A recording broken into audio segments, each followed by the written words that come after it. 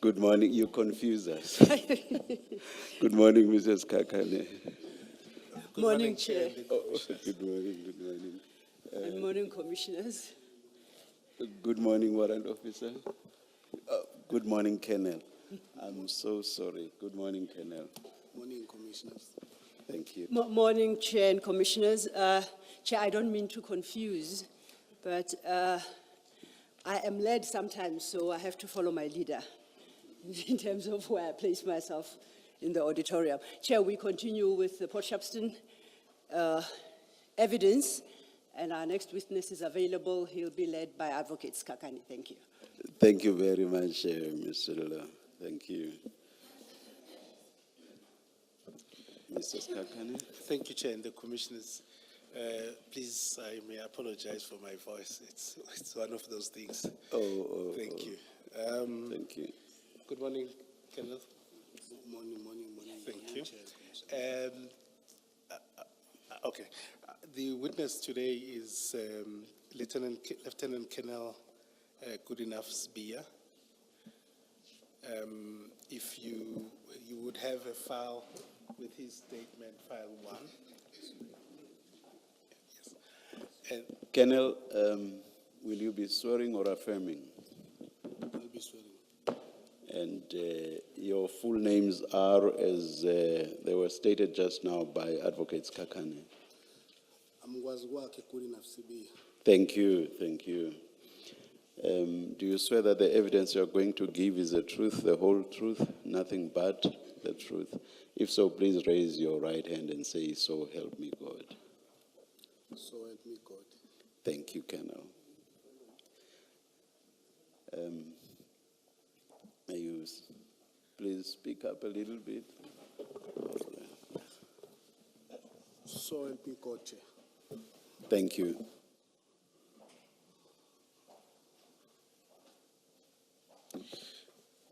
Thank you, Chair. As I stated, Colonel Sbia was one of the members who was involved within, as my learned senior has said, at the Port Shepstone seizure, and he was Is CHC depot yes, seizure? Yes. in Ispinga. Yes, he was there at the scene, and we deem it necessary to call for his testimony. And he has provided a statement, as I earlier pointed out, that is in the file 1, and I'd like to start with that file. Thank you. Colonel, Yes. you have that file open? Yes, I do. All right. I think what we will go through is your statement with less interruptions, and then thereafter we will then have probing questions or engagement between myself and the commissioners. And please answer those questions. Noted, Chair. Thank you. Can you then go to that file, page 10, which is your signature?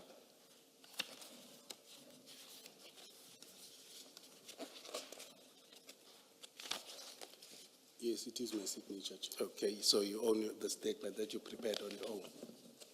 Yes, Chair. Thank you. May you please then start from paragraph 1 of your statement. And Mr. Skakani, the statement is not dated. What do we do with that?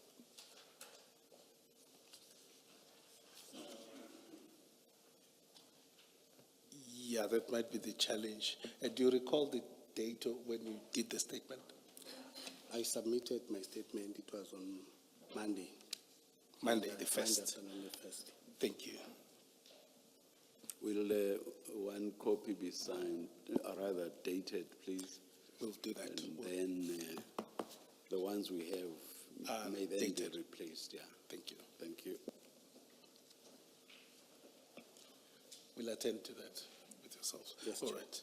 Can you then go to your paragraph 1 Yes.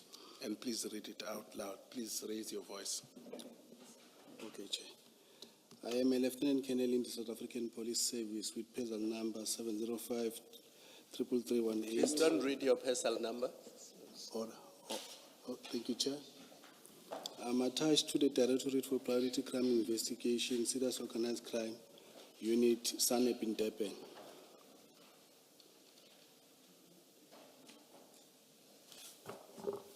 Is there, are they, yeah, let them be as close Both of as them are on, Chair. possible. Both the mics are on.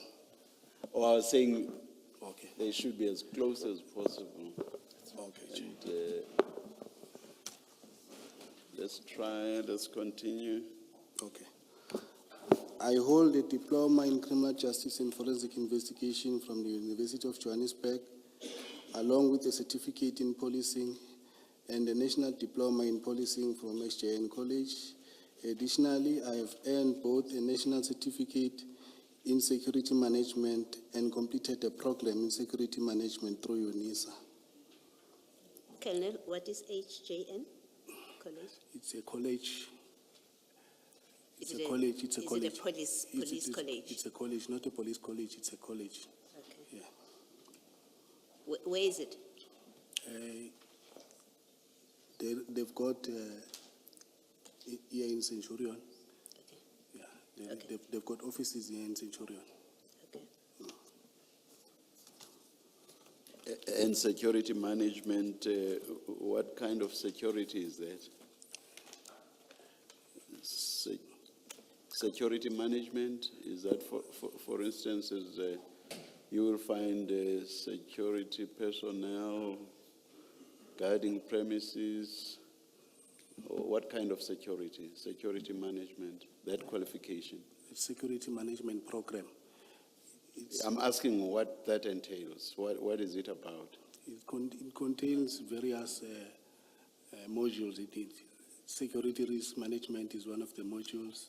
Security management is also another module that is there. I've done it in 2015, so it's quite a long time, Commissioner. Okay. Yeah, but from UNISA, I did that one in UNISA. It's a NQF7 qualification. All right, thank you. All right. In 2005, I began my career with the police as a student constable. I was promoted I was appointed as a constable in 2007. On October 1, 2016, I advanced to the rank of a sergeant, and subsequently on November, I was promoted to warrant officer at the DPCI Financial Investigation Unit. In September 2021, I attained the rank of a captain within the DPCI Serious Organized Crime Investigation, SOCI in Durban. Most recently, December 1, 2024, I was promoted to a lieutenant colonel at DPCI, SOCI. Then, in 2005, I began my career at Mapumulo SAPS in KwaZulu-Natal. Subsequently, in 2008, I was transferred to SAPS OR Tambo International Airport. In 2009, I joined the Tactical Response Team, and in 2011, the entire team was relocated to Gauteng Provincial TRT. That same year, I became part of a DPCI Tactical Operations Management System known as TOMS. In 2012, I joined Johannesburg Organized Crime, followed by a relocation in 2015 to Durban Organized Crime. In 2016, I was promoted to DPCI Financial Investigation. In 2020, both myself and Lieutenant Colonel and I temporarily transferred from financial investigation to organized crime as part of a duty arrangement done by provincial management. Sorry, can I just disturb you at this point? Apologies. When you said the duty arrangement was done by provincial management, can you just elaborate who at provincial management was involved in that? Provincial management, it was General Sinona, Brigadier Nyuswa, and Colonel Singh.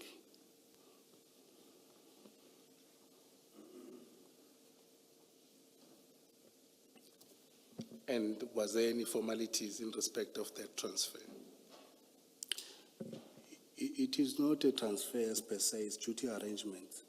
Duty arrangements are done regularly in the police. Okay, thank you. Just the very last line where you say in 2020, you skipped that name. Did you do so deliberately or was it inadvertent? Lieutenant Colonel Moodley. Just read that entire sentence then, please. All right, Commissioner. In 2020, both Lieutenant Colonel Moodley and I temporarily transferred from financial investigation organized crime as part of a duty arrangement done by provincial management. Investigation to organized crime. You again skipped the two. Thank you, thank you. Okay. Please continue. I think you started, sorry. Before that, you say you were temporarily transferred from financial investigations to organized crime. And then what happens? You're there for how long? And after that, where do you go? I was transferred from financial investigation to organized crime. While I was at organized crime, I applied for a post and I was promoted Okay. And this is the promotion to where now? Where do you go? to organized crime now. I see. Okay. Yes. Thank you. This for affidavit complement. is made in response to the notice issued by the Commission in accordance with Rule 3.5 of its rules dated 15 May 2026. The notice arises from a testimony and statement of General Henry Flynn concerning a drug seizure that occurred on the 22nd June 2021 at CSC Depot in Sipingo. I have read the notice and the accompanying extract from Major General Flynn's statement and testimony. I deny the allegation level against me. The affidavit would demonstrate that my involvement in the event of 2022, January 2021. June. I'm sorry about that, Commissioner. Can I start afresh? Just from there. I deny the allegation level against me. This affidavit demonstrates that my involvement in the event of 22 June 2021 was limited and restricted to what I was requested and instructed to do. Any allegation contained in this notice, it is attachments that is not specifically addressed and admitted herein must be taken as denied. On the 22nd June 2021, Warrant Officer Mpangase requested me to assist him and Lieutenant Colonel Jacob to follow up on information concerning a possible drug bust. At the time, our economic protected resources, large-scale drug investigation were not my area of specialization or primary function. We proceeded to Phoenix to... Sorry, I just want to make sure that I have my timeline correct. So in June 2021, you are in economic, is that in organized crime as well? Yes, Chair. Organized crime has got three components. It's SANAP, EPR, and NPVC. Okay. So by that, on 22 June 2020, you already have been promoted into organized crime? No, not yet. I was not promoted at that point in time. I was only promoted on the 1st of September 2021.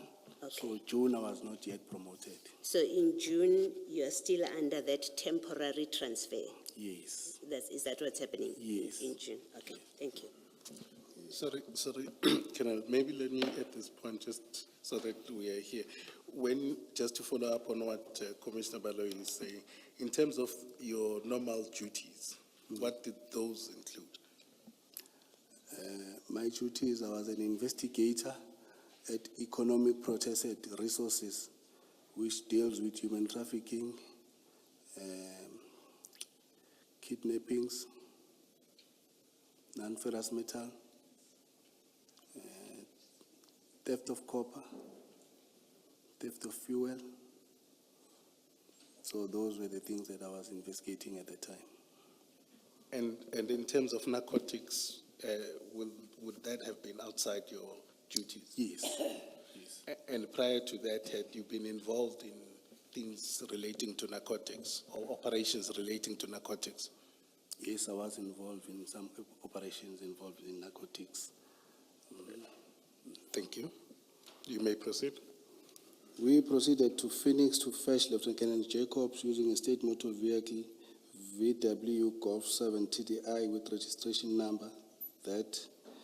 We then proceeded to Durban, Isipingo, near the harbor.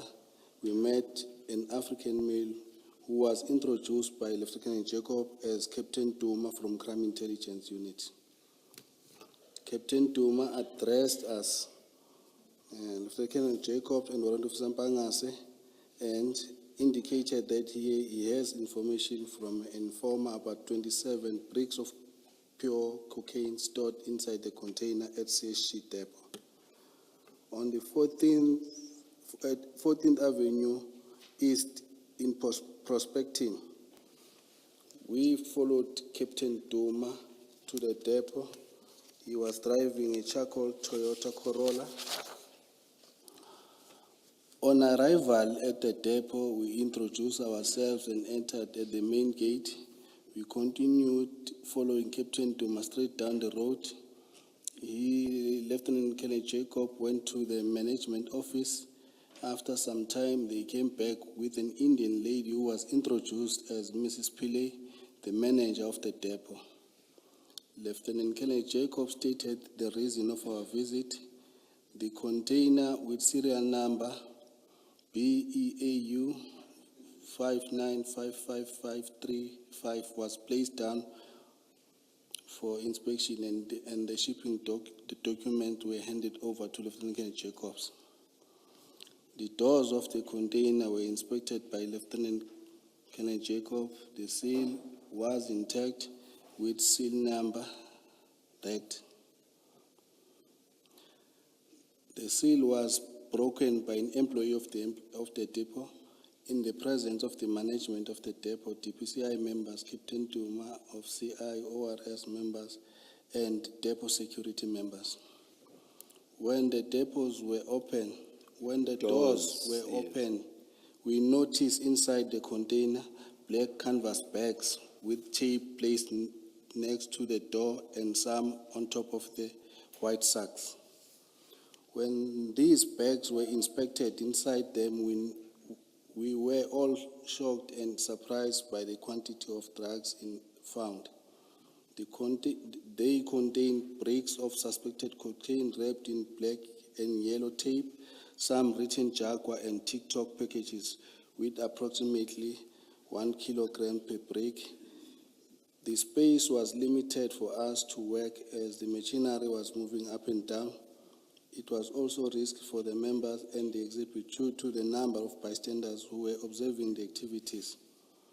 Lieutenant Colonel Jacobs informed us that we should proceed to Ispingo, SAPS he requested members from ORS Durban Harbour to assist. All the 27 black bags were loaded into the ORS marked vehicle, a Hyundai H1 driven by Sergeant Govender and his crew, Sergeant Kiza. I drove behind the H1 and never lost sight of them to the police station. On arrival at the police station, we parked the vehicles on the parking lot. Warrant Officer Perumal of SAP 13 was called to the parking, and he started to offload the bags. All the bags, placed them on the floor. We started placing exhibit on the ground and started counting. The total number of the bricks from the 27 bags was 541 bricks, suspected cocaine. All the exhibit were entered in the Isipingo SAP 13 373 of 2021 by Warrant Officer Mpangase and booked them out. While at the Isipingo SAPS, as we were busy unpacking and counting, I heard the SAP 13 clerk, Warrant Officer Peruman, talking to Lieutenant Kelly Jacob, stating that they do not have space to store these drugs. Warrant Officer Mpangase requested for the exhibit back from Wandoza Peruman. However, Peruman indicated that he did not have any forensic bags. Warrant Officer Mpangase requested that I must go and request for the bags at the church office. I went to request for the bags at the church office. Members indicated that they do not have forensic bags. Lieutenant Kenneth Jacobs indicated that he has informed Brigadier Nyuswa about the issue of unavailability of storage at Isipingo SAPS. After some time, Lieutenant Jacob informed us that the exhibit will be kept at Poshepstein Organized Crime Unit, walk-in safe. Members from our office and tracing team were on their way to give backup on the escort. Lieutenant Jacob handed over to Warrant Officer Mpangase and left Isipingo SAPS and to proceed with his vacational leave. The members arrived shortly and Warrant Officer Mpangase briefed them, and the exhibits were loaded in the Hyundai H1 and Nissan X-Trail and PVC vehicles. We departed from Isipingo SAPS and proceeded straight to Poshepstein Organized Crime Unit. On arrival at Poshepstein Organized Crime, we met General Snona, Brigadier Nyuswa, the acting unit commander of Poshepstein, and other members. We offloaded the exhibit from the two vehicles and placed them inside the walk-in safe.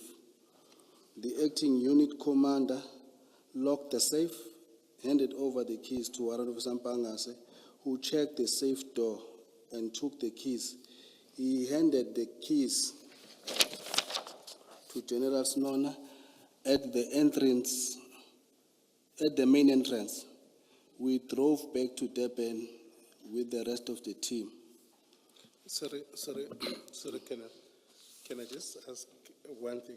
When you say you met General Sinona and Brigadier Nyuswa, just before I forget, were they already at the Poshepstein offices, or you arrived at the same time, or they arrived thereafter? We arrived at the same time. At the same time? Yeah, Okay, thank you. On the 23rd June 2021 in the morning, I was informed by Warrant Officer Mpangase that we needed to go to Poshepstein to place the exhibit inside the forensic bags. We then went to provincial office to collect the keys. We remained in the vehicle since there was no parking, and Warrant Officer Mpangase picked up the keys. We then proceeded straight to Poshepstein with other members from Durban office, SANEP, and tracking team. Upon arrival at organized crime offices, we met with the acting unit commander, Lieutenant Colonel Prinsloo, and Warrant Officer Van der Berg from Poshepstein Soki. Members from Durban Soki SANEP were also present: Captain B.T. Ntanzi, Captain C.M. Fries, Sergeant Kumete, and members from tracking team. I don't know their names. The exhibit were recounted and sealed in the exhibit bags. We departed to Durban, traveling on the state motor vehicle BSG 056B. It was myself, Detective Warrant Officer Mpangase, and Sergeant Kumete. On the 24th June 2021 in the morning, Warrant Officer Mpangase came to my office and indicated that we needed to go back to Poshepstein to obtain the samples and book the exhibit in the SCP-13. We then left the Durban office to provincial office. We parked on the road with Sergeant Kumete while Warrant Officer Mpangase went up to collect the keys. He came back. We proceeded to Poshepstein DPCI. On arrival, members from the Poshepstein DPCI Soki, Detective Warrant Officer Van der Berg, and another member, I don't know his name, were waiting for us at the entrance towards the walk-in safe. The safe was opened by Warrant Officer Mpangase in their presence, and he took the sample from the exhibit, and we went to Poshepstein SAPS with Warrant Officer Mkomo from Poshepstein Organized Crime, or Soki, and the exhibit were entered in the Poshepstein SAPS 13 8H9 of 2021 by Warrant Officer Mpangase, and he also booked them out. We then left and proceeded to Potchefstroom DPCI to drop off Warrant Officer Mkomo and proceeded straight to Durban Provincial Office. Warrant Officer Mpangase left us in the vehicle and by the road to hand back the safe keys, as there was no parking around the area.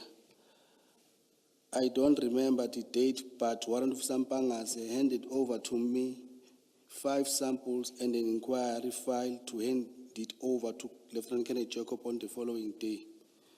On the following day, I handed over the sample and inquiry to Lieutenant Colonel Jacob as requested.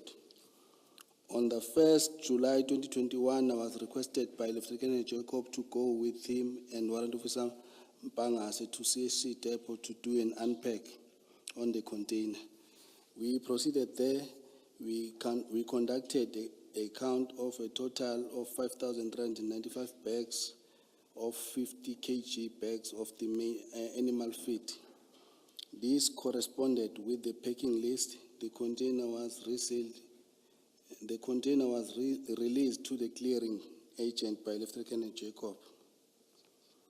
Response to the allegation in the notice. I will now respond directly to the specific allegations as set out in the notice. 80 paragraph 1.1.1, failure to cordon off the crime scene. I deny that I failed to cordon off the crime scene. Paragraph 11 of 3A of National Instruction 1, 2015 places the duty to secure and protect the crime scene by establishing an inner and outer cordon squarely on the first responder. 20.1.3, as stated above, I was not the first responder. Warrant Officer Mpangase received the initial information, and Lieutenant Colonel Jacob, as the senior officer, assumed command. The responsibility to make the initial scene safe and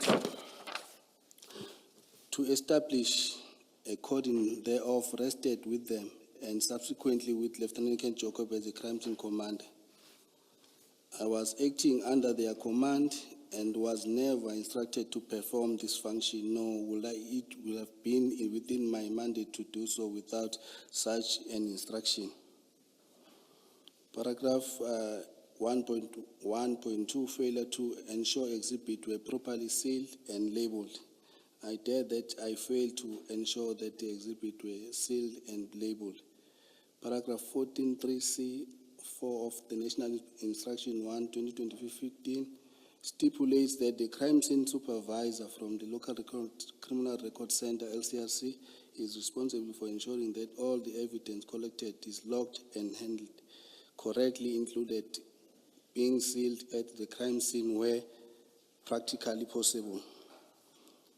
Furthermore, SAPS National Instruction 8 of 2017, Property and Exhibit Management, National Instruction 8, 2017, at paragraph 14.8,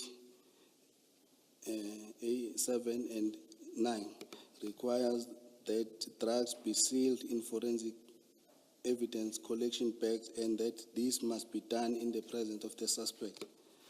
The decision not to process the scene at the CHC depot and consequently not to call the LCC was taken by the crime scene commander, Lieutenant Colonel Jacob, due to the circumstances defined above, on the unusual scene at the depot and the risk thereof. Paragraph 1.3, failure to call the local criminal record center. I deny that I failed to call the RCRC.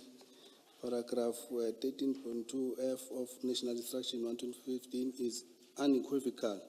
The crime scene commander must take immediate responsibility in requesting that a crime scene examiner from the LCRC attend the crime scene for processing. I was a subordinate officer acting under his command and had no authority to make such a call. Paragraph 1.4, failure to transfer exhibit to the forensic laboratory. Sorry, 1.1.4. not 1.4. Thank you, Chair. Paragraph 1.1.4, failure to transfer the exhibit to the forensics laboratory, FSL. I deny this allegation. My involvement with the exhibit non-existent beyond being present at their discovery. The responsibility for the submission of exhibit to the FSL is clearly delineated in the national instruction. Delineated in the national instruction. Paragraph 20.4.2, 15.3F of the national instruction places the duty on the investigating officer who must ensure submission within 7 working days. Paragraph 20.4.3, similarly, paragraph 8.3 of the National Instruction 8, 2017 places the responsibility of the station commander, SAPS, SAP 13 official, and the detective commander. I held none of their designated roles. My mandate did not extend to the handling, storage, registration in the SAP 13 register, or subsequently transferred of exhibits. Once the exhibits were removed from the scene under the direction of Lieutenant Jacob, my involvement ceased as I was the additional member in this scene. The chain of custody and responsibility to transfer to the FSL passed to the investigating officer and the commander of the unit where the exhibit was stored. Paragraph 1.2, participation in a scheme to store exhibit in an unsafe storage to make them vulnerable to theft. I dare this serious allegation in the strongest possible term. Deny. Sorry, Thought Chair. you said dare or something like that. I deny. Deny, yes. Yes. I deny this serious allegation in the strongest possible term. I was not part of any scheme, nor did I engage in any process designed to make the exhibit vulnerable to theft. My conduct was at all time bona fide, authentic. I was following the lawful instruction of senior. The decision which Major General Flynn retrospectively identified as created vulnerability were not my decision. These include the decision not to process the crime scene at the depot,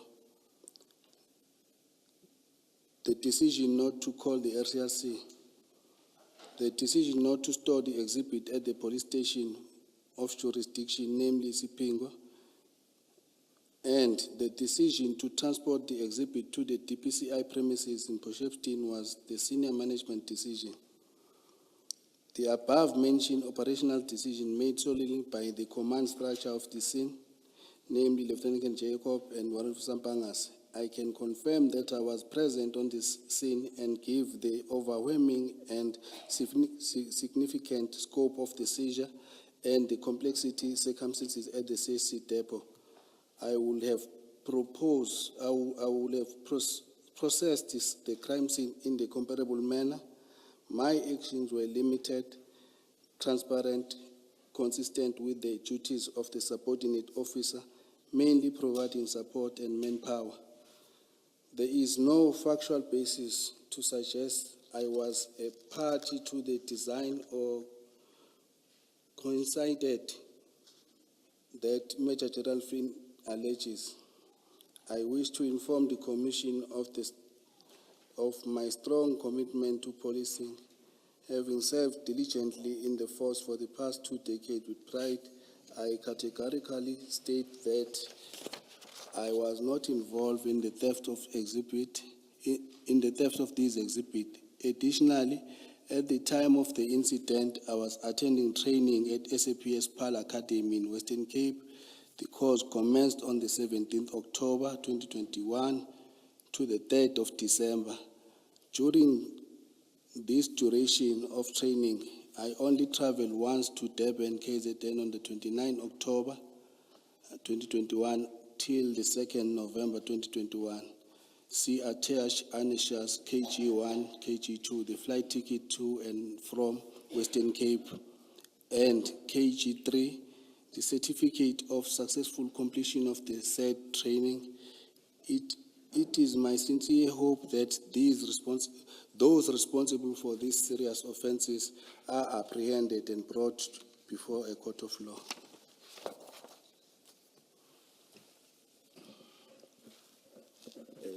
May I just seek clarity on paragraph 4, please? Colonel? Yes, paragraph. Yes. Where you say that you and Colonel Moody were temporarily transferred from the financial investigation to organized crime. Why was that done?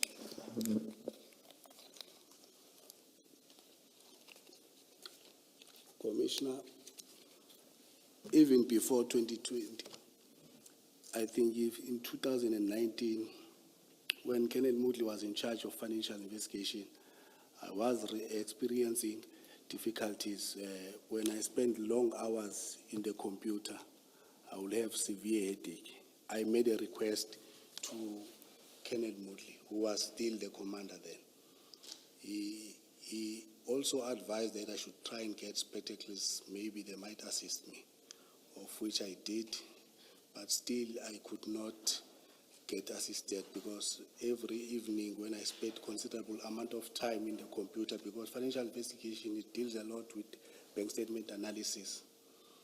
Then the post at financial investigation was upgraded. Then Colonel Singh came in as a full colonel now. I requested Colonel Singh. She then said to me she will speak to the management and try to place me at assets forfeiture investigation. In 2020, we were called by Colonel Singh,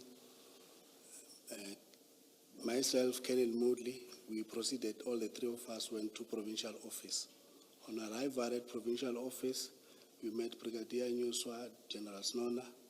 Then we were informed that myself and Colonel Moodley, we are transferred to organized crime at number 136, but Colonel Moodley will go to SANAP section, then I'll go to EPR. And you say this was temporary. What was the duration? We were not given a specific time as to how long is the duration that will be there. A duty arrangement, normally they don't give you a duration. They will call you when they want you back. So they just explain to you if you are interested in, they want you to go and work in that section. Then if you don't have a problem, then you'll go and work there. I'm not asking about being told. All right. In the end, what was the duration? For me, I think it was when I was told up until I was promoted. When I was promoted, then I had to take up my post at organized crime, but at a different section, not EPR, at SANAP section. And how long had all of this taken from the time you were told? Up to the time of your promotion, how long had it taken from the time you were told? I'm not too sure, Commissioner, but I was informed in 2020. I can't recall exactly as to which month. Okay, Yes. all right. Up until September 1st when I was promoted. All right. Let me just clarify something that you said. You said something about before EPR you were at SANEP. Can you just explain when do you become part of SANEP? I didn't say before EPR I was at SANAP. I might have misheard you. Yeah. My question is, when did you become a SANAP member of member. SANEP? Yes. I was promoted to SANAP in September, 1st of September. I was promoted to SANAP, 2021.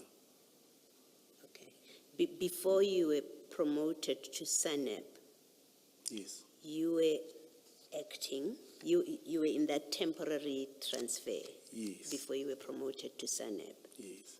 And where were you in that period when you are in temporary placement? Economic protected resources. That's where you were? Yeah, in Okay. the same office at organized crime. Okay, thank you. Colonel, let's go back to, my focus is paragraph 19 of your statement, but I want to start at paragraph 18, just to clarify the sequence. Yes, Maybe let's start at 17. You see, at paragraph 17 is the 24th of June yes, in the morning. Mpangase comes to your office, says you have to go to Port Shepstone to get the samples. And then paragraph 18, you deal with you arriving at Port Shepstone to get the samples. The samples were obtained. And then when we get to paragraph 19, which is really the focus of my question, you can leave out the first sentence, but it's about handing over the 5 samples or the 5 exhibits to Colonel Jacob. And that has to be done the following day. I'm assuming the following day is now the 25th of June? no, these are totally different instances. It cannot be the 25th of June. It was after we went to Potchefstroom, Yes. and then I think it was maybe before the first. Before the first. Before the first, it's between the first and the 24th. So between the 24th and the date before the first, where were these samples, the 5 samples or the 5 exhibits? The 5 samples were with the investigating officer, one of Sampangas. In Durban. Yes, in Durban. And then on the first, you say you then gave the samples to Colonel Jacob. Not on the first, Commissioner. I'm not too sure of the date, but it should be, I'm saying between the 1st and the 26th, Yes. because it was not on the 25th and 26th, it was a weekend. Yeah. Between the 26th and the 1st. So when you gave the samples to Colonel Jacobs, was it already in July? Was it already in July? Or was it still in June? It was still in June. And It was before we went for inspection of the container. before you went, because the Yeah, inspection, we yeah, know it was in July. Yeah. I just wanted to understand, where was Colonel Jacob? Was he back from leave, or did you go to his house to give him these samples? No.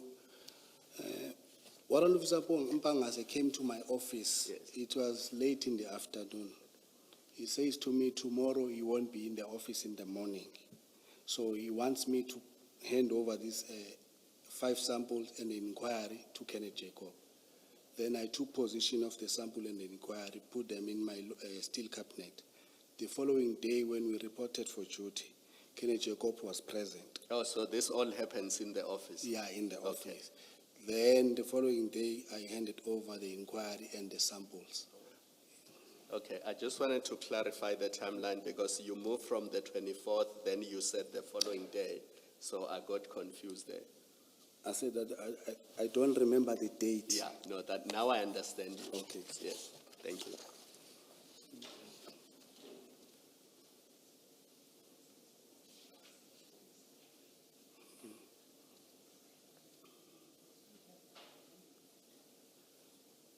Thank you.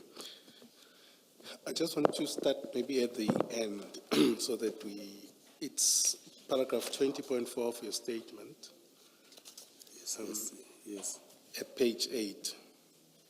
yes. You say that your involvement with the exhibit was non-existent beyond being present at their discovery. Yes. And that would have been the 22nd.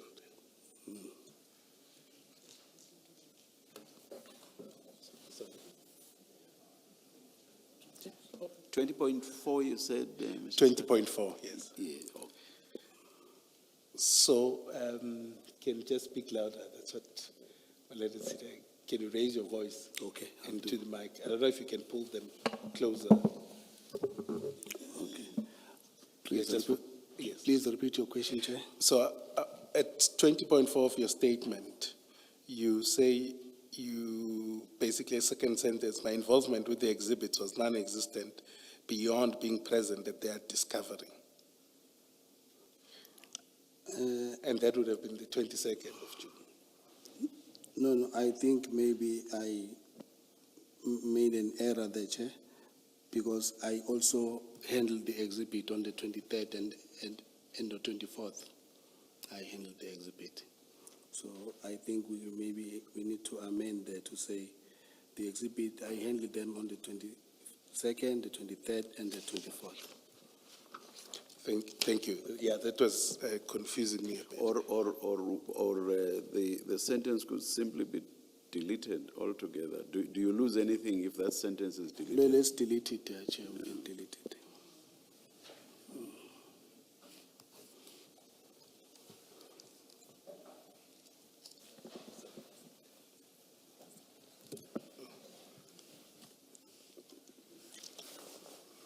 Sorry.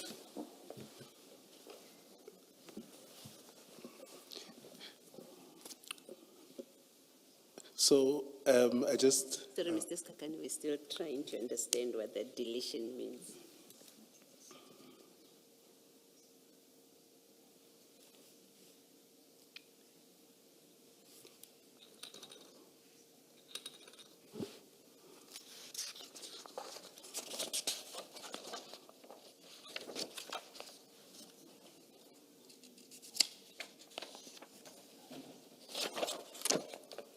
Thank you, Mrs.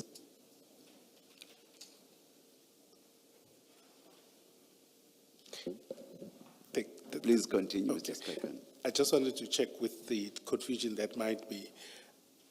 When would you say was the last time you interacted with the exhibits or you handled the exhibits? Chair, it will be on the 24th when Warrant Officer Mpangase was taking sample from the exhibit. I was inside the scene. Thank you. Perhaps that could assist with the clarity. That the next thing before we go back is your 20.7. Yes. That's page 9. You say your conduct was at all times bona fide and authentic, and you say I was following the lawful instructions of senior. Now, and then you go on to say the decision not to process the scene and the decision not to call LCRC, and it goes on further. Now, would you say that those decisions were lawful? Would you maintain that the conduct of Warrant Officer Mpangas and Jacob in relation to the scene were in accordance with the national instruction? They were not according to the instruction. And would it be that their instructions to you, perhaps, would it then still be lawful?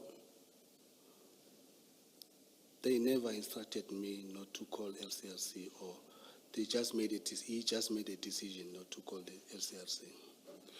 No, I'm saying, you were following the lawful instructions of a senior in relation to the scene. Is it unrelated to the subparagraph 20.7.1 up to 20.7.4?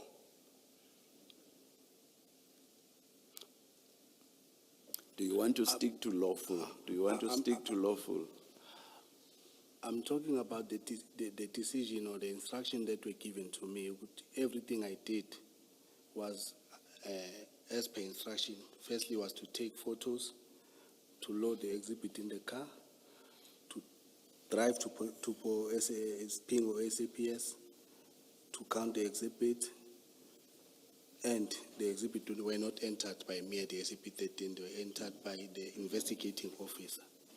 I think, as I understand it, the operative word in Mr. Skakane's question is lawful.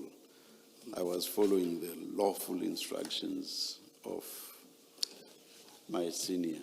So I think he wants to know whether you insist that all the instructions that you followed were lawful. Do you want to stick to lawful? I think that's the essence of the question, Mr. Skakan. Yes, that's all. At that point in time, Chair, they were lawful to me. At that point in time. All right. Mrs. Kakan. And would you maintain that, in hindsight, would you still be of the same view? With the experience that I have now, being the team leader of SANAP, I would say maybe some of the decision I would have done differently. And I'm saying the instructions and what happened was, would you say now with benefit of hindsight, and I mean, you've quoted the national instruction, and I don't want us to go there and have a debate about that. Would you say that those decisions that were taken and the instructions were lawful, that were done by Colonel Jacob and Warrant Officer Mpangas? No. Thank you.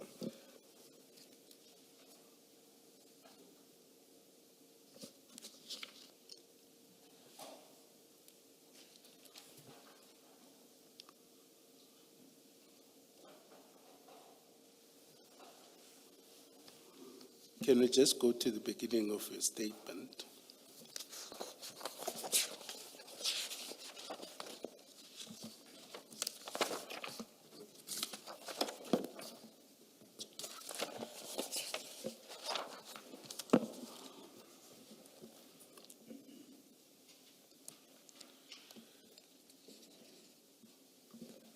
And I don't want to belabor the point with you that much. But what your statement, the picture that it seems to give is that your involvement, or at least according to you, was minimal. It was very minimal because I had two seasoned SANAP investigators who were handling everything. So for me, it was just to follow orders and assist in terms of whatever request they are making for me to assist them. And when you say, is it minimal in comparison to the two of them, or in relation just generally, objectively? Generally, But earlier on, you accepted that you were tasked at various instances. You went with Warrant Officer Mpangase for sampling, and you were handling the exhibits. You were involved in the counting of the exhibits, which is a very important point or important exercise.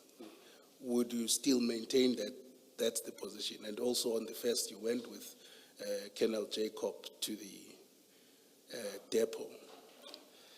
if you are requested to assist and you are available to assist, I normally assist everyone in the office who requests assistance. So I don't see anything wrong by assisting. But the person who's responsible is the investigating officer, who's responsible for everything. You just give assistance to your colleague that he requires.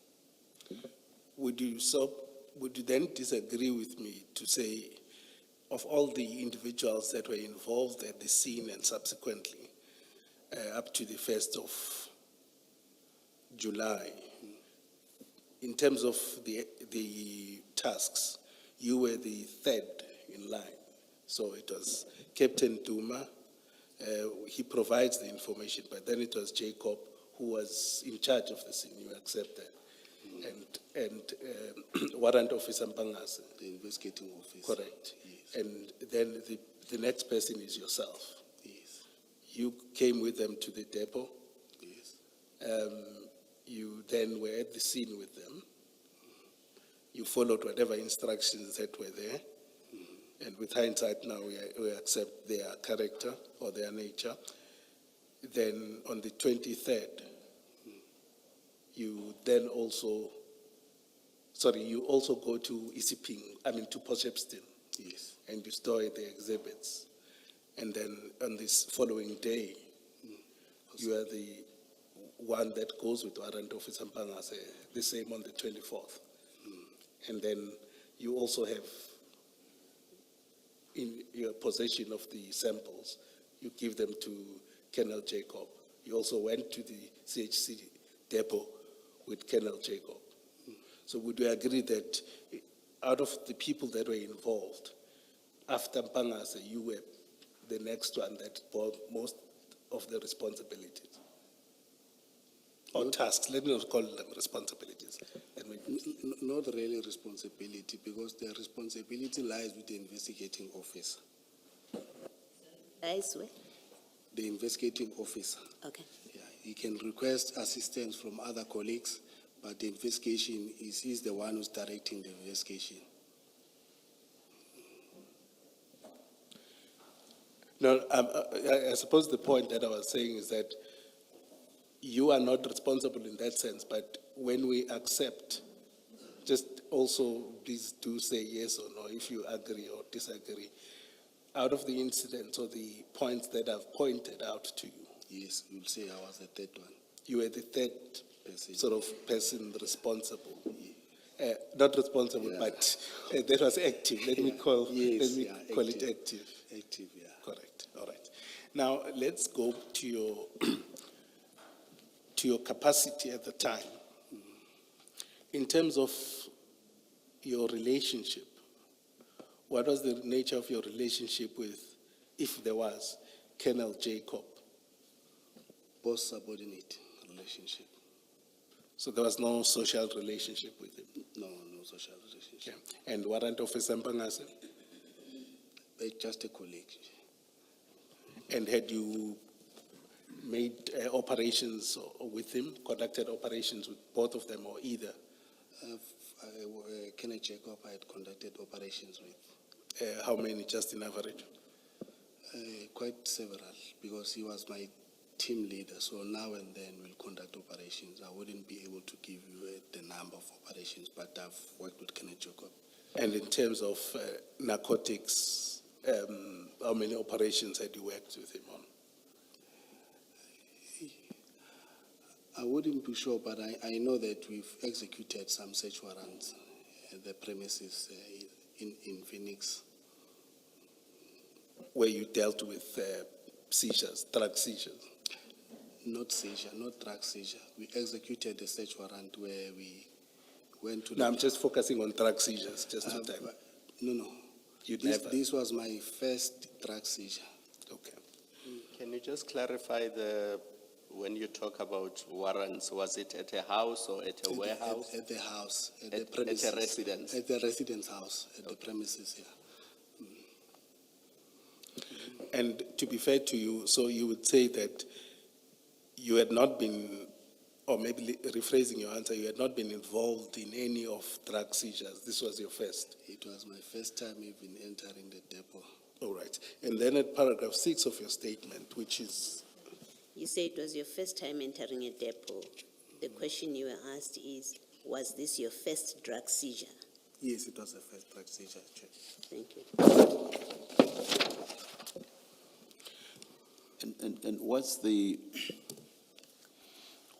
most significant or largest crime scene you had ever been involved in? Crime scene. What's the most significant or largest that you had ever been involved in before the CHC depot seizure? I used to work at serious and violent crime. So I've been exposed to murder crime scenes, cash in transit. I've been to cash in transit before. Okay, all right. Yes, Mrs. Kakan. thank you. Earlier on, you went, I think there was some issue with Commissioner Baloyi about, at the time, that's in June 2021, I'd like us to focus on June 2021. One is, you say you had not been involved in drugs or anything like that. In the past. Okay. So at the time, equally, were you aware of what was applicable in terms of the law, the national instructions in relation to drug seizures? I would take that would not be the case. No. And Specifically to the harbour, no. Say no. so, but generally, you were aware of the national instruction at the time? Yes, I was aware. Okay. And I actually also wanted to touch on that. That is the prescripts which you deal with extensively at paragraph 20, including all the several sub-paragraphs and sub-sub-paragraphs. So you've just answered now in response to the last question by Mrs. Kakane that as at 22 June 2021, you were already aware of those prescripts. Correct? Yes, I was aware. Yes. Now, being aware of those prescripts, would you say what was done on the day in terms of the handling of the scene and, in fact, the handling of the suspected cocaine itself? Would you say that that complied with the prescripts that you were aware of at the time?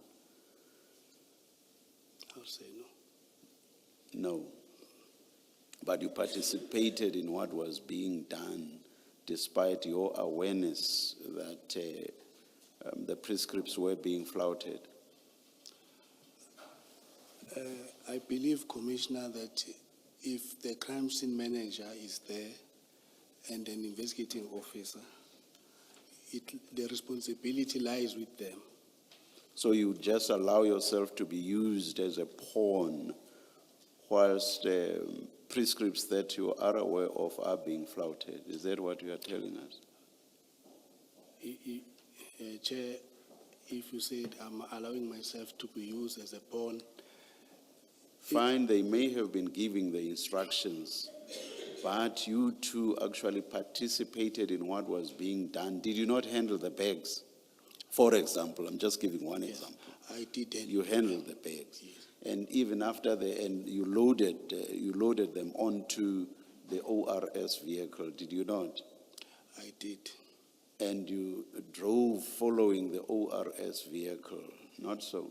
Yes, I did. And on arrival at the Isipingo police station, you also assisted, I assume, with the offloading of the bags. Yes, I did, Chair. You also assisted with the counting of the bags. You also assisted with the counting of the contents of the bags. Yes, Correct? Correct. And all of this being done at variance with or not in accordance with the prescripts of which you were aware. Correct? Yes, correct. Yes. So what I'm saying is you allow yourself to be so instructed and to then participate in this manner whilst you were aware that applicable prescripts were being flouted. That's the essence of my question. My response to you, Chair, in the police we work with instructions and command. And I know, even though I'm not a police officer, I know for a fact, and I've heard many police officers say that the only obligation on you is to follow lawful instructions, underline lawful. Am I wrong? You're right. I'm right. Now you say prescripts were being flouted. You cannot tell me that you were following instructions when you know that those instructions were flouting prescripts. At the point in time, Chair, when this thing was happening, I did not see that the prescriptions are being, they are not being followed. I doubt that that's open to you because Mr. Skakan has started by asking you if you were aware of the prescripts. I also followed up with a similar question, and your responses were in the affirmative. You cannot now suddenly want to suggest that you were not aware that the prescripts were being flouted. If you knew the prescripts, surely you would also have known that we are now flouting them. But remember, Chair, that this was my first container inspection. A crime scene is a crime scene. If the prescripts, for example, require of the senior, or rather the crime scene, what? No, the crime scene, the person who conducts it. This one told the crime scene, what? The person in charge of the crime scene, whatever the title is. Yes, the crime scene commander. You know that the crime scene commander must call the LCRC? Do you not know? I know. You know. And do you know the importance of that? I will tell you. The importance of that is for the LCRC to be able to take DNA, if there is any, or uplift DNA. The LCRC also to uplift fingerprints, if there are any. The LCRC to also take photographs. They do all of these in accordance with the expertise they have, which is not necessarily expertise that is available throughout SAPS. Am I correct? You're correct, Chair. That was not done. I was instructed to take photos, Chair. But where I am, but where I am is, were you not aware that that was necessary? That is to call the SR, you've already said you were aware that they had to be called, correct? And once they are not called, you immediately put at risk the function of the uplifting of DNA, fingerprints. Will you still say that you were not aware that the prescripts were being flouted? One, you knew that the LCRC had to be called. It had not been called. And you started handling those bags without the necessary function by the LCRC having been performed. Will you still say that the prescripts were not being flouted? Or that you were not aware that they were being flouted? Will you still say that?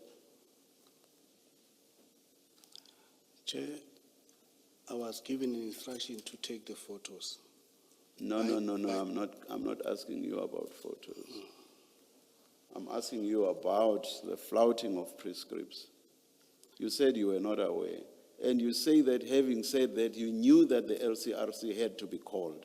So surely, at the very least with regard to the calling of the LCRC, you knew that that one prescript was being flouted. Do you agree? I don't agree, Chair. Why not? Because operationally, the commander can make an operational decision and flout the prescript. I like your use of flout. Yes. Yeah, he can make an operational decision based or under the circumstances that he can explain why did he had to make such a decision. And there was any explanation made to you or given to you? No, I was not given any instruction as to. So if you were not, if that was not given to you, you cannot, as you sit there, say that he did not flout. You do not know. At best for you, you do not know. Do you agree? I think, Chair, the crime scene manager will be able to give a reason as to why he didn't call it. No. It was not my duty. I'm asking you because you state categorically that they were not flouted. So I'm saying, and you say the reason is because the commander may, I'll just loosely say, in the exercise of their discretion, decide not to follow the prescript strictly. But you've categorically said that they were not flouted. So what I'm saying is, as you sit there, and because you say you were not, or rather no explanation was given to you, so as you sit there, can you say that they were not flouted? Because you do not know what informed the decision or decisions that were taken. So as you sit there, can you say they were not flouted? Because you do not know what informed the decision. Now, with the experience that I have now, I can say yes, they were flouted. But then when this thing was happening on the 22nd, I did not see anything wrong with the decision that was made by Kenneth Jacobs. All right, thank you.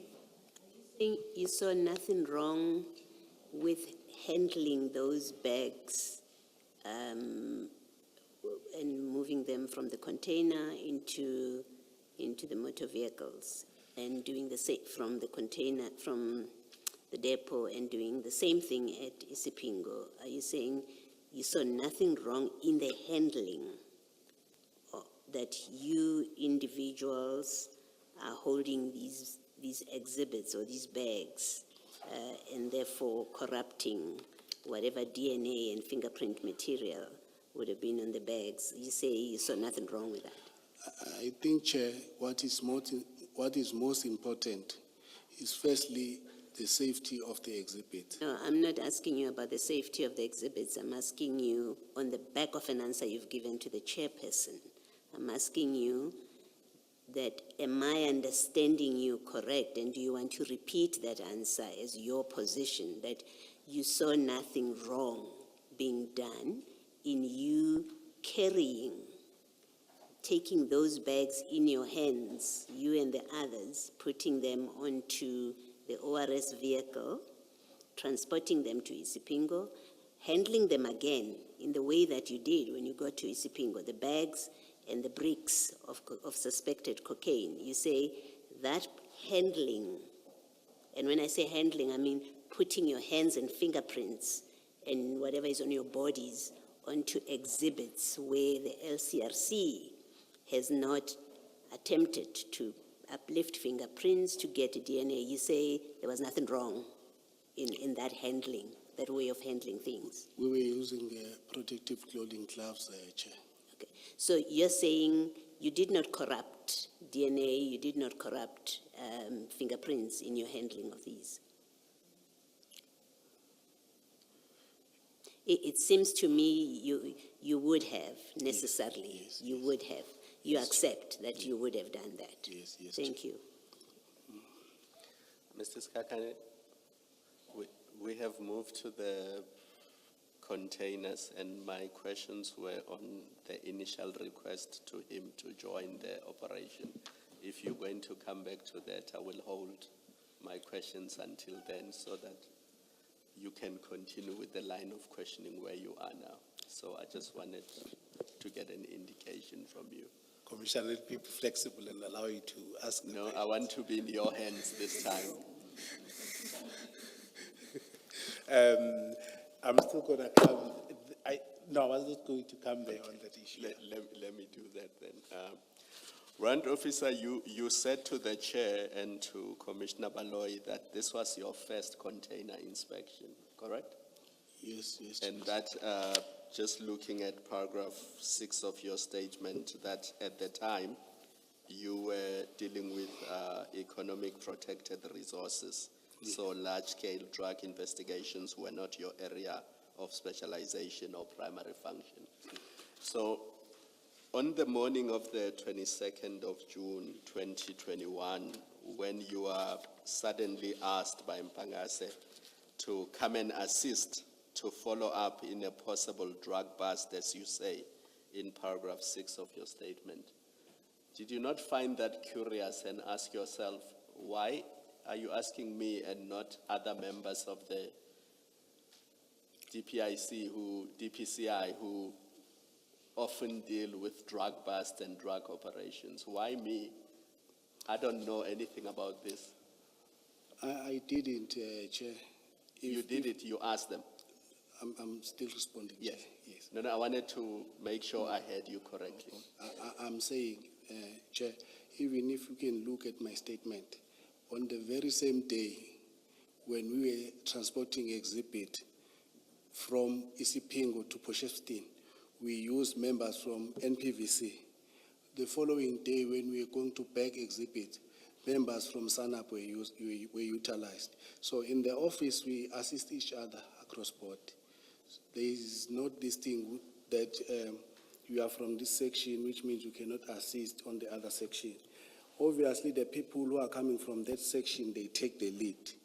That is why I'm saying Kenneth Jacob and Wanosa Panga said they were from SANAP. So they had to take the lead. For me, I did not even make notes because I knew that the investigating officer and the crime scene manager, they are there. So they know what they are doing because that is their field of expertise. But did you not ask why they chose you and not other members of the team who have expertise? Because you said to the chair now, while you were there, you were asked to take photos. Yes. Now, most of the affidavits from LCRC people that I have seen, they are qualified in crime scene management. And they even have qualifications as far as taking photos at the crime scene are concerned. Because the location of containers, yesterday we were talking to Colonel Jacob and he was explaining the scene, but there were no photos in front of us explaining the distance between where the container was and the cars that were moving around, and they hindered the ability to count the bags there next to the container. Now, if you say you are the person who was tasked with taking the photos at a drug bust, and you have no experience clearly in doing that, was that not curious to you that you may not do things correctly because you are simply not experienced when it comes to going to depots and taking photos or handling exhibits at a drug bust? I was taking photos, Kenneth Jacob was also taking photos. So It was also his first time at a depot, by the way. I didn't know that, Chair. That's why we don't have clear photos as we are sitting here. But my question is this: you knew yourself that you had never handled drug busts, you had never been to a depot. So when you get asked for assistance, was it not curious? I mean, why do you ask me? Why not other members who have more experience in this Chair. field?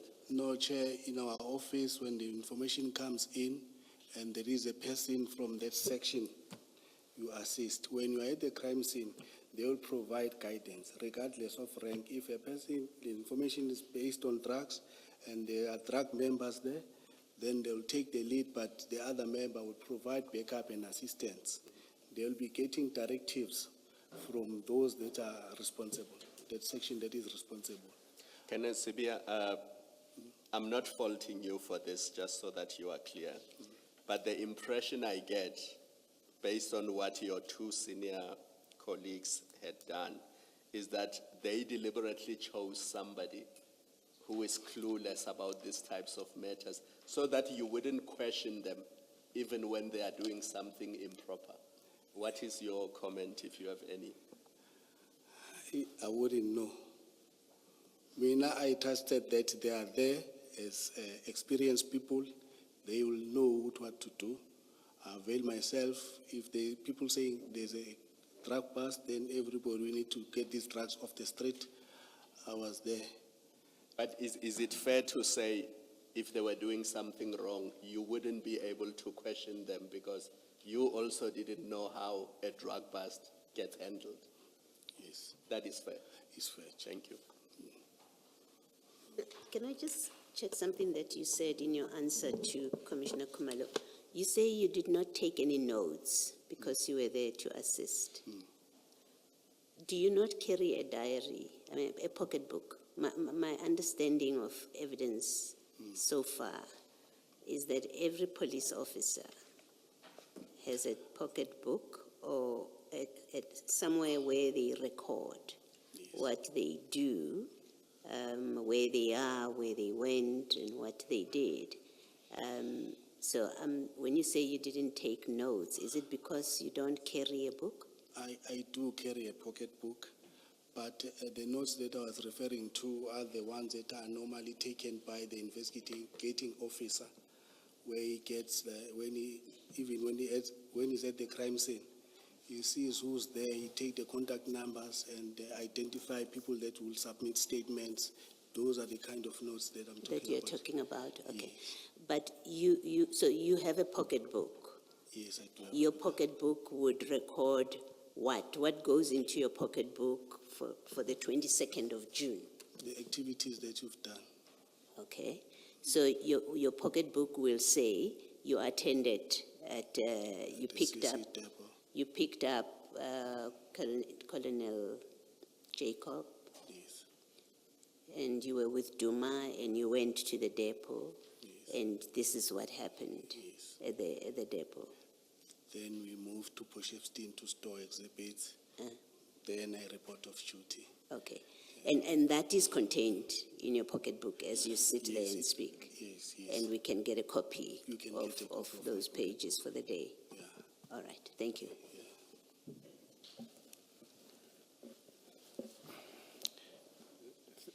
Thank you. I think Commissioner Kumalo took the point I was trying to raise.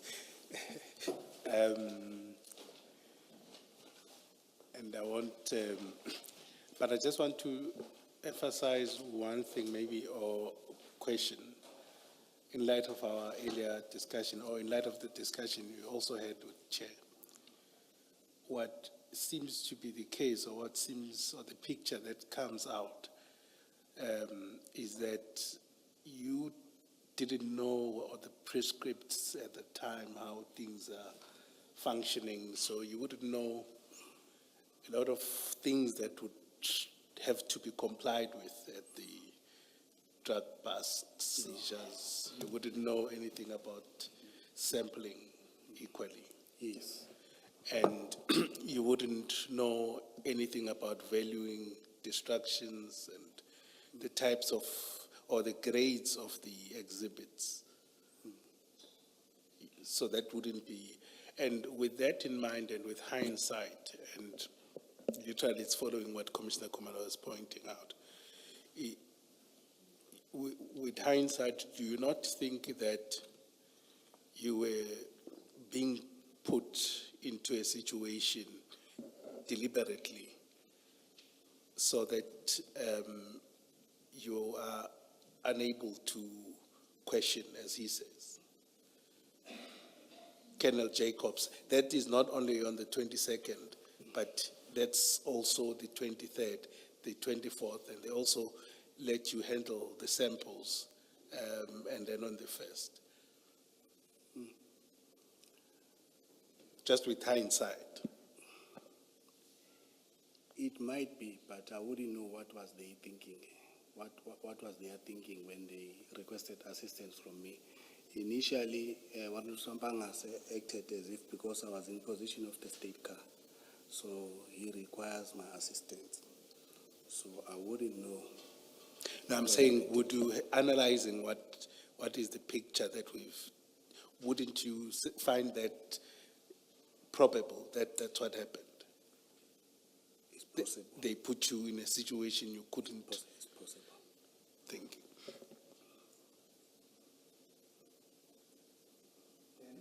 Then can we go to the events of the 22nd themselves?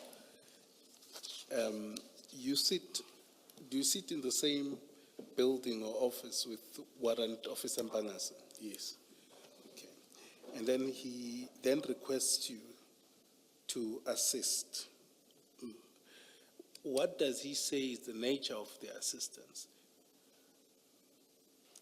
He said he has received information about a drug bust and he has spoken to Kenneth Jacob. Kenneth Jacob said he must come and request assistance from me. Perhaps what I want to understand, is it a matter of manpower or what is it? Because we have to distinguish between an official assistant and just, I think at some point, Commissioner Baloyi would have said as a citizen, just general citizen, civil assistance. He requested assistance for... No, it was at some point, not today. They've said what? It's a civilian duties, yes. If you didn't, then I apologize, but I seem to recall I'm happy in to another take incident. credit for what you attribute to me. Thank you. Please repeat your question. No, Chair. I'm saying your assistance would have been as an officer, so they wouldn't take any citizens. Yes. So- And when we were exiting the office, most of the officers had already left the office, so the doors were closed. So in the passages, most of the doors were closed. And this was around what time? Just before 8. Just before 8. Okay. And then you travel in one car to to where? Even in the parking lot, the only car that was there, it was that car that we were traveling in, the Golf that I was using. Yes, but I'm saying you then went to where from there? We then went to Phoenix to pick up Kenneth Jacob at his place of residence. And at this time, you know that Colonel Jacob is off duty. Yes, I knew that he was on leave, and Bangase told me that he's going to report on duty as we're going to pick him. Bangase told me that no, Kenneth Jacob will report on duty. That's why we are going to pick him up. Okay. And then you pick up Colonel Jacob, and you then went to the CHC depot. No, we went to Isipingo, where we met Captain Duma. Okay. And in that way, does Colonel Jacob brief you or set out what you each would have to do? No, he only told us that we are going to meet Duma. He's got very good information that we need to act upon, but we'll hear from Duma when he briefs us.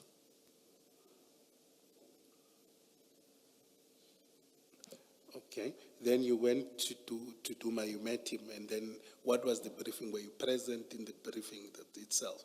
And what did he say? I first sat in the car, and then Kenneth Jacob called me and said, I must come out. He then introduced me to Captain Duma. Okay, let me just get clarity there. I was driving. You were driving? I'm driving. So was there a discussion between Captain Duma and Colonel Jacobs in your absence? No, Okay. no. But Kenneth Jacob jumped out of the car because I needed to go around the park. Then after parking, and then Kenneth Jacob called me. Then I went to them. Then he introduced me to Duma. He said, this is Captain Duma from Crime Intelligence. He's the one with information. Then Captain Duma started briefing us. I think what you're saying is slightly different from what you said first. You said, I first sat in the car, and then Colonel Jacob then called me to come out. Maybe it's a use of English, Chair. Sorry, what about it? Before you say, let me tell you my problem with what just happened now. You're describing your use of the English. You've described two different things, completely different things. The one is you got there, you sat in the car, Jacobs got out of the car, went to Duma, and then called you. That's one, what you said first. The second time, you say, he got out, I went and looked for parking, and then he called me to come. It's different facts that are playing out here. The one, you were not with him when he went to speak to Duma, and then he called you. The other is, you went to look for parking while he waited for you, and then he waved for you to come. Can you just explain why they're different? We came around the parking, I stopped, he said stop, he jumped out of the car, I came in the other side of the parking, I parked, then he called me. When he got out of the car, on this now in your explanation, when you stopped, he got out of the car, what did he do? He went towards Duma's car. He went to Duma. He went towards Duma's car. Yes, thank you. I think that's what you had said initially. Thank you. All right. To follow up my point earlier, what I want to establish is whether there was even if it's a small discussion, a short discussion rather, between Duma and Jacob, or there wasn't. No, I don't think there was a discussion. Okay. The question was answered? No. I was saying, is he confident enough to say between Captain Duma, then Captain Duma and Colonel Jacobs, could he say there was any discussion, no matter how brief, in his absence? That was the question. And the answer is no, there wasn't. There was no discussion. But you can't know that. You went and parked. He went to Duma and you went and parked. So you don't know what happened in that time. Okay. Isn't that the correct answer? It is a correct answer. Thank you. Thank you. It's 11, Chair. May we break for tea? Let's adjourn and resume at 11:25.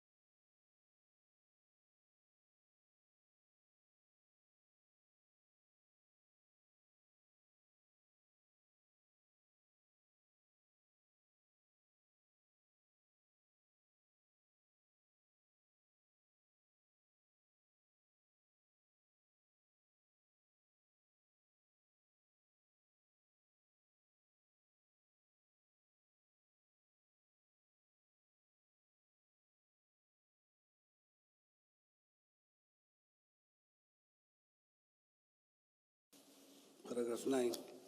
No, it should be before that, where you met Captain Duma Yes. and you were looking for the parking and they spoke and then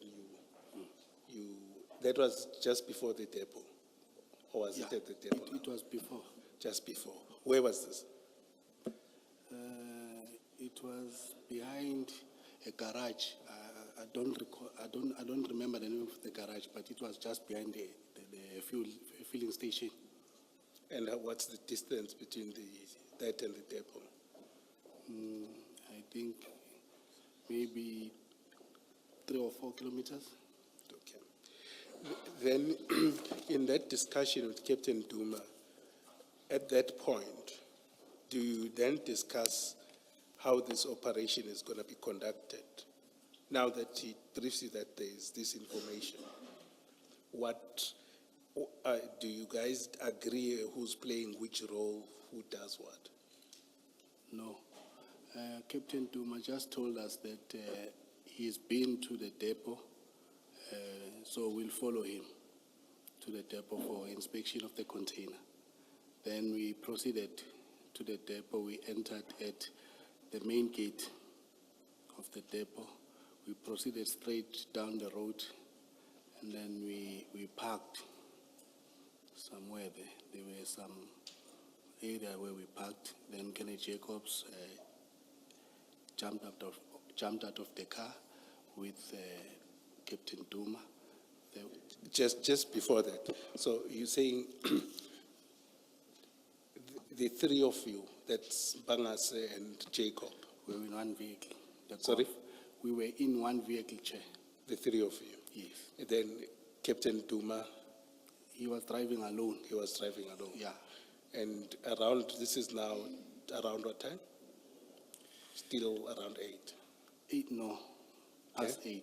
8. Past Because, 8. remember that Bangase requests me for assistance Yes. around 8. Yes. From Durban Central to Phoenix, picking up Kenneth Jacob, drive to Isipingo.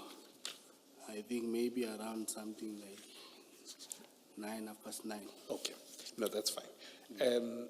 You then you don't discuss what your role is and all No, of we this? did not discuss the roles there. Okay, and in terms of who's in charge, was it assumed that because Colonel Jacobs is senior? Protocol dictates that the senior member always take control. Okay, and that's what you assumed. Then you went to the depot, CHC depot, and you said you've never been there yourself.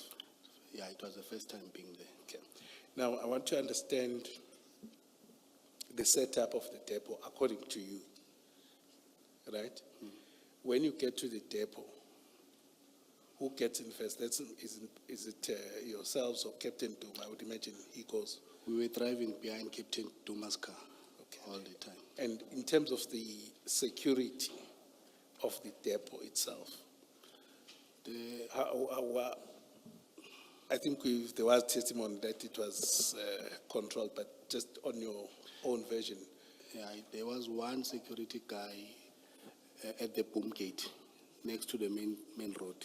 Just one security guy at the boom gate. Okay, and do you sign in? He had a conversation with Duma. Then we followed Duma after that. So Jacobs and Bangas and yourself never had any discussion with the... No.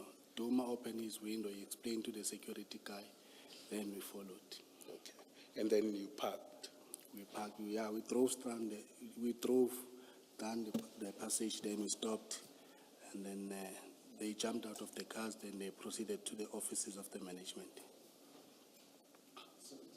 Just pick up a bit. Yeah, When the vehicles were parked, yes. Captain Duma and Kenneth Jacobs went to the offices of the depot managers. Okay, and you and Warrant Officer Bangas stayed behind. We remained next to the cars there. Okay, just before we get to that, in terms of the layout of the depot, right, and in terms of security, is it other than the security at the gate, would there be any other security personnel at the depot, according to your knowledge? It can happen that there were other police, security officers, because when we started inspecting the container, I saw some of the securities there. Okay, and were they armed? No, I didn't see firearms. Okay. And the security at the gate, was he armed? I don't remember. Okay, Don't remember. all right. And then let's go back to the discussion. So Colonel Jacob and Captain Duma went to management. Yeah, to the offices, yeah. And obviously you are not part of those discussions. You and Captain and Warrant Officer Mpangase then. Yes. They come back, do they brief you?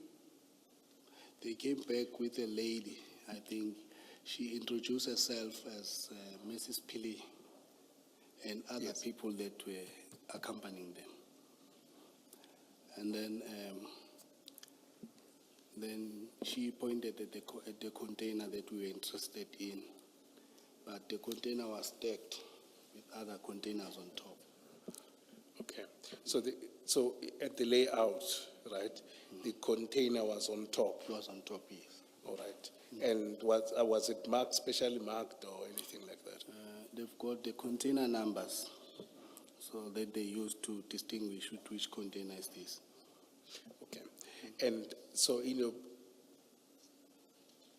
when you have a briefing, then the agreement, you are part of this agreement, right? Is that the container will be moved to a particular point? Obviously, Chair, for the container to be inspected, you have to bring it down from the stack and then open it, inspect it. Okay. So, and in terms of the mobility of the space, I would presume that, you could move the container anyway, or you would disagree with that? After the other containers were moved for them to be able to reach that container that we were looking for, then the space was not there. So within the depot, you wouldn't be able to move it anywhere, the container? I wouldn't know, because the containers are stacked to maybe even more than 6 meters high. So, but where we were, there was no space. Maybe let me ask the question differently.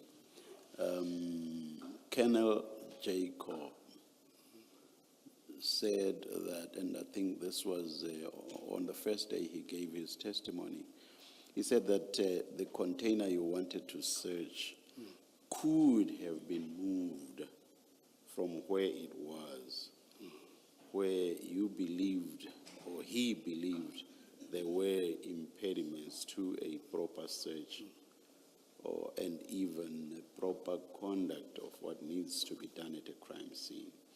And that as a result, or rather he said, the container could be moved to another spot within the depot, another spot at which the search and seizure could then be conducted properly without any hindrance.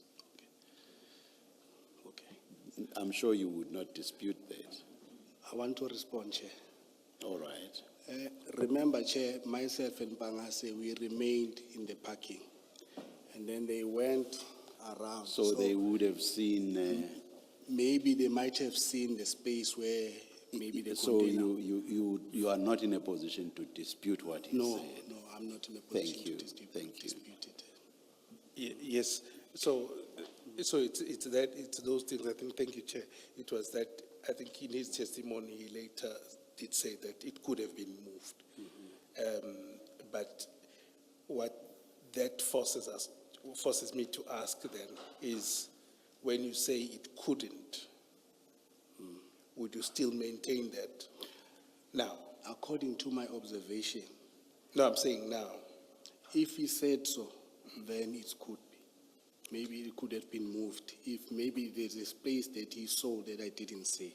Yes. Okay. But we drove down from the gate.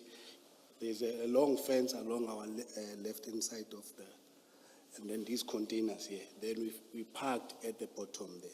So from that area, there was no area for a container to be searched. But because they went around to the management offices, maybe they were able to identify other places that they could have placed a container. Okay, so perhaps just to be fair to you, I just want to ask it in a different way. It's the same answer, is that from where you were sitting at the time, Yes. and your answer must be understood in the context that at the time, you did not necessarily understand the layout and whether they could have been Yes. elsewhere. Yes. Okay. Can I just check on this? You've just said that there was no, from where the container was parked and what you saw in terms of space, there was no area to work where you could have conducted the search. In your statement, you say the space was limited for us to work as the machinery was moving up and down. That's your explanation.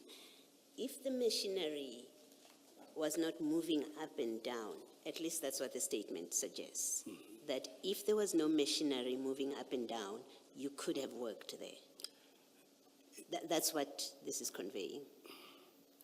No, Chair, even in between the containers, the space was very minimal for us to be able to lay all the bags. It was going to be very difficult for us to move within the containers there. Sorry, explain. The containers would have been lined up, right?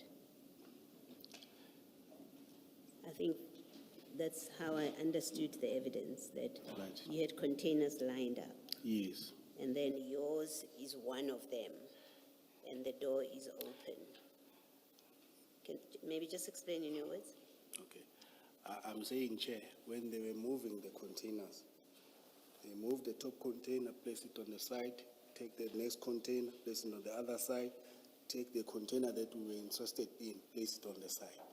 Then the space there was not enough for us to be able to do the counting. Explain that space. Which space are you referring to?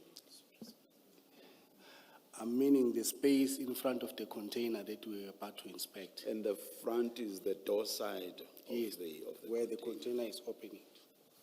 What constricted the space?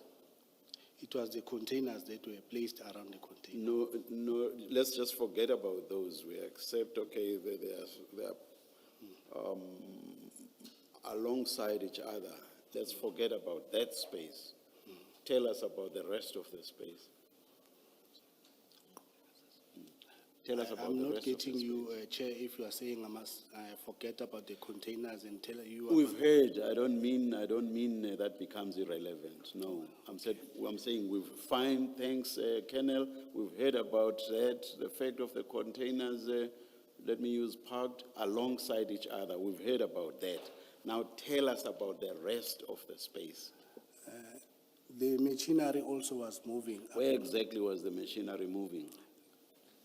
picking up containers from the other side of the depot, and there were also other people conducting inspections. But in relation to the space that you wanted, you would otherwise have used, where was the machinery moving?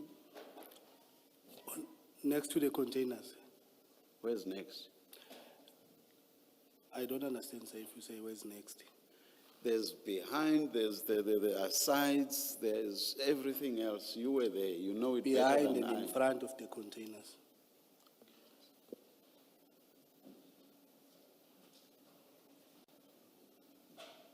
I think Commissioner Kumalo is going to try and Maybe why get don't clarity you, for us. why don't you please put up that picture we saw yesterday where we have a few containers alongside each other? Just while they are checking that, where are the photos of the scene that you took? I forwarded all the photos to Colonel Jacobs. He printed the photos and then put them in the inquiry file. Now, you see the pictures? Yes, I can see Colonel, the you see picture. the pictures? I can see the picture, Chair. Yeah. Would the one that, or was the one you were to search, was it somewhere in the middle or was it to the side? I don't recall, Chair. Okay. Now, if you are able to, looking at this picture, where would the machinery, or where was the machinery moving? You know, Chair, when you're looking at that picture, the machinery will be moving in front to the other side of the container. That side, that is In front- opposite where the doors are. In When you front say of the, in front of the door, then we'll be moving to that other side. right across The where front the of doors picture, are. yes. And how far would that be from the container itself, or how far was that from the container itself? I keep using wood as if this was hypothetical. How far were these, or how far was the machinery from the containers or the doors of the containers? If the machinery is supposed to leave, And please estimate in meters. I'm sure as a police officer you are able to do that. I'm trying to respond, Chair. I'm sorry if I sounded impatient, sorry. So I'm saying, Chair, if the machinery is about to pick up the container, it will come very close to the container. But if it's moving in front of the container to lift other containers on the side, maybe it can have a distance. Oh, so you are saying the containers that were with the one you wanted to search, some of them were being moved as you were there. Some of those that were already lined up together with the one you wanted to search. You are saying some of those were being moved as you were there, wanting to conduct the search. Not necessarily the ones that were next to the one that we were about to search, but the movement of the machinery was happening there, Chair. In that case, I don't understand the relevance then of, rather, I don't understand why you would refer to these, the machinery in relation to these containers. I don't understand. If they were moving other containers, not the ones alongside the one you wanted to search. They were moving other containers, passing the ones that we were interested in searching. Coming to pick up the one they wanted to, the one that was to be moved, or the ones that were to be moved, or coming from and already carrying the container. We're trying to get a picture of the impediments or hindrances. And right now, you've not explained this in a manner that we understand. Let me tell you what we were told by Colonel Jacob. We did not want upfront to tell you because I thought maybe your explanation would tie in with what he told us. The only hindrance in terms of movement that he told us about was that there was movement behind you. 2 meters behind you. He never said anything that suggests that there was movement of machinery right next to the containers, with containers being picked up. Well, maybe he did not necessarily mean that containers were not being picked up, but he said this was behind you, 2 meters from the containers. Would you confirm that that was so? Or that he is, or would you rather say he is mistaken? Chair, for me, I saw some of the machinery moving in front of the containers. I want you to just confirm or dispute what I've just put to you, which is what he said. That is, there was movement behind you as you are facing the containers, and that this was 2 meters from the doors of the containers. Thank you for... So you are between the movement and the doors of the containers. Thank you for clarifying that now. Would When you we are facing the container, Yes. I was thinking of the back of the container. No. Okay. So would you confirm that? Yes, sir. That was the case. This was the case. All right. I think for the record, it's very important, Advocate Skakane, to be fair to this witness. And I know Advocate Sillo is sitting next to you. She can confirm if I'm correct or not. The photo we are looking at is not, it's the one of the 1,000 kg bust a month later. So this scene is not the scene where the CDH depot incident in June happened. Commissioner Kumalo, I confirm it was pulled up yesterday and for demonstration purposes. To deal with the point Colonel Jacob was making about what he meant by the sides of the container. That definitely I confirm does not relate to this particular seizure. It's from, it's in I was looking at his facial expression. Of course, he didn't And recognize that his scene at facial all. expression was, they are tricking me. This can't be the container. So Just to for be the fair to him, demonstrative Apologies, purposes. Yes. No, apologies. thank you very much, Chair, because even those containers, they are not stacked. That is why I'm wondering now, where did you get this picture? Apologies, Colonel, because I'm the one who asked for this to be put up. I should have said it's purely for illustrative purposes. I apologize. Advocate Silo, while we are on this point, I think it's important that Colonel Jacob provides those photos that the colonel says were taken and given to him, and they were filed somewhere. Because some of the explanations he has given will require that we look at those photos. We have two options. There are photos of the scene regarding this particular seizure in the files, but I don't seem to recall a photograph that depicts precisely what the colonel is saying. The best we can do for now is to go into the investigation files and the inquiry files. Those are our formal source documents to see if we can extract all the pictures availed there. If not, then we'll have to turn to Colonel Jacob and request him to provide such photographs as have not been submitted through the inquiry file or the investigation docket. Thank you. Thank you. The transcription does not capture the facial expression, but you should have seen it, and that bothered me. So it could always draw the expression in the transcript. Thank you, Commissioner. So in addition to apologizing to the Colonel for the confusion, I should thank my co-commissioner, Commissioner Kumalo. Can I then go back to my question?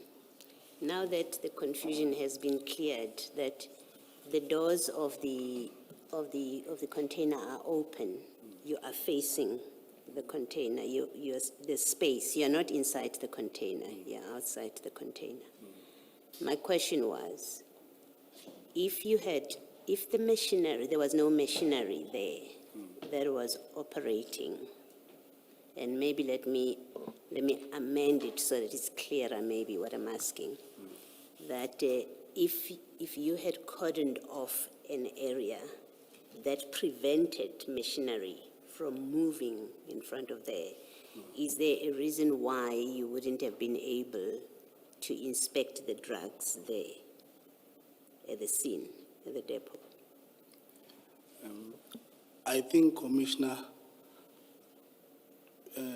considering the magnitude of the bags and the space required for the bags, still we were not going to be able. So the reference to machinery as a factor is completely irrelevant then? It has to be irrelevant for this, for the purpose of my discussion with you and the answer that you are giving, that in fact, movement of machinery is irrelevant, of no consequence, because geographically there was no space to deal with that number of bags It's on not, the spot. so sorry, Chair, it's not irrelevant because it's one of the factors that caused us to move that caused Kenneth Jacob to move the crime scene. The reason I'm saying it's irrelevant is if I accept your answer as your explanation of that space, I'm saying it wouldn't matter that there was machinery or not, because on your version, the space anyway wasn't there for you to do this search there and then, where you in front of the container. It sounds to me like it has to be like that, if the space is indeed what you're saying, Yes. right? So geographically, that space was impossible in front of the container, anywhere in front of the container. The space was so limited that even without machinery moving up and down, which somehow was able to move up and down, but even without that machinery, you could not have conducted the search in front of the container.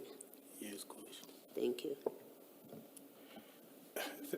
Thank you, Commissioners. Just to follow up on, we'll get to the discussion. So the container is moved, right? So you're saying at the time when the container, you open the container and you remove the exhibits or the bags.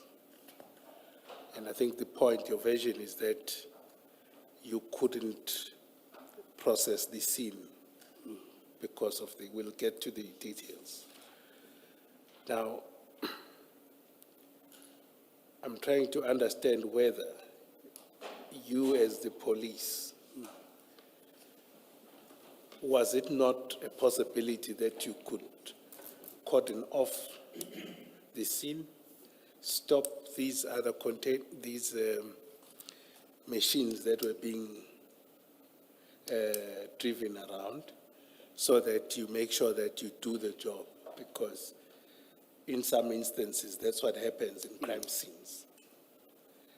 Was it not a possibility? It was a possibility, Chair. And do you know, and your version was, do you still maintain the version that you couldn't?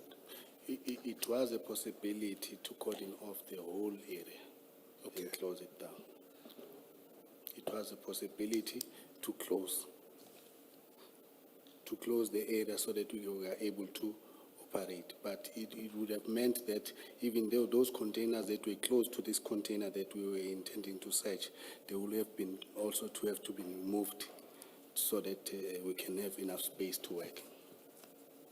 Yes, I'm just saying that is a possibility that could have happened. Yes. In a scene. Yes, it could have happened. Okay. And I just want to understand, because what we're dealing with is 27 bags. And what I find difficult, can I just ask, when we went to when you went to Ispingo, these bags were laid at the parking lot. Yes. Now, would you say that parking lot, this is now where, I want you to compare the two scenes. I wouldn't, it's not a crime scene, but just the areas. Obviously, in a parking lot, again, there's movement. Correct? There is movement, but very minimal. Sure. And it's at the police station. It's at the police station. Yeah. We'll get back to that, but there is movement. It's a busy police station, I would imagine. It's a police station. Yes, the police station. Correct. But you were able to sort of isolate where you were working. Yes. Okay. Can I just request us to flight one of the pictures at page 516 of the exhibit bundle?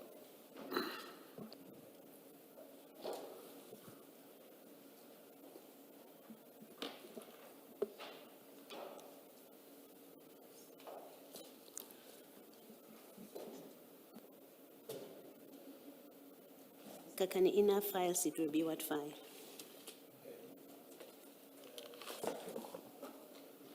It should be file 2.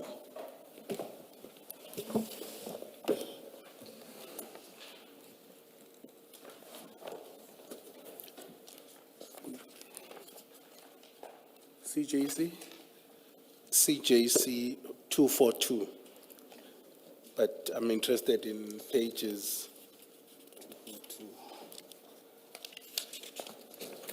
516 onwards.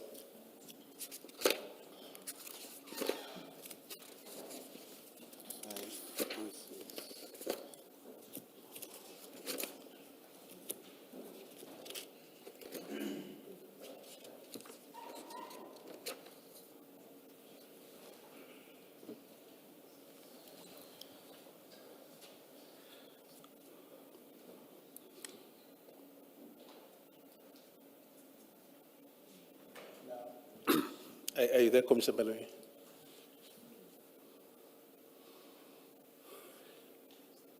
So I want us to, unless there is other bags, in your understanding, were those the bags that were found in the container? Yes, Chair, these were the bags that were found. My difficulty is that they seem to have fitted there in a single parking bay, It's not a single parking bay. okay? It looks like Please, two. please speak up, please speak up. It's two parking bays. Oh, is it two? Okay, anyway, let's give it two, it's fine. But wouldn't that space, you wouldn't have found that space in the depot? Straightly, We wouldn't find it. straightly.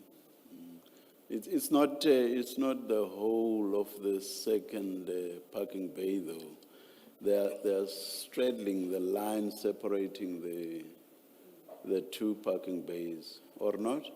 Yeah, remember, Chair, we were still going to take out exhibits from inside the bag and place them on the side, do the counting on the side. So we needed a little bit more space to do that.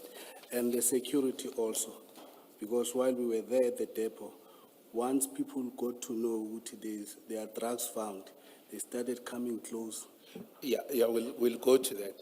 My point is, to offload the impression is that you couldn't place these, let's say, the bags, or unless I'm wrong, you could place these bags within the depot.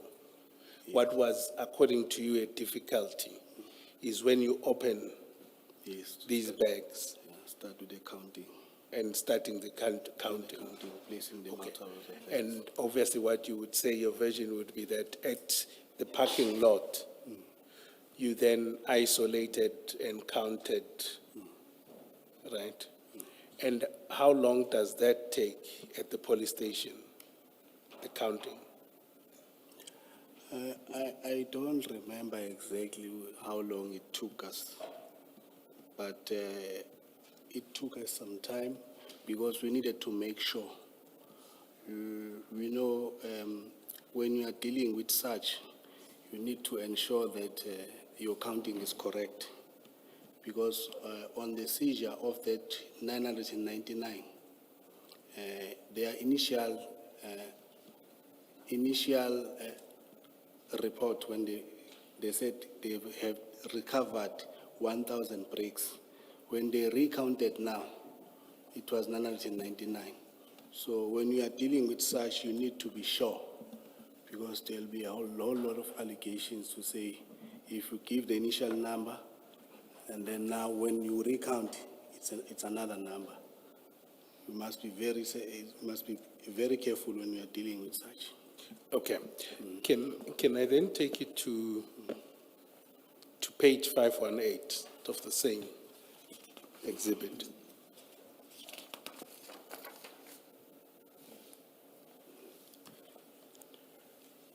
Now, it seems that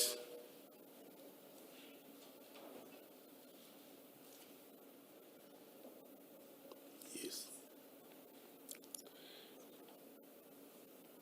sorry, I'm just waiting for them to flight it.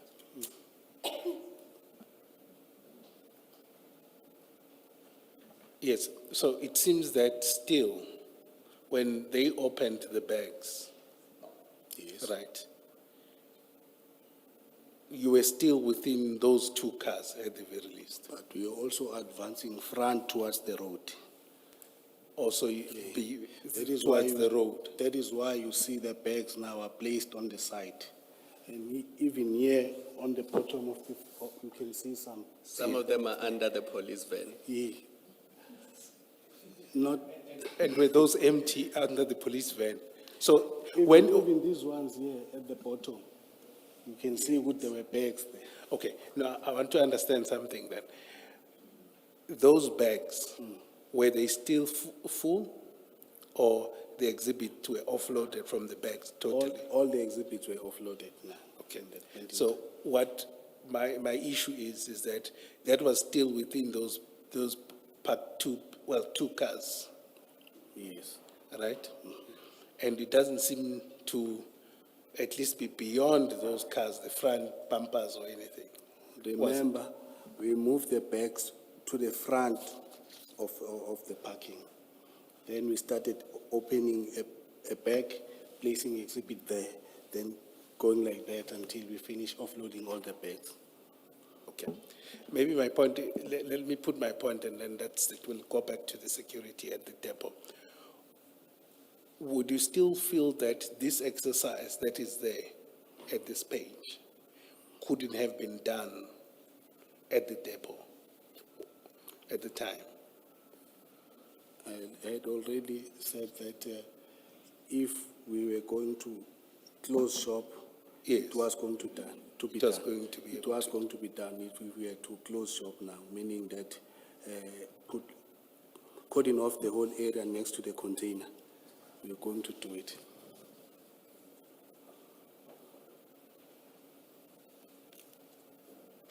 All right. Then let's go back to the depot. Right. One of the, and I don't want, so you earlier on your statement, you say the decision not to cordon off was not made by yourself. It was made by Jacob, am I correct? Yes. And you didn't question, we've established that you didn't question why he doesn't cordon off the scene. And did you engage him about that? You comply and complain later. And it remains like that. It don't change in the police. If your commander says, this is the decision I'm taking, you cannot challenge your commander. So no matter how unlawful that decision is, or no matter how difficult it is for you, you can't say, I don't want to participate in this. No, Chair, obviously you cannot take an unlawful instruction. Okay. But if the commander says, my decision is for us to move and process this exhibit at the CP or SAPS, I cannot come and say, no, why are we going there? Why are we not doing it here? It's his decision.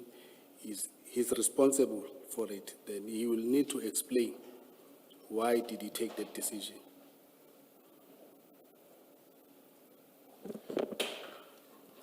Okay. I think we had that debate, I think you had with the chair, for example, about the instruction note and what needs to happen. And I think we had agreed, I thought we had agreed that, you shouldn't follow an unlawful instruction. It was from that context that I was asking, but I'll move on. I'll have my view. Then on the presence, on the security. Now, one of the factors that you highlight in your statement in agreeing with Colonel Jacobs is the security. You just mentioned that there were a lot of people, right? Could you just elaborate on that for me? And that's one of the things we want to understand is you say that in paragraph 9, sorry, just to locate you. You say there was management of the depot, right? Yes. How many people were from that, from management? I don't recall. But when they came, when Ken Jacob came with the lady, they were not only traveling, the three of them. They had other people also who were there. Okay, so you don't recall the numbers? I don't recall the number. Okay. The DPCI members, It was the three of us. or it's just the three of you? And then there's Captain Duma. Yes. And then you also mentioned ORS members. How many were those? You know, I had said I had not made notes. But while we were processing the crime scene, I saw ORS members. I don't know whether maybe it was during or after.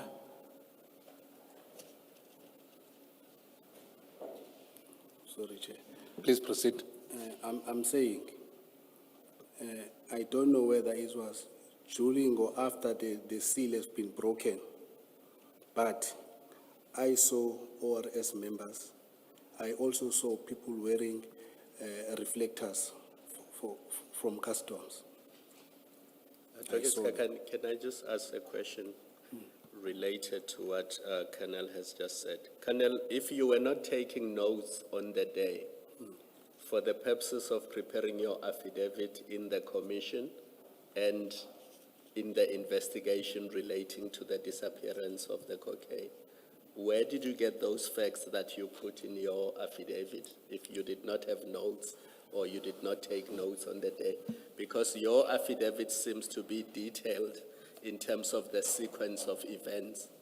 So where did you get that information that made its way to your affidavit if you did not take notes on the day? Remember, Chair, that I had already submitted 2 affidavits in 2022.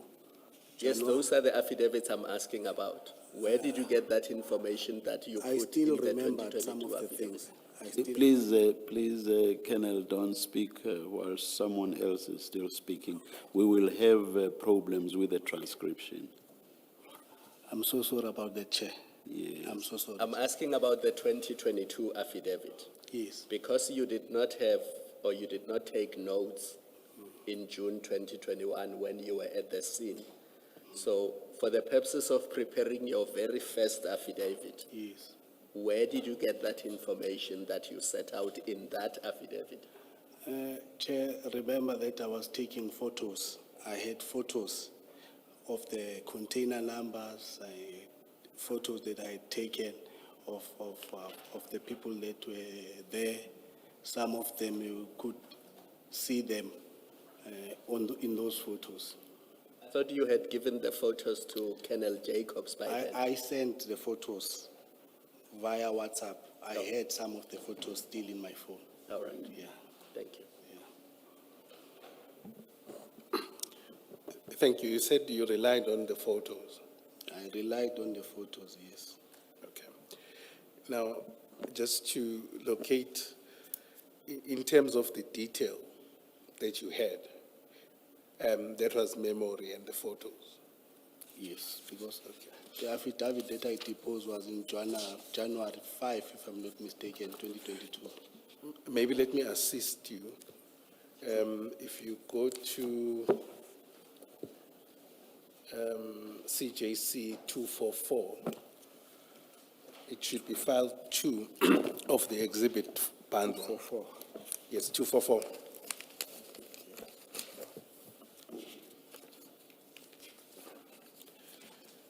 Yeah. And it's- 244 page. Your affidavit there in the inquiry is at page 633. 623.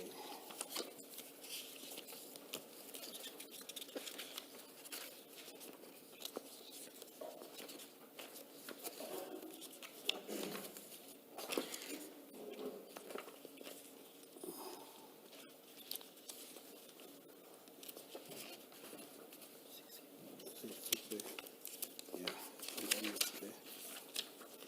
Yes, I'm there, Chair. Okay, so in terms of these details that are contained, you would have relied on what your memory is. Yes.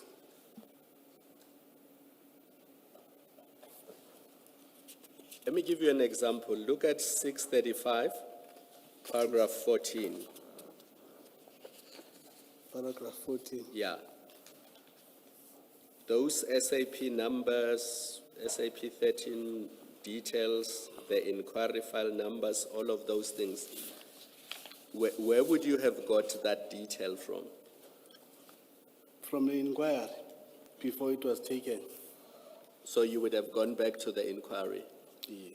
And also what is the document that gets signed by Warrant Officer Mpangase, or that he completes? The SAP 13 copies also. But the diary also, is it called the diary or what? Which one? Investigation diary. No, I got this. I think you are asking me, Chair, that where did I get the 13 numbers? Yes, so, because this is the 24th, I remember you went with him at some point, you went to Port Shepstone I think in my pocketbook. in your pocketbook. In So the- this on is the where you got the 24th, yeah. information Yeah, I from. got Okay. it. I got it there. No, now I got you, thank you. All right.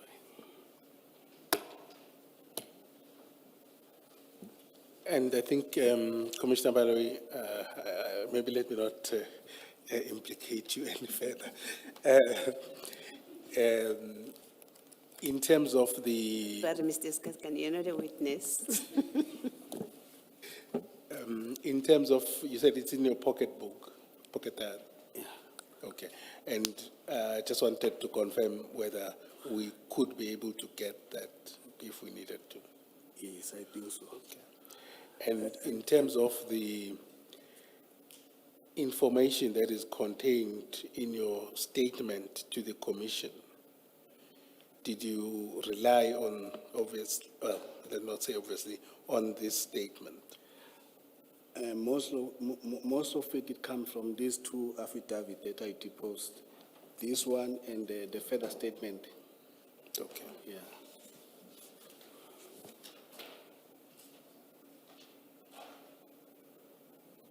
Can I just test something before we forget about it?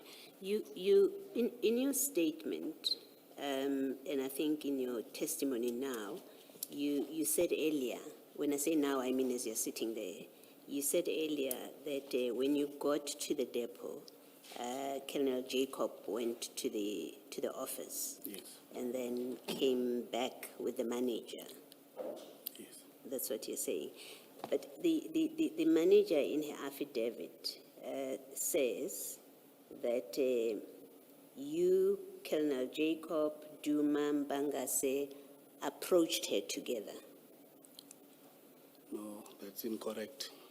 Is she incorrect in Yeah, saying that? It's incorrect. I never went to the office we were standing in the parking. It's only the two that went to the offices. Okay. Duma and Jacob, Yes. and they brought her to you, to They where you came- were? Yeah, they came to us. All right. Perhaps- Can I also, sorry, and I do apologize if you were going to go there already, but it's about this discussion that you've just had with Commissioner Kumalo about how you collect, how you remembered the stuff that you're saying in the affidavit. One of the things you say here is at the depot, you describe who was there, right? In your paragraph 9, when the seal was broken, you say it was depot management, DPCI members, Captain Duma, ORS members, and depot security members. You say that. And please correct me if I'm wrong. I think when you were now speaking, you said you don't remember whether the ORS people were there before or after the seal was broken. Is that what you're saying? That's what I'm saying. You now don't remember. Come again, Chair? You don't, when you testified now, you said you don't remember whether the ORS people arrived before or after the seal was broken. Yes. Is that what you're saying? ORS people, they came after the seal was broken. And then why do you, in your statement at paragraph 9, say they were there when the seal was broken? And I ask you this because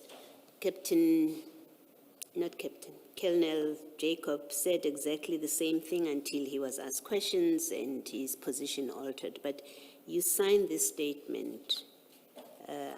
You've told us it's a recent statement. You say they were there.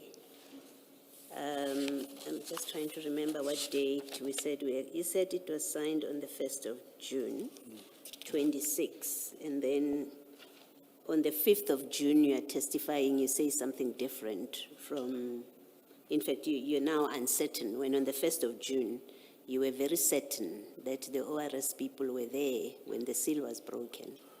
You know, Chair, what makes me remember that it was after the seal was broken was the fact that they were requested by Colonel Jacobs to assist.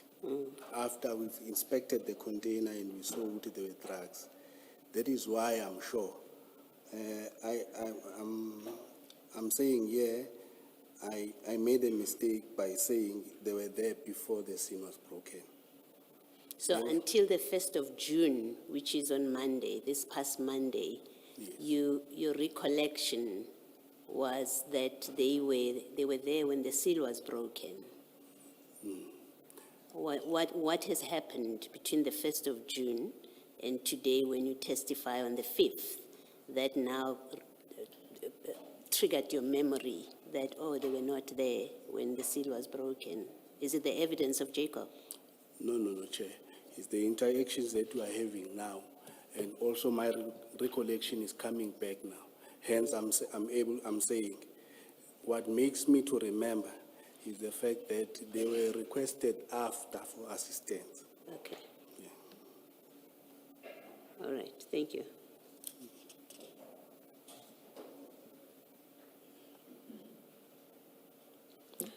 Thank you. While we're still there, just two questions, I think, just to check. In terms of did you know of so we know the management, the names of the people within ORS, do you know them, their names? Can you get them and the deputy security members? Do you mean, do I know the names of the members of SAPS, ORS? Yes, their identities. Or if, for example, their names would be given to you, they would trigger your memory, or you did not? I did not know them before this day. I knew them after.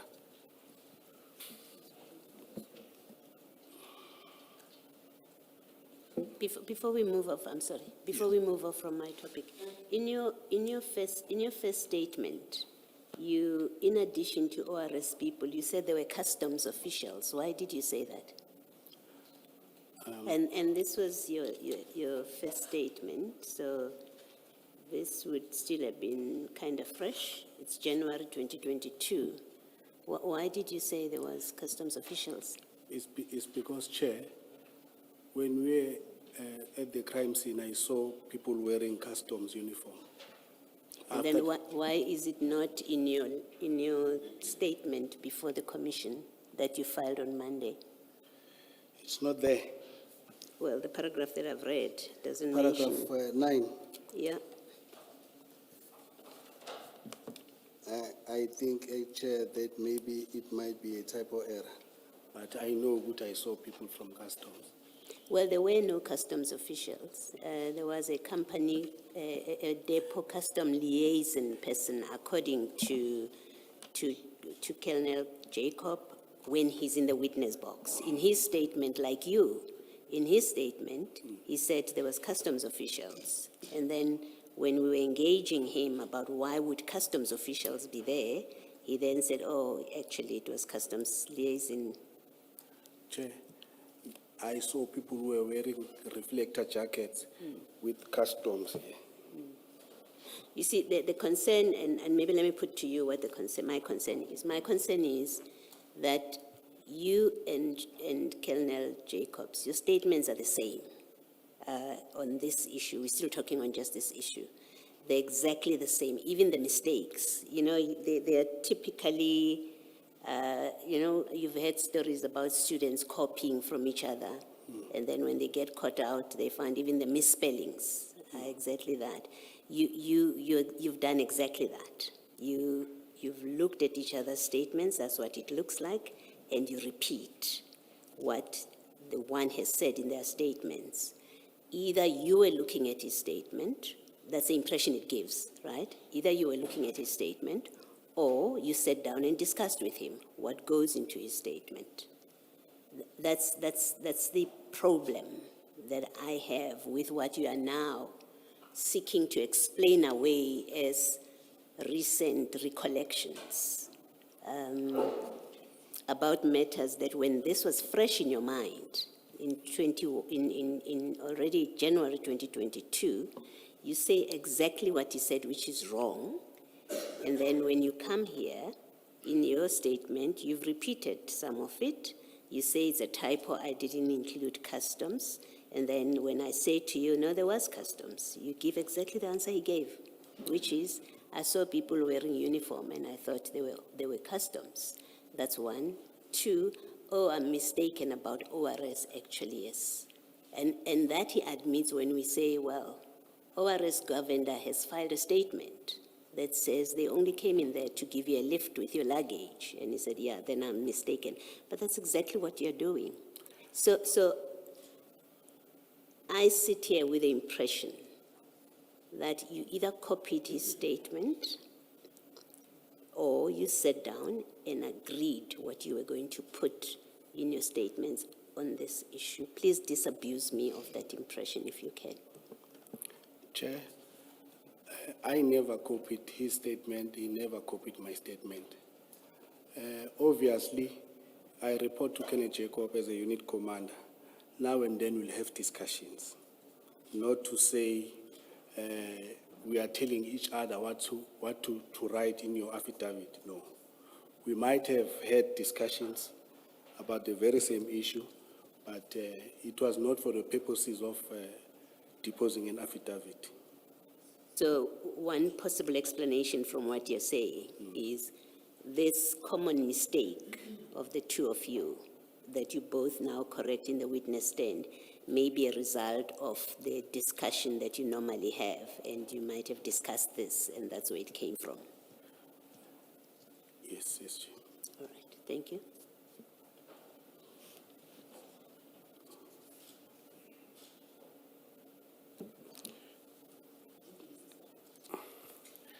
I just want, you'll correct me if I'm too blunt. I just want to follow up on what you're saying, and it will, you'll warn me if I'm offline. I just wanted to ask whether between June or July of 2021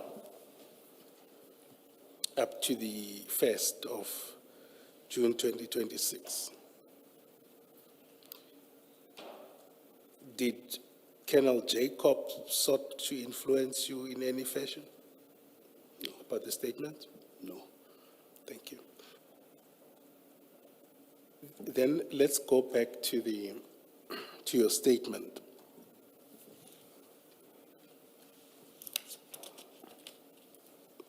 Paragraph. Paragraph 9, we're still at paragraph 9. So on your version, you don't have the identities of the people that were there, but you have an idea that it was these people. In Not terms all. of, ORS members, depot security members, There were also, when the seal was being broken.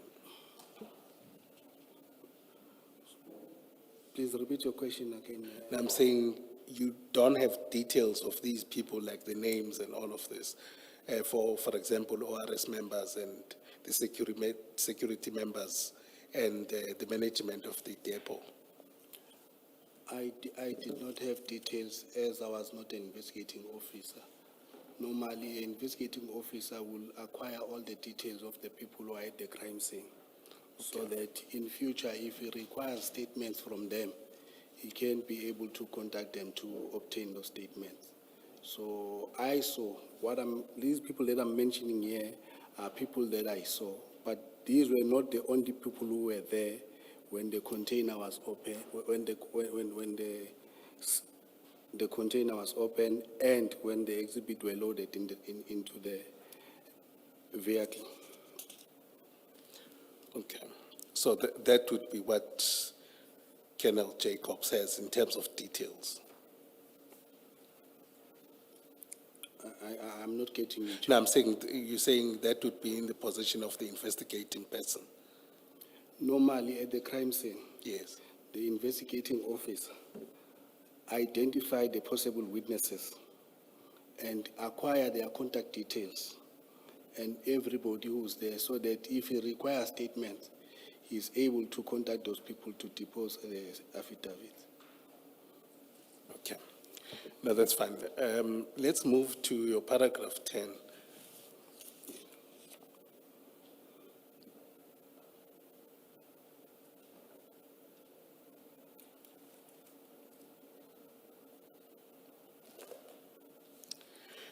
I think part of it we've covered about the area of work, right? And where you say the space was limited and all of this. Earlier on, you also indicated that the space was becoming crowded.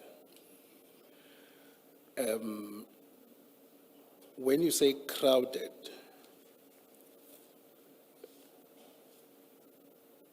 were there any other, who came other than the members that you now have, other than the persons that we've dealt with, right? Were there any other members, either those ones driving the forklifts around or the equipment that were now coming to the area? There were a lot of people. Some of them, they were wearing overalls. And that is why we are saying the place became crowded, because there just a lot of people gathered wanting to see what was seized.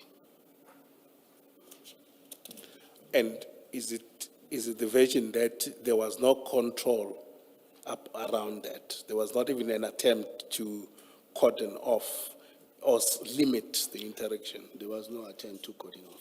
Okay.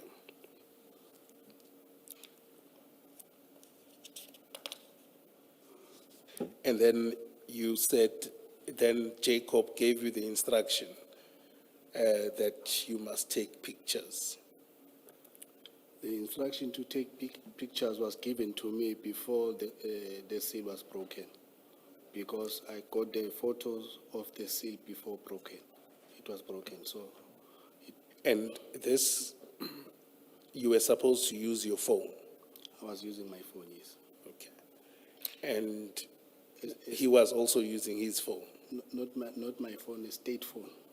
a state phone? Yes. Okay. And obviously, I think you had some debate about calling LCRC and those that are supposed to be the ones that take photographs, right? And those photographs, I think you said they were submitted. I forwarded all the photographs to Kenneth Jacobs, who was then the investigator. After the inquiry was moved from Bangase to Kenneth Jacobs, he printed the photos that he needed to put in the inquiry.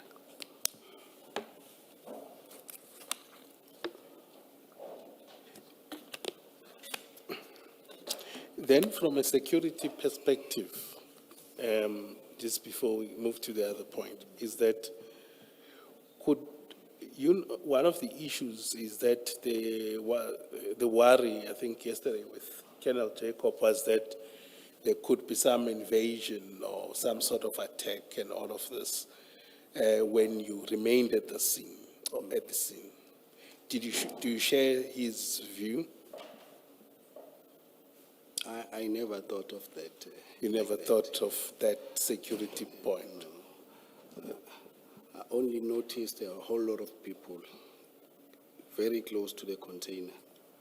And I also felt very uncomfortable with such exhibit, with quite a number of people. The invasion, You're speaking too softly, Colonel. I'm so sorry, Chair. Colonel, just make sure that the people seated at the back there can hear you, because I've just received a complaint now that they cannot hear you. So don't just address Advocate Sikakane, address all of us. I'm sorry about that, Chair. No, that's fine. I'll try and speak louder. Thank you. So your issue was not necessarily that there could be an attack or anything like that as you process the scene. Your main consideration is that there is now a lot of people that are coming on. So you don't find any issue with moving the exhibit elsewhere. I think I'm going to respond that now. I'm a part of SANAP, and when you go to the hub to seize these drugs, you don't know who was supposed to take out this consignment firstly. So when you are there, you need to ensure that your safety comes first. And secondly, the safety of the exhibit. That is always at the back of your mind. So when you make decisions, you're always thinking and looking at your safety, considering the fact that we were only 4 members, if I'm counting Doma.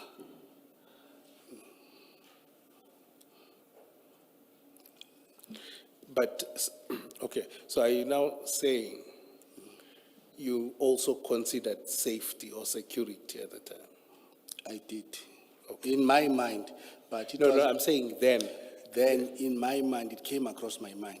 Then, But- okay. But it was not important because I was not in charge.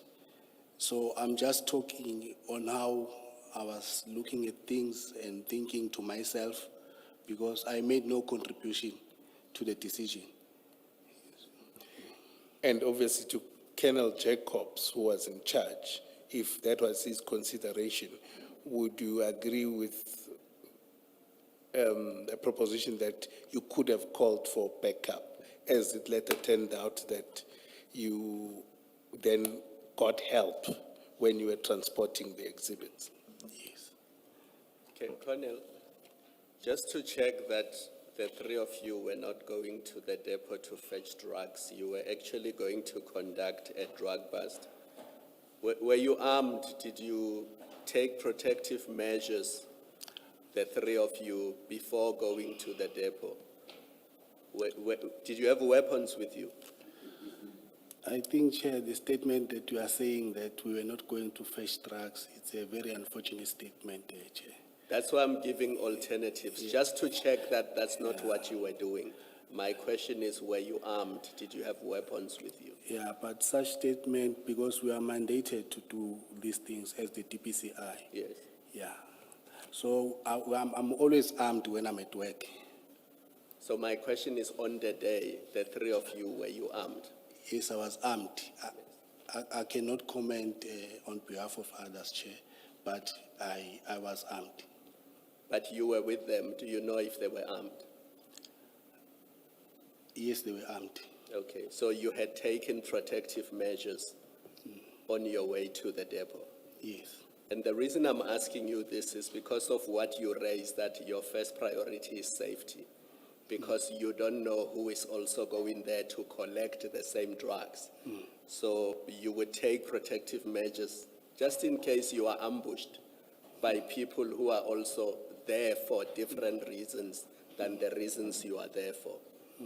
So I'm establishing those facts. I'm not making findings at this stage. So please don't assume that when I test or I make propositions, it's to find out what the facts were. It's not as if the commission has decided that you were there to fetch the drugs.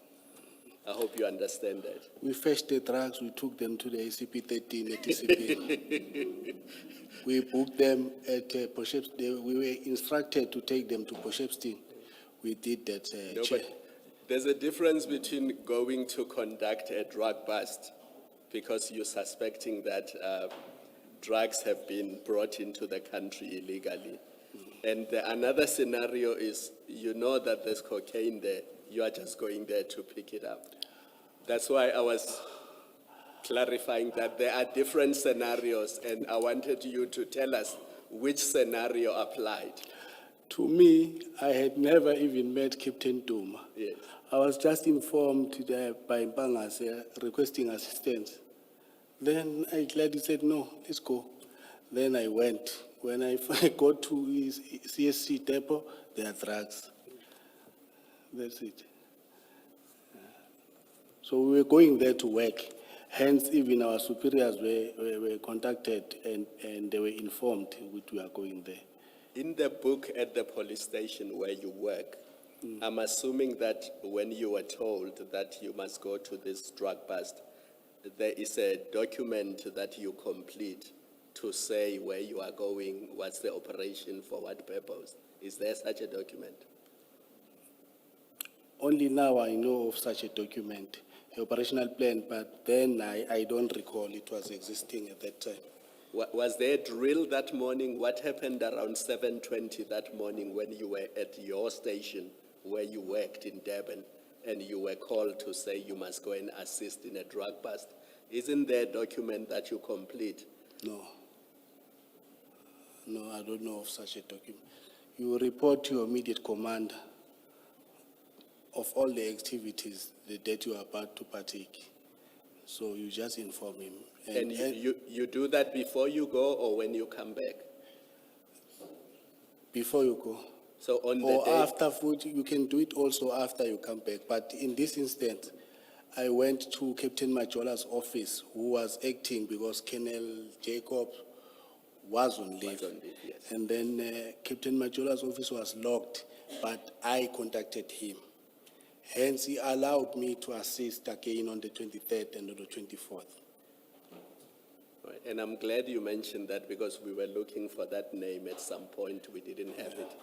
So I'm glad that you have now clarified that point. He is retired now. No, we can still find him, don't worry. Yeah. Thank you. I can even find him for you, Chair. Thank you, Mr. Skakan.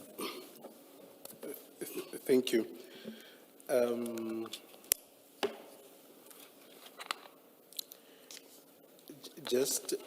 So to follow up on what Commissioner Kumalo is saying, is that you sought permission on, I just want to round off this point, because also I didn't see it in your affidavit unless I'm mistaken, of that you sought permission from your immediate commander.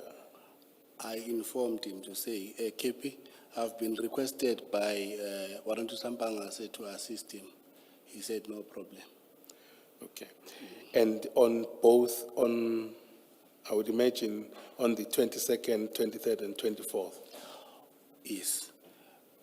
Because he was the person placing me on duty. Then in the morning on the 23rd, I briefed him of what has transpired on the 22nd. Then he was all right. Then again, when Pangase came to my office now, after my meeting, I went back to Captain Majola and told him that Pangase again is saying we need to go and bag the exhibit. He then said to me, no, just carry on, can assist him, because we are not busy with anything at the present moment. And is there any particular reason that, that detail for seeking permission is not in your statement? There is no reason. There's literally no reason. Okay. Yeah.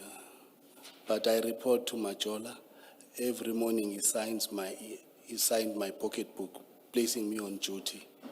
So I need to account for the day as to what I did.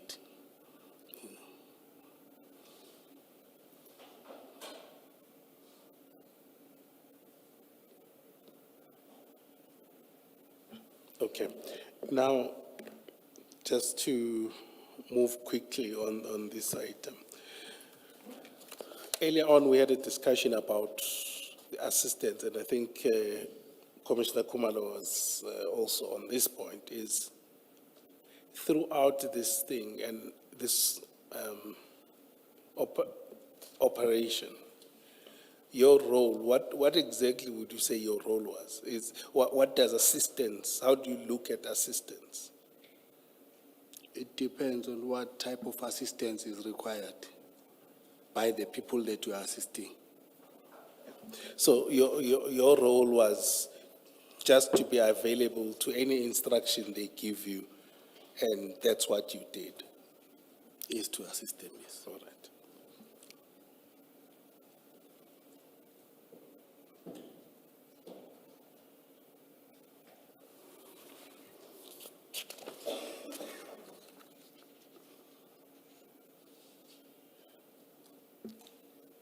So you then go to, there's a decision that's taken, we don't need to go into too much detail. It's taken to go to Isipingo, right? And you align with that decision, and then you go to Isipingo, right? And I think the statement is also that there were other members that were called to assist. Yes, from ORS, we were also conducting inspection. Then Kenneth Jacob requested, after seeing a vehicle, requested them to assist us in taking the exhibit to the police station. Okay. Then you go to the police station in, Before you arrive at the police station, in your paragraph 10, where you talk about the space limited, the risk to members and exhibits, and the number of bystanders that were there, you then follow that with saying Colonel Jacob rather informed us we should proceed to Isipingo. Now, what happened in fact? I'm trying to understand whether you stood around or whatever postures you took. Did you have a discussion where you say, yes, the space is limited, there's a risk, now there are people, let's all go? Or that doesn't happen, but Colonel Jacobs says, let's go? I'm trying to understand whether this is your own observation that you are recording here, or you are recording what was given as a reason at the time to move. He had a brief conversation with Mbangas. being- Kenneth Jacobs had a brief conversation with Mbangas. And then Kenneth Jacobs went on and requested members from ORS to assist. Then he then informed us that they are going to come, they will be assisting us, then we need to load the bags and go to Isipingo. Okay. My question is about what happens before he approaches the members. And I'm trying to understand what you've written here. Where you say the space was limited, you see where I'm reading in that paragraph 10, and then you also say there was also a risk to members and exhibits, and then a number of bystanders were observing the activities. So that's you making your observation. Is that, I'm trying to understand that is that you recording your observation to us, or this is what was discussed with you by Jacob and Mbangase and maybe Duma? You all spoke about the space is limited. You understand the question I'm asking you? I understand, Chair. Yes, so I'm trying to understand what happened in fact. Those were my observations of the situation. Okay, And I had not discussed them with anyone. okay. So, yes. So it's not what was said on the scene? No. Okay, all right. So when Jacob says, let's go, he doesn't say because of reason A, B, C, D. He just says, let's go to Isipingo. He doesn't list those things as reasons. I don't recall, Chair. I don't want to commit on something, Chair, that I don't remember. But I remember him saying that I've requested for assistance. Let us go to Isipingo. Let's load the bags and go to Isipingo SAPS. Okay. In response to a question by me, or a couple of questions, you said he did not. And you remember in the context of the exercise of discretion by him, whether those initial prescripts must be followed, you actually, the responses you gave made me understand that he had not said anything, which is why you went so far as to say you were not in a position to assess his decision that you should go. Do you remember that discussion or that debate between you and I? Between you and me, rather. Hey, Chair, I don't remember. It's only a few hours ago. Okay, no, let's leave it there. Let's leave it there. Well, Colonel, the reason, the issue for me about this, if this was your observation and not what you discussed on the spot, is, but it's exactly what Jacob says. And yet it's another, for me, another area of concern that you seem to have conferred about what goes into your statements. The two of you who are coming to testify before us, you say exactly the same thing, and yet there was no discussion of this, but you all give the same reason for moving as if you were talking about it. But I want to add something to it, that what makes it a matter of concern is it is not in Warrant Officer Mbanga's diary entry for the day. He doesn't give that explanation, and it's an important thing, you would agree, right? Because it's a breach of your instruction, national instruction. Breach as in the instruction is clear. It says you must beg, you must count, you must beg on the scene, you must call LCRC. So it's an important requirement. There's a departure from that requirement. It's not complied with. And yet it's not in the investigation diary, the explanation why that happened. It's not recorded anywhere. And Mbanga is not here, so he can't explain why it's not in the diary, but the two of you who are here give this explanation, and you say, curiously, you say, no, we didn't discuss it on the spot, it's my own observation. Well, it's exactly in the same terms as Jacob, and it's a matter of curiosity at the very least, but of concern. It could also be, Chair, that maybe he also observed what I observed. Not only us in conspiring, maybe in trying to plot something. It could also be that what I was observing is the very same thing that he was observing. Yeah, okay, that's your answer, thank you.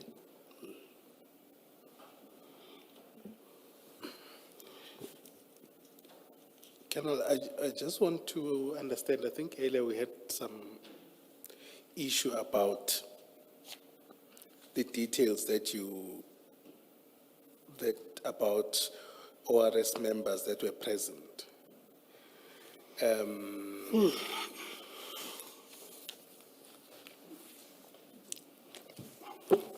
I'm sorry about that, Chair.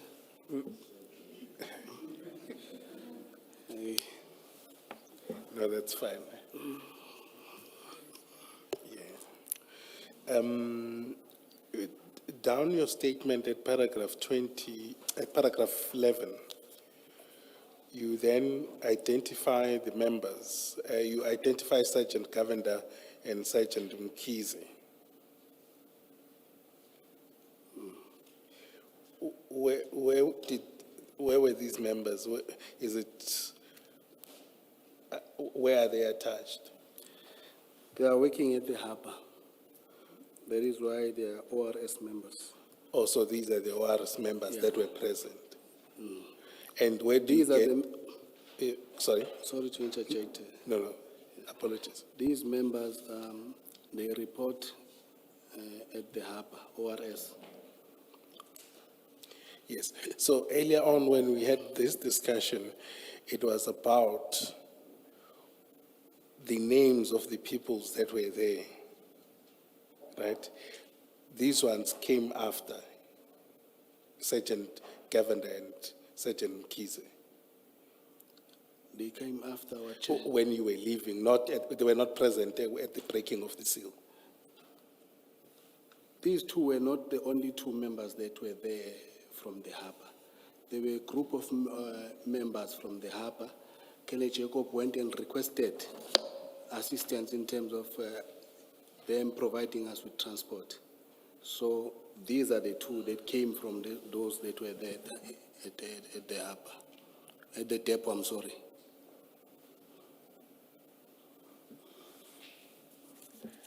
So I just want to know, when these members, there's an area where you say, at paragraph 9, when you said there were these people that were present when the seal was broken. I just want to verify whether Sergeant Govender and Sergeant Mkhize were present then or not. I retracted my statement to say all the ORS members, they came after the seal. Oh, I see. Okay. And just for clarity, when you say harbor and ORS, you mean the same thing? It's the same thing, yeah. Okay.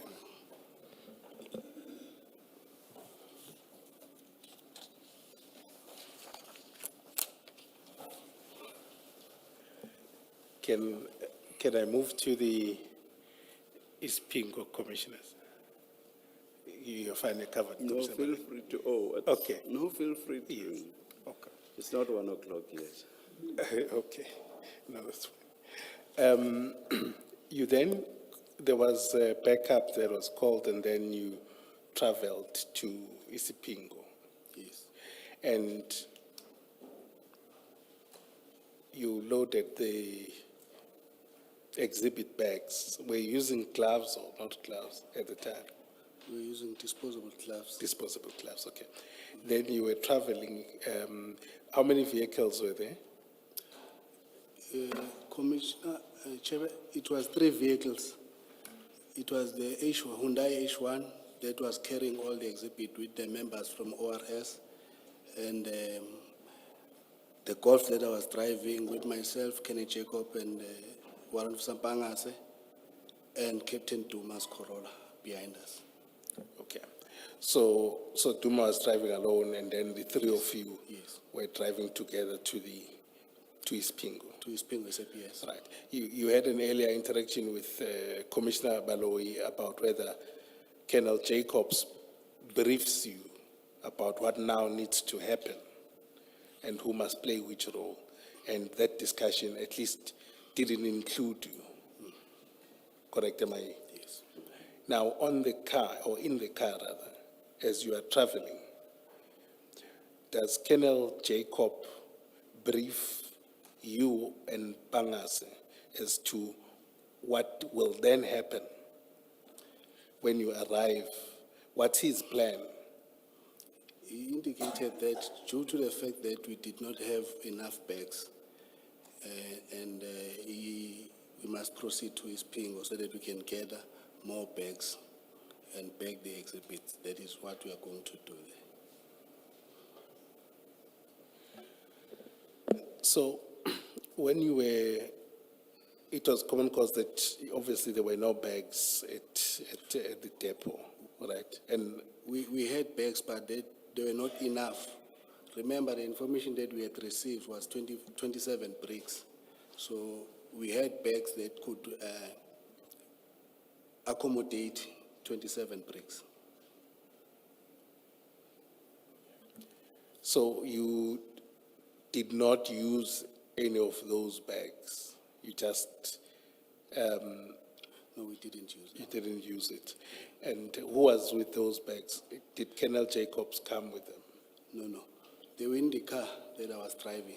Or they were in, just Yeah, in they your were car? in the car. Okay. Normally, we have exhibit bags in our car. Okay, and then in terms of, so Jacob and Pangase, was there a discussion about exhibit bags, rather, let me put it that way, earlier on? Or you discovered when you were there that this is not enough what I have or what you have? I don't recall, but I knew that I've got bags that can manage 27. And when, Bricks. when do you make this discovery? It was not a discovery. I knew that I'm carrying forensic bags, the reflector jacket in the car. So is it as, I'm trying to distinguish whether it's as you leave your office. No. Okay. When we were informed by Duma that we needed to go and seize about 27 bricks, then I knew that I had bags that can accommodate 27 bricks. Okay. So you were just inadvertently, it's just that you had bags in your car. Otherwise, no one else had arranged for bags. No one talked about bags. Okay. And then throughout the process, there was a discussion about these bags that you had, and that they were not enough. I'm not getting your question. So I'm saying, when you determine whether these bags are not enough, when you were counting, I didn't get a sense that you factored that, no, these bags that we have are not enough. I knew the bags are not enough. Okay, and did you discuss that with anyone? I don't recall discussing it with them. Okay, so you then go, you are traveling to Ispingo, and then you arrive there, right? Right. When you get off the car, right, where does Colonel Jacobs go? Does he go anywhere, or who goes to the inside the police station, rather? Firstly, it was Colonel Jacobs who went and called the SAP-13. And then he came back with Warrant Officer Perumal. Okay, so Warrant Officer Perumal was the SAP-13 clerk? Yeah. Okay.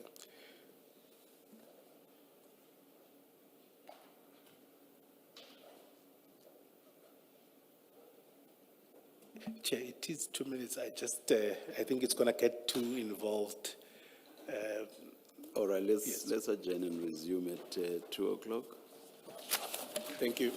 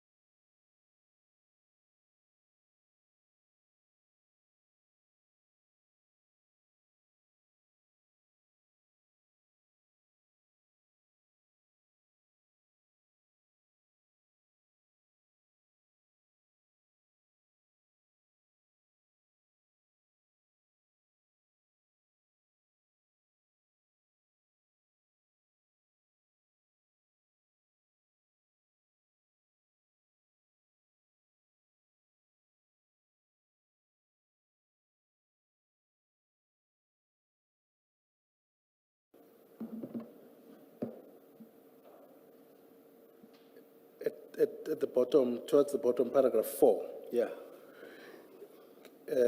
This is the statement from Perumal. He says, Colonel Jacob did not tell me that he wanted to store the exhibits in the station SAPS 13 storeroom.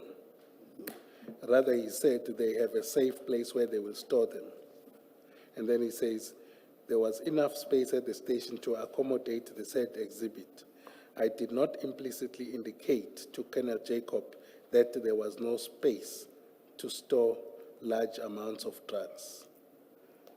If he was not satisfied by what he alleged I said to him, he could have approached the station commander and informed him his problems about the exhibits. He did not do that because his intention was not to store them at the station.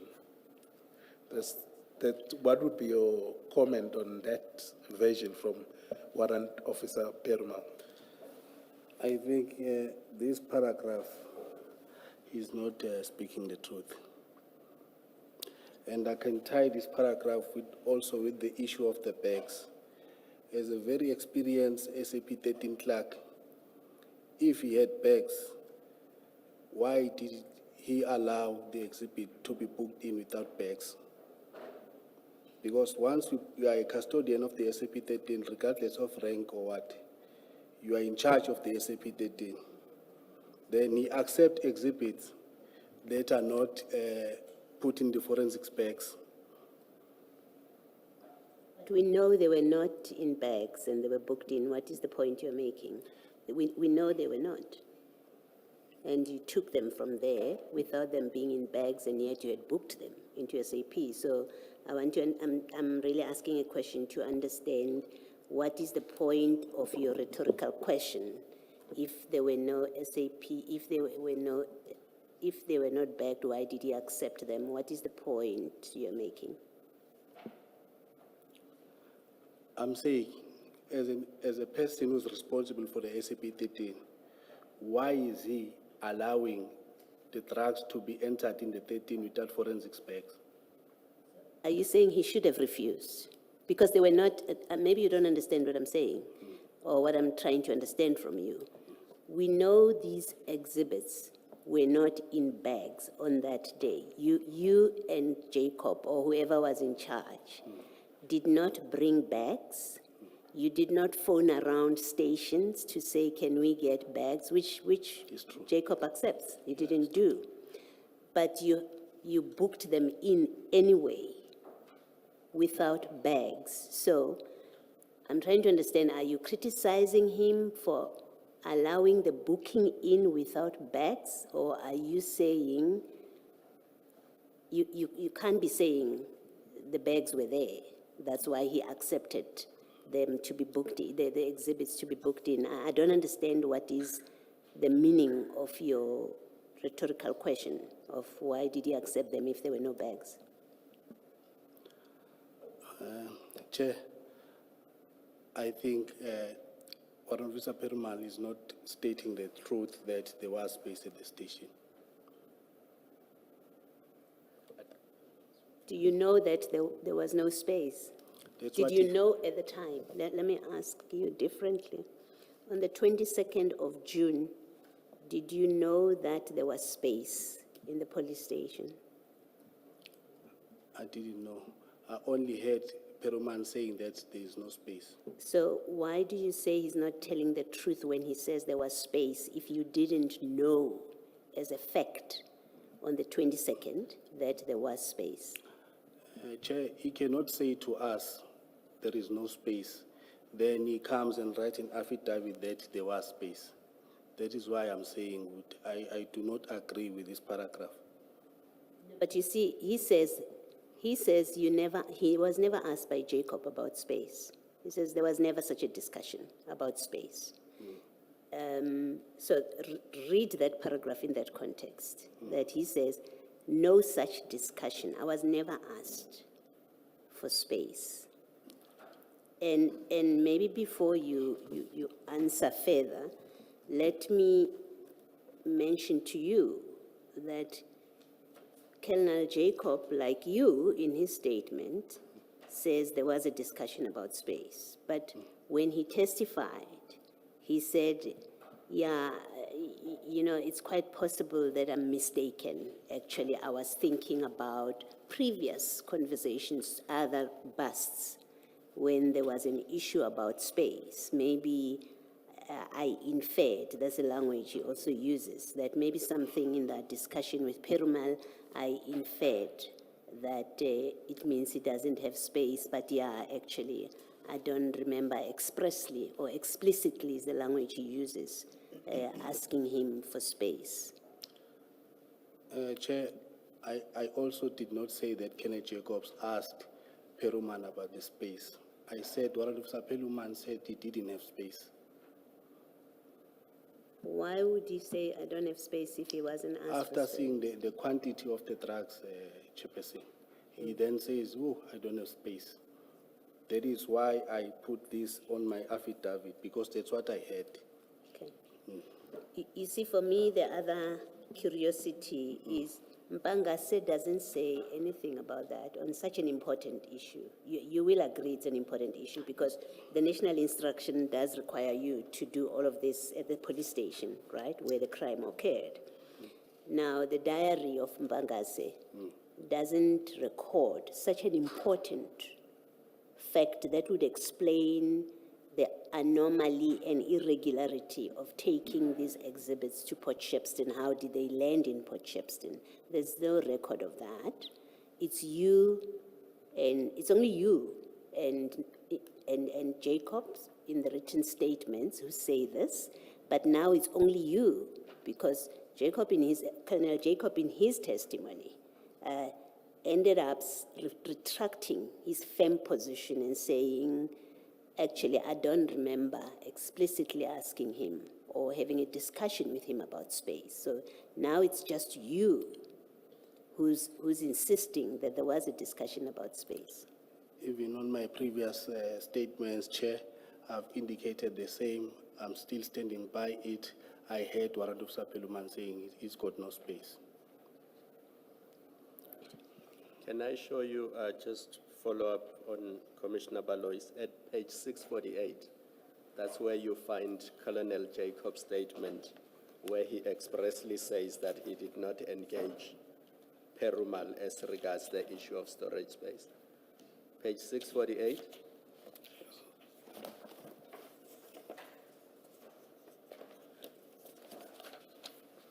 At paragraph 6, do you see that?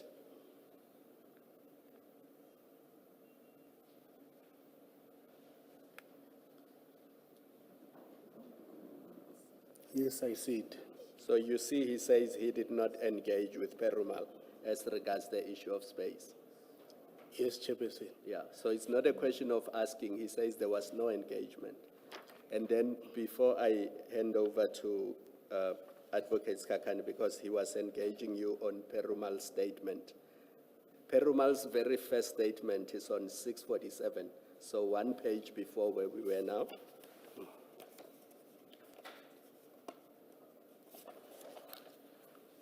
And at paragraph 2, Perumal says, on the 22nd of June 2021, I was approached by Colonel Jacobs from DPCI, who informed me that they recovered huge quantity of drugs from CHC containers in Prospecton, and they want to book it into our sub-13 register and sign for it and take it away.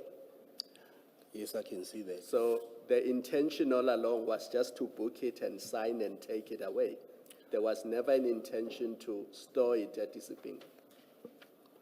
I wouldn't know what was the intention, but initially when Warrant Officer Perumal saw the drugs, he said those words that I'm saying. I've never, so much, I don't have space.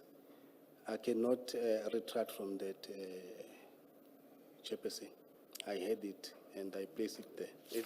It's quite curious that Jacob's first statement, he doesn't mention that Perumal said, I don't have space. It's quite curious.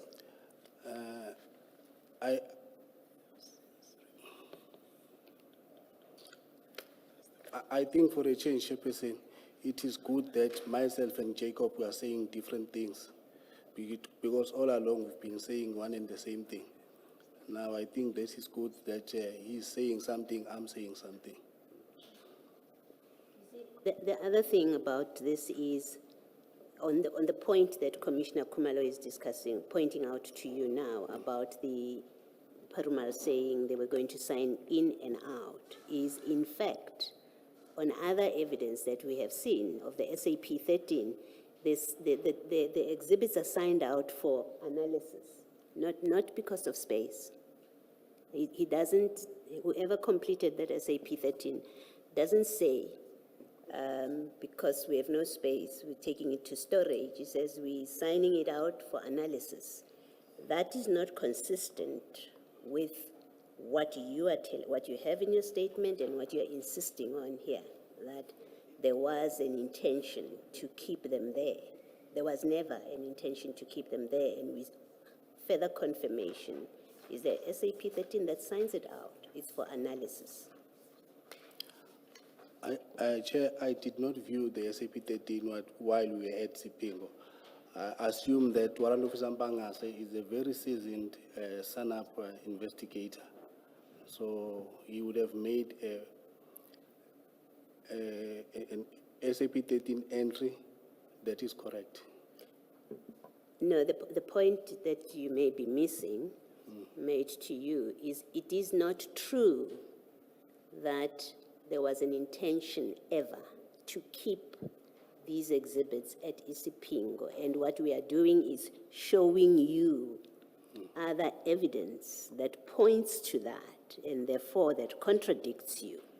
And the last one that I'm Commissioner Kumalo has referred to Perumal and to Jacob, right?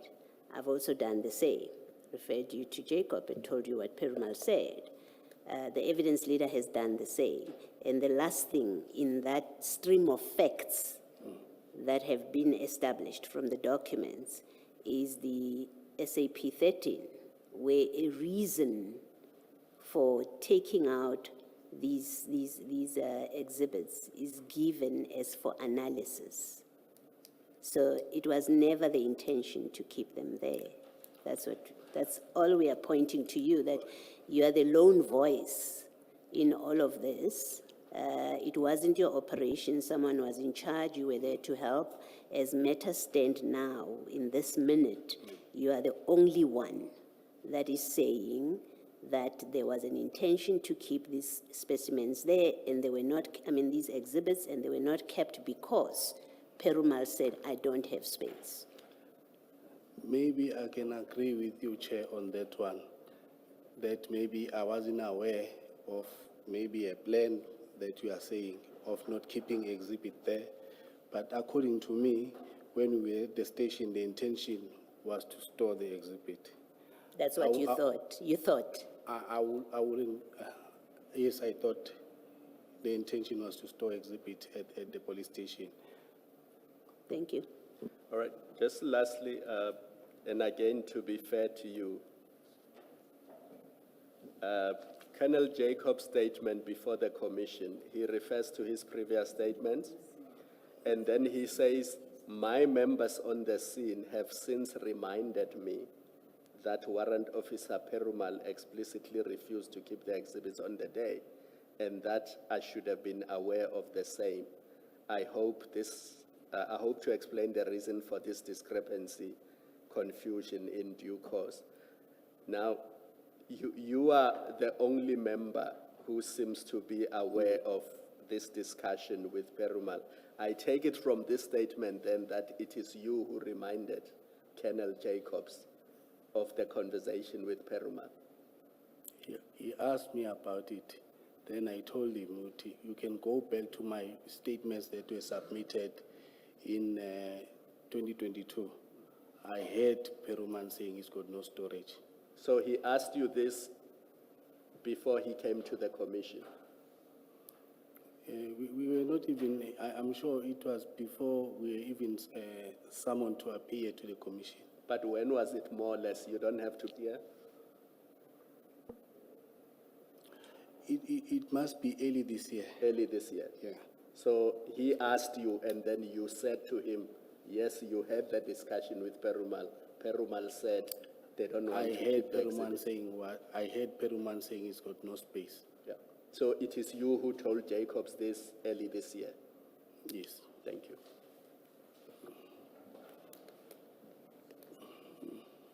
Sorry, I keep saying Jacobs. It's Jacob. Jacob. I apologize. Okay. Okay. So Jacob does not necessarily remember what he was discussing with Peruma, but you reminded him. I'm not saying that he does not remember what he was discussing. I'm saying I heard Peruman saying he's got no space. Okay. Now, in your statement, if you go to the same file, page 634,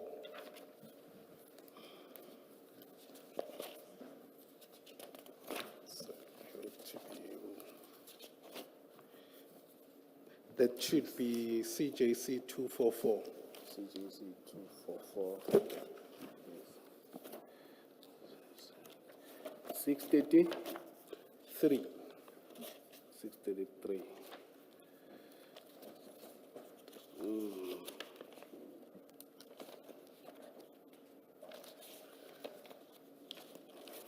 But I'm more interested in the following page,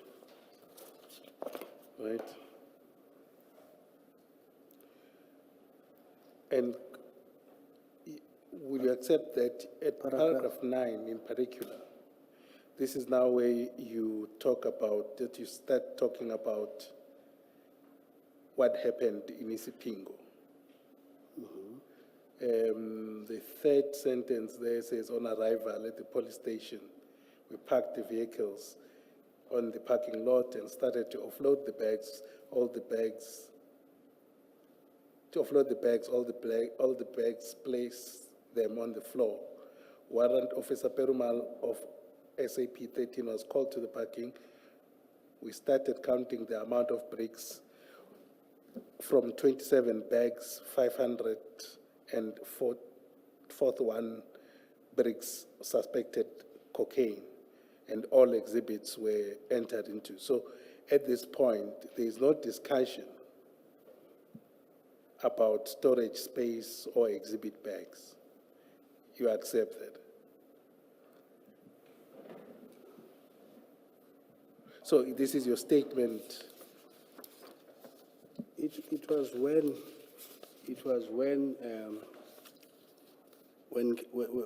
the exhibit were taken out of the bags.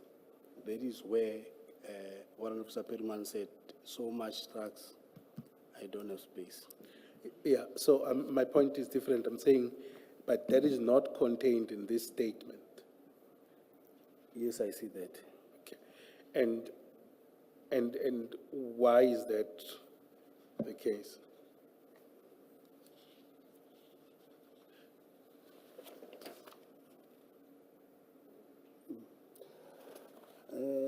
I think, Chair, maybe, can I also view my further statement? Yes, that's where we'll go. That's at page 645. So we agree here there is no reference to that. At page 645, this is your further statement, 645. correct? Sorry, Mr. Skaka. What's the date of the one starting at It's January, 633? it's 27 January 2022.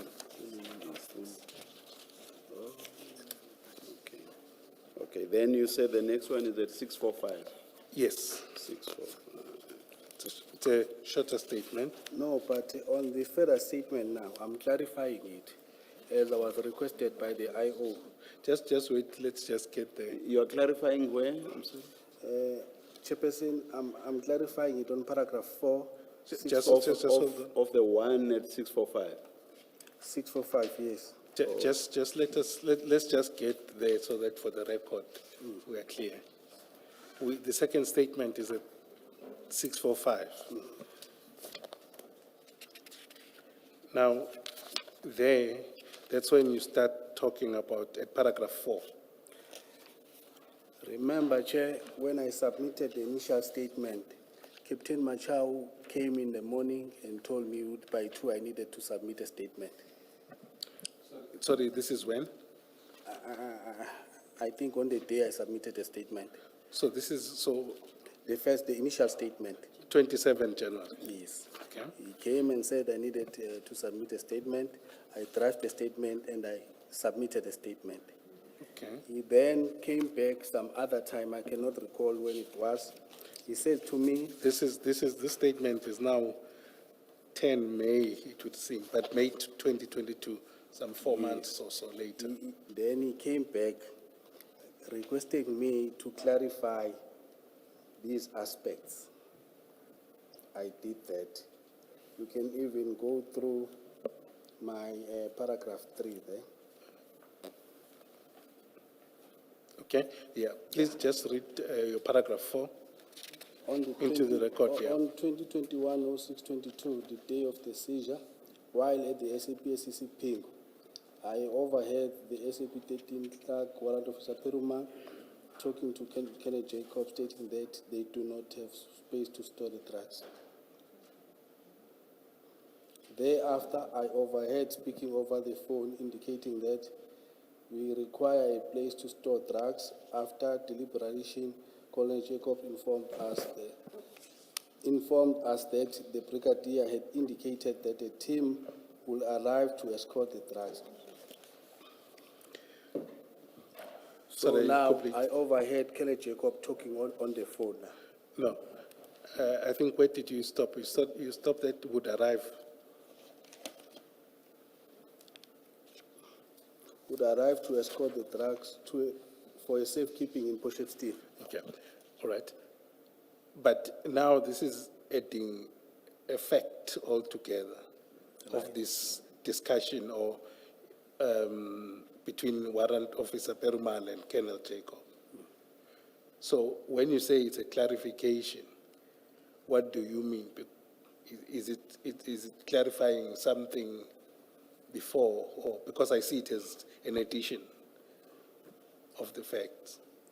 But, Chair, if you go to my paragraph 3, I was requested by Captain Mojela to submit a further statement to the one I submitted to them before as per inquiry file 28 of 6/2021. They indicated that I need to clarify some aspect of my affidavit. They must have been point out the aspect that I needed to clarify. Hence, I'm only clarifying these two. Okay, so what may have probably happened, just giving you the benefit of the doubt, is that they gave you this date and say, can you clarify or add more detail to it? Yes. I'm saying, I don't recall exactly, but the way I'm writing it here, it's obviously saying that they pointed out the issues that they want me to clarify. Okay. Now, the version here... Sorry, before. Colonel, did you know that ordinarily those exhibits ought to have been kept in Isipingo? Yes. According to my knowledge, all the exhibits are kept in the police station of jurisdiction. Yes. Yes. Now, the difficulty I have with your earlier statement, the one of 27 January 2022, is that you refer to Warrant Officer Perumal, the SAP 13 clerk, being called to the parking lot. And then you say you started counting all the way down to finalizing that process. And then, sort of randomly as it were, and with no explanation, you say, Lieutenant Colonel Jacob indicated that he has spoken to Brigadier Nyuswa about a safe place to keep the exhibits. Yeah. What I find difficult to follow is, why did you not include this important detail that you say you were aware of, which is that these exhibits ought to have been kept in Isipingo? When you jump in that statement to Lieutenant Colonel saying, these, according to Brigadier Nyuswa, these must be taken to some safe place. How do you not explain the prescript that you say you were aware of? Why do you not explain that in this statement and say they were not kept at Isipingo because the clerk, the SAP 13 clerk, did not have space? And then as an alternative, which you say in paragraph 11, as an alternative, Brigadier Nyuswa then came up with some safe place elsewhere. It was so obvious for you to explain what ought to have been done in accordance with the prescripts. You don't say it. You only say it in a later statement. And which is prompted by whoever it is that required of you to give some quote-unquote clarification. Why would you not have stated something so obvious? I think, Chair, it's an omission. That is why we tender oral evidence to clarify all other evidence or explain or elaborate more. Who do you say, maybe you do explain, I didn't see just now, who do you say required you to give clarification? Who required me to give Clarification It's kept. It's, pursuant to which you then made your May 2022 statement. Am I correct? It's the investigating officer, Captain Marshall. Did he specifically tell you in what respects your statement did not state everything it ought to have stated? He just told me I needed to clarify the issues. I remember it was the issue of this. No, I want a clear and direct answer. Did he specify the issues on which he required clarity? Yes, he did. Can you tell us what those were? Those issues that I needed to clarify is paragraph. No, issues, not paragraphs. No, issues. I want to refer you to a Okay. statement now. Okay. To my further statement. Okay. Please give me the page number of the further statement. 645.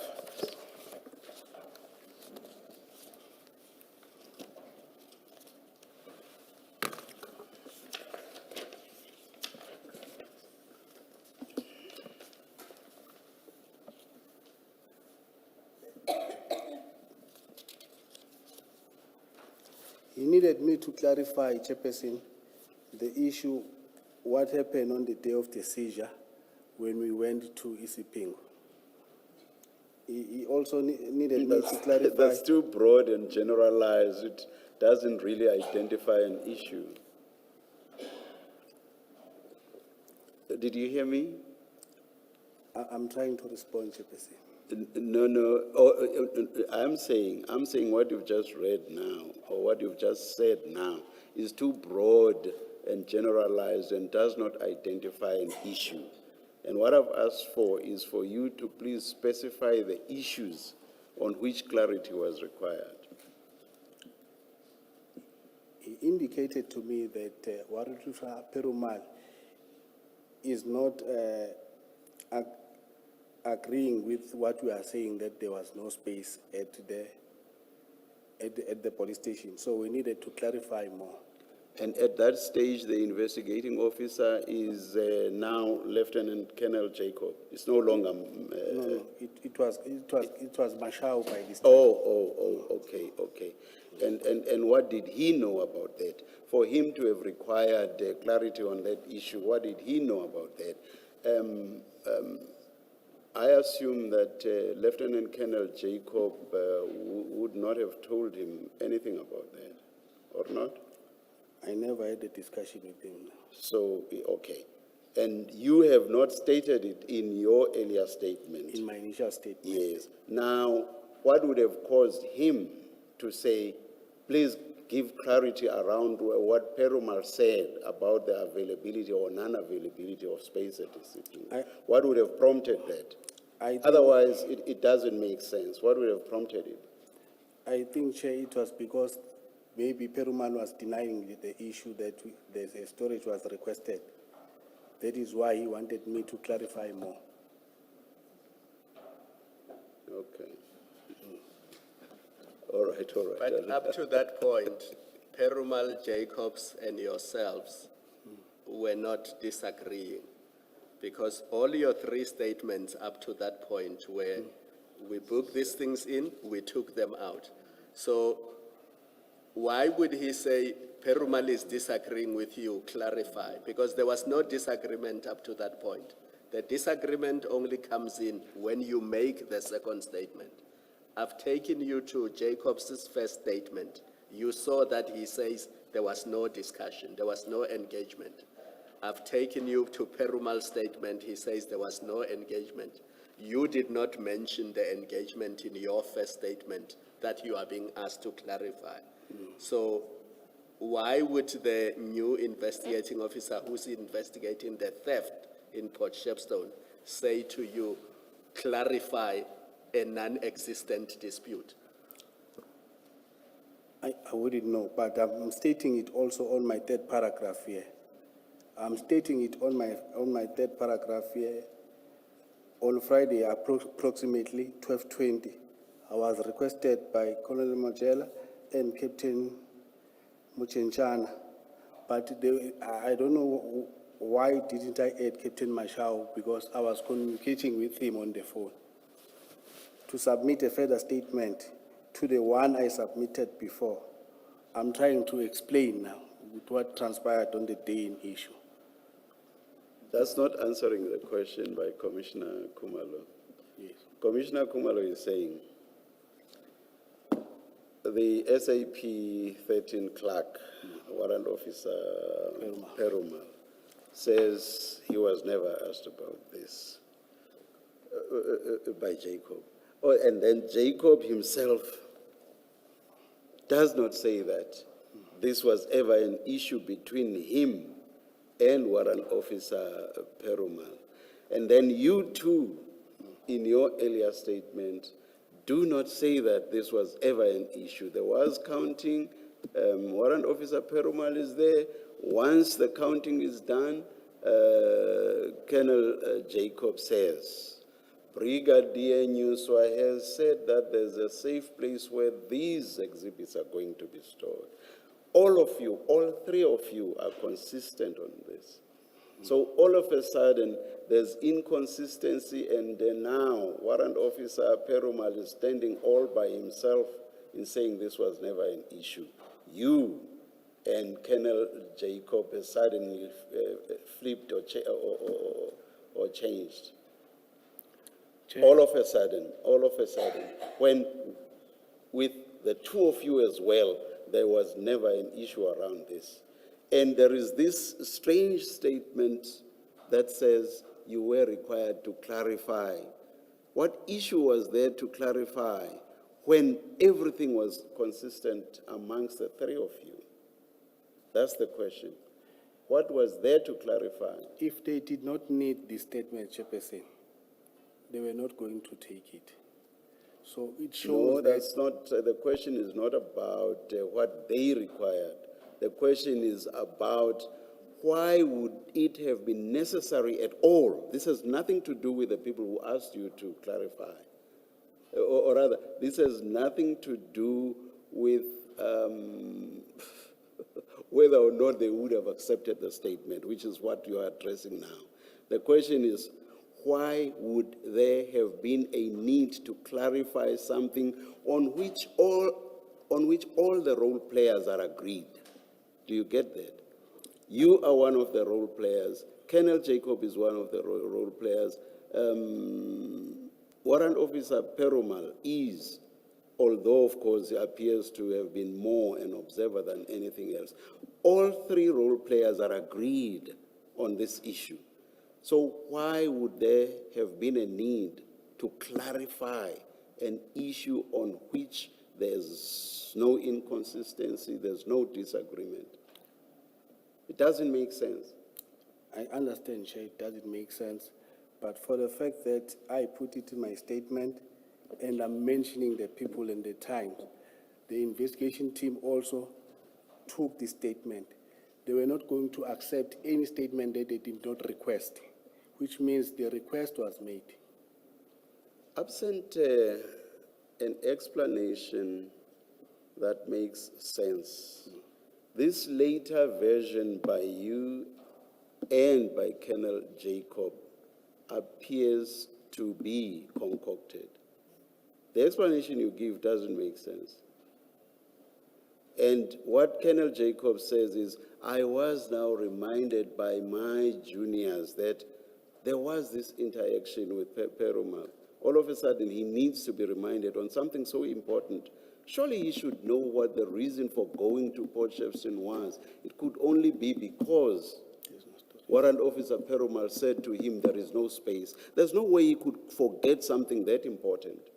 So it's on that basis that I suggest to you that, subject to an explanation that is more reasonable than what you have told us, what you are telling us appears to be concocted. What is your comment? No comment, Chair. Thank you. Can I perhaps suggest a possible explanation for that paragraph? The possible explanation, and I think the most likely, probable, is you were asked the question to clarify why the exhibits were not kept at Isipingo. What was the reason? You were likely asked that question, and you had to give what you considered a credible explanation. You then say, I heard Perumal and Jacob talking, that there is no space. That's why. And the next thing, Jacob had called someone on the phone, and then he said, we have now to take them to Port Shepstone. It's because you were asked to explain. And I want to point out to you that, in fact, in that clarification, you say you overheard Jacob talking to Perumal about this, that they do not have space.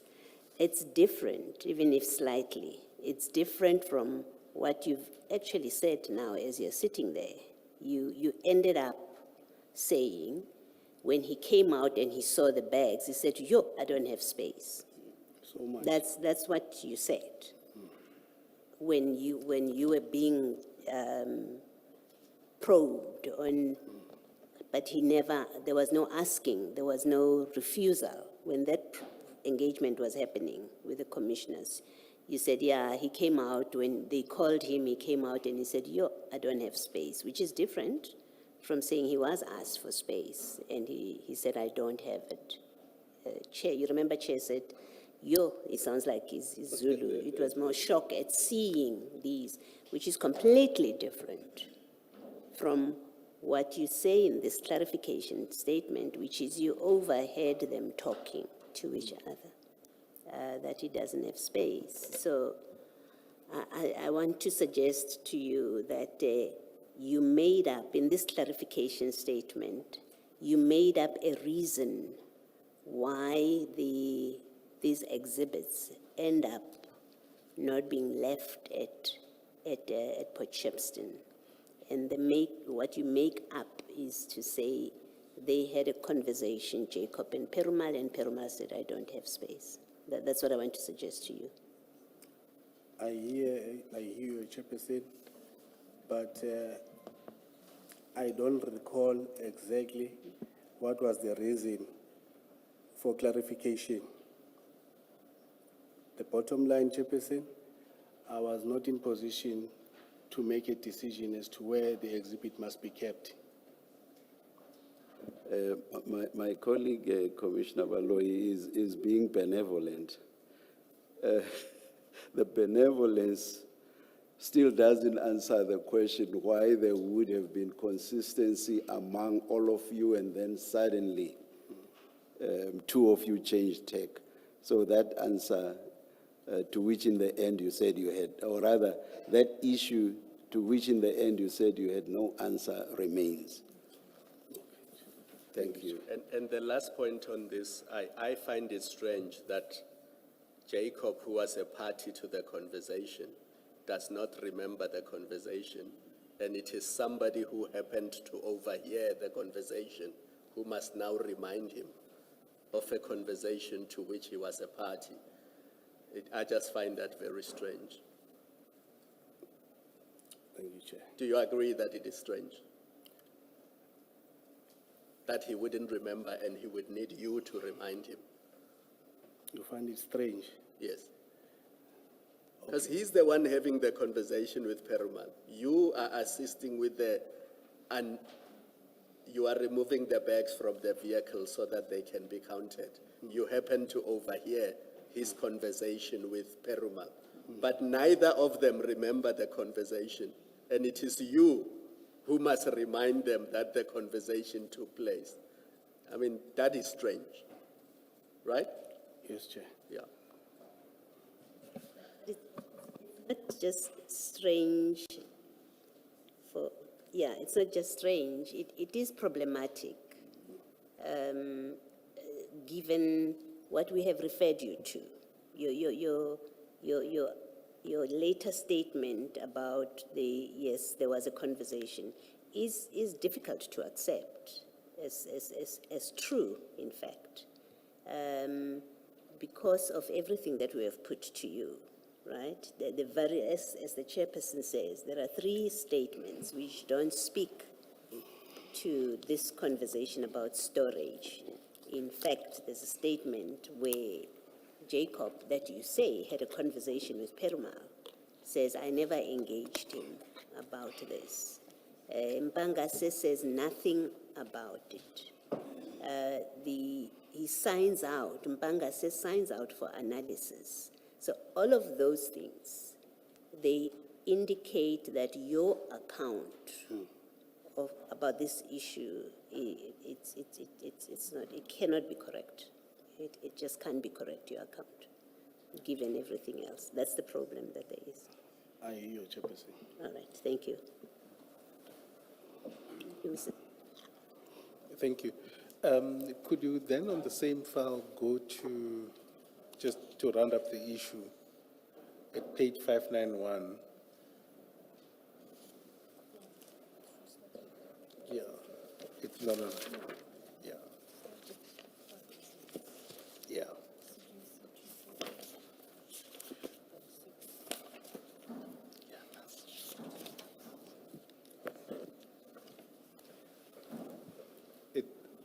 Yes, I'm there, Chair. Said page?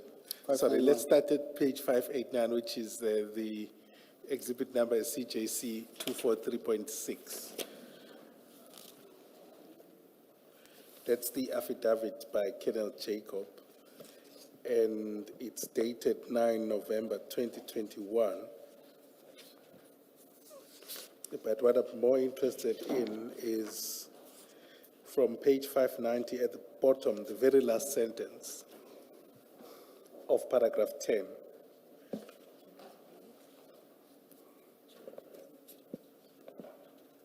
Are you there? Yes, I'm there, sir.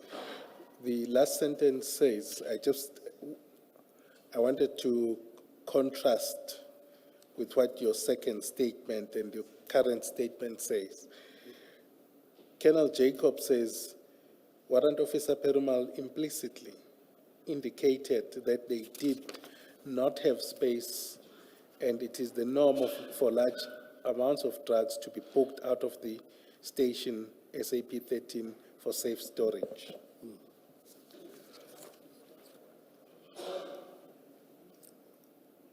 Now, what do you see the difference between that, the implicit, and someone saying, yo, there's no space, or on the phone, or having a discussion? Do you see the difference between those 3 versions? It might also be caused by the fact that this happened 5 years ago. Yeah, so this one is 9 November 2021, and yours, the following one, is January, and then May. I hear you, Chairperson. So which one? And then which the chair was saying, Warrant Officer Perumal also has a different version to you. But what then suddenly changes is that from May, you then introduce this thing, and then Jacob himself then suddenly changes. Where the difficulty lies is then either they seem all to be saying no, but you are the one that seems to be certain. So the people you say were part of the discussion actually rule it out. Okay. But you say do you still maintain that position? I maintain what I had. Okay. Thank you. Then the next point I want to go through, still on the same thing, is the exhibit bags. So let me just put the paper aside. Sorry. In a way, I'm taking you back. I don't know if we actually placed this on record, but of course, we did refer to it, even if we did not specifically refer to the actual wording. I hope I'm not repeating it. This is Colonel Jacobs's. Oh my gosh, it's unsigned. You probably not own it. The very first. I don't know if I need to say it. Did he disown it though? No. He accepted it. He accepted it. I raised that issue and Advocate Sillot took him through it. Oh, yeah. And he Okay. accepted He that this accepted. is his first Okay. statement. Yeah. Just for your benefit on what I was engaging you on and on which both my colleagues joined. What is this now? Yes. Paragraph 8 of that statement, it says... Can I Warrant- just, Sorry, it's at page 575. Page Yes. 575. The flag there is CJC 243. Yes, I'm there, Chair. Yes. I'll just read from the second sentence. Warrant Officer Mpangase entered the exhibits into the Isipingo SAP 13. The member in charge of the SAP 13 was Warrant Officer Perumal. The exhibits were acknowledged by him and immediately booked out by Warrant Officer Mpangase. SAP 13, that refers. Oh, no, it does have that. It says the exhibits, no, it doesn't make the point. It says the exhibits could not be accommodated at the station and arrangements were made for it to be stored at a secure location in Port Shepstone. He does not say that Warrant Officer Perumal said that he could not accommodate them. It does not suggest that that came from Warrant Officer Perumal. And indeed, he says he then had to be reminded by you about his engagement with Warrant Officer Perumal on this aspect specifically. I hear what you're saying. Yes. In fact, just perhaps to complete in that where Advocate Skakani, Mrs. Skakani was referring you to where Jacob says Perumal implicitly indicated, you remember that statement you were looking at? Yeah. It concludes that paragraph by saying, I did not force the issue of storing the exhibits as I had reservations about the safety of the exhibits at the station. So it was never a thing that they were not stored there because Perumal refused. The use of implicitly there suggests that there was no discussion, because if Warrant Officer Perumal had said so, he wouldn't say he said so implicitly. He would say he said. Do you get that as well? Yes. Thank you.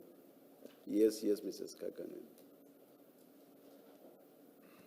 Thank you. So the point I think that flows naturally from that I wanted for us to go through is then the issue of the exhibit bags, right? Earlier on, you had indicated that you had exhibit bags in the car, albeit they were not sufficient. Yes. And then now you are at TC Pingo. Then in your statement, your current statement, that is,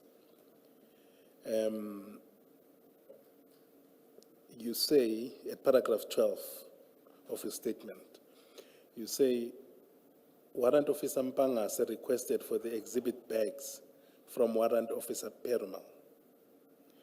Then you continue and say, however, he, that is Warrant Officer Perumal, indicated that he didn't have any forensic bags. Right? Now, I just want us, in light of this discussion, right, would you still maintain that there was such a discussion about the exhibit bags between Warrant Officer Perumal and Mpangase? There was a discussion. Hence, I had to go to the church office to request. Because I was the only one who knew I had, I think, less than 5 bags that I had in the car. Okay. So you then went to the church office and requested by Warrant Officer Mpangase Yes. to request the office, and then you were told, according to you, that there wasn't any forensic bags. Yes. Who told you that? I find 2 sergeants there. One of them was a church office commander. Sorry, who? Sergeants. I found sergeants. There were 2 sergeants in the church office. Sergeant who? I did not take their name. But Okay. I remember I went to the church office. I requested for the bags, and then I was told they don't have bags. Then I returned back to the parking. Right. Let me accept, for example, so your side, you had exhibit bags, right? Now, Less than 5 bags I had. less than 5. Yeah, that could accommodate the 27 bricks. And just correct me, you said generally, or maybe that's a stronger word, that members would have in the ordinary course exhibit bags. Yes, we normally place exhibit bags in the boot at the boot of the state vehicles. Okay. And where do you get those from? We request at the station, sometimes at the office. Exhibit bags are an issue and they are not easy to get, more especially the bigger sizes. Yes. Okay. I'd like to to maybe request for your comment whether it is a possibility that a police station would not have an exhibit bag at all. Depending on the size. Okay. So in this case, your answer is that you said, I went to request for the bags at the church office. Members indicated that they don't have forensic bags. Yes. So you still maintain that Yes. it's a possibility that the entire police station or any official or office member would not have any exhibit bag. But in all of this, you are the only one with exhibit bags. Not necessarily I'm the only one. I was the only one who was in possession of the state car at that time. So the bags normally sit at the boot of the car. So I know more or less what type of bags I've got in the boot of the car. Now, I'm saying with the entire police station,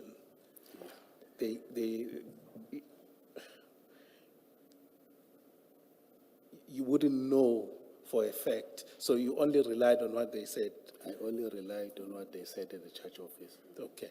And you say in your encounter, well, in your experience in the police force, is that possible? Other than, can it happen? Yes, it can. It does happen. It does happen. Some police stations, they don't have it. Entirely. Yeah. And obviously, here at TC Pingo, I think we can agree, we don't need to test that. We can agree that they did store exhibits before. Yes.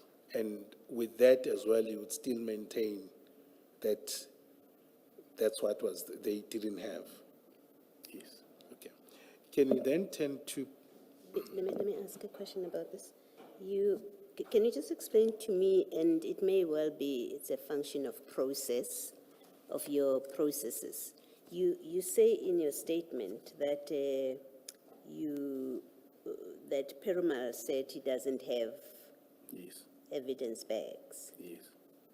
and then but you still go to the charge office to ask. If Perumal says to you, I don't have evidence bags, surely he speaks for the station. Why would you need still to go to the charge office to ask for?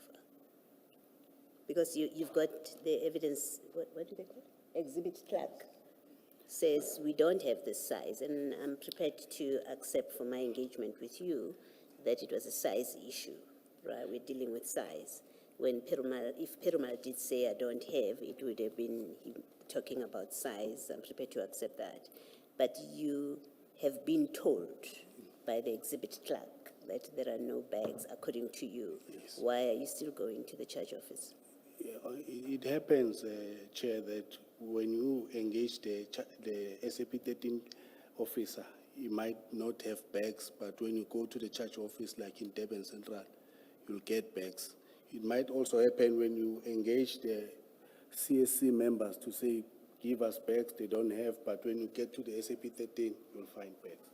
So I was just doing as requested to try and go and check at the church office. So the evidence, the exhibit clerk retains evidence bags?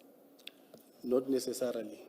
No, what do you mean not necessarily? I mean, sorry, I ask from not even fully, not knowing what in fact, apart from making sure the exhibits are there, they are properly registered and making sure they are safe.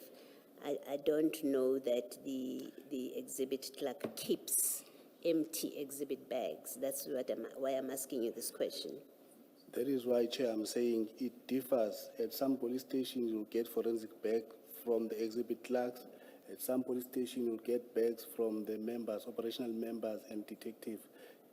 Everybody who uses bags in his daily duties might keep the bags. So when Perumal says, I don't have bags, you didn't think he speaks for the station? You thought he's speaking I for thought himself? he was speaking for himself, and I was also requested by Mpangase to go and check the bags at the CSC. That's why I went. Okay. And when you don't get them at CSC, because you've now been tasked Yes. with finding exhibit bags, when you don't get them, why do you not suggest, let's phone other police stations to bring them here, to try and source them so that they can bring them here? Because as you said previously when you were talking about Perumal, you said as an experienced SAP 13 clerk, he would know that to accept the exhibits into his SAP 13, they must be in evidence bags. Why did you not, as the person now tasked to find bags, why did you not say, I am phoning other stations. I don't have them from charge office. I'm phoning other stations to try and find them. I could see that Warren Sampangase has started completing the register, the SAP 13 now. So there was no need for me to even think of trying to source for the exhibit bag, because he had already started entering the exhibit in the SAP 13. And that's why you didn't make the suggestion. That is why I did not make the suggestion. But you knew and understood that what was going on was wrong at that point. Please don't say no. I will not accept it as a truthful answer. Don't say no. But Chairperson, if the custodian of the register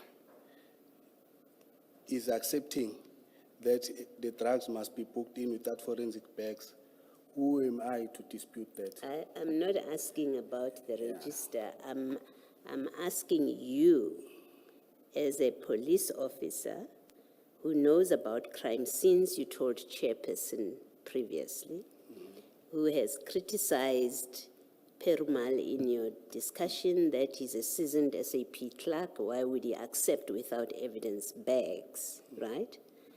I'm asking you on that basis that you, today Colonel Sibia, then warrant officer, you were warrant officer then, you knew as you stood there without evidence bags, you've been to the charge office, there are no evidence bags, you see warrant officer Mpangase completing the SAP 13 without these exhibits being put in evidence bags.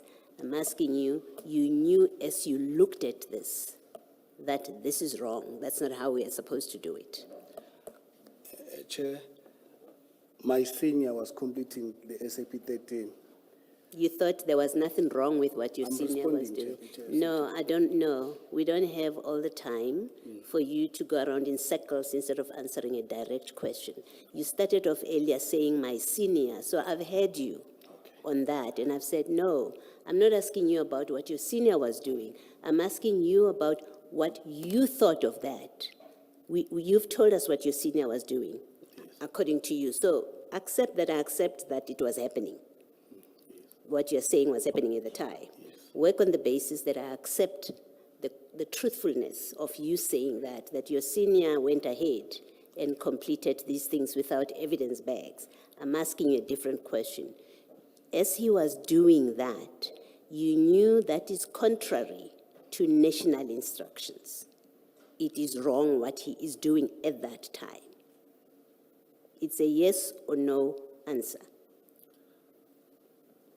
He may have an explanation why he was doing it. You may have an explanation why you didn't say anything to him.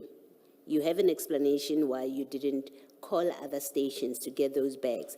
I'm not interested in that. I'm interested in, as you look at it, as it's happening, you knew what he's doing is wrong. Not what you are doing, but what your superior is doing is wrong. Yes, Chair. It's against what the books say we should do. You knew that. Okay, thank you. But if I may add also, Yes, Chair, yes, you may. sometimes operationally we have to make decisions that are contrary to the national instruction. If the attempt failed to try and secure the forensics bags, then the next best thing is to book them in as they are. You accept, as I think you must, that you cannot say there was a failure to obtain because you didn't call other stations. And I'm not blaming you. I'm not putting it to blame you. I'm saying you are at Isipingo, you know what the rules say. None of you said, let's call the other stations and then say, oh, we've tried. Nobody has it, then we have to do it the Mpangase way, right? You accept that? I accept. Okay, thank you. Can I ask a yes or no answer? Is it fair to say that this whole problem that arose at Ispingo was because LCRC was not called to the scene to begin with? Yes, it is fair. Thank you. How much longer do you think you are going to be, Mrs. Kakane? I'm asking because we have other important commission-related engagements, but I'm not unduly pressuring you. I just want to find out. And of course, if there's stuff that you think you can skip, then maybe you could consider that. But as I say, I'm not unduly pressurizing you. Would 4 be a terrible time? Or Yes, it's only 30 minutes, yes. that's my time. Thank you. I'll try to go through some of the issues. If you go, I think I wanted to take you to page 653. That is exhibit CJC 244. 653. I just want to tie up the issue of the exhibit bags. And at least, 653. yes, that's the, if you go, maybe just to start at 652, it will tell you it's an affidavit or statement by Warrant Officer Perumal, handwritten, right?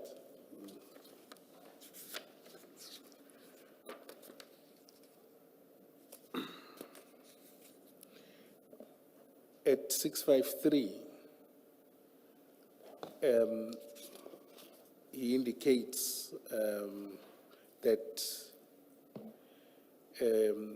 Lieutenant Colonel Jacob did not ask for forensic bags, right? I'm trying to make up the handwriting.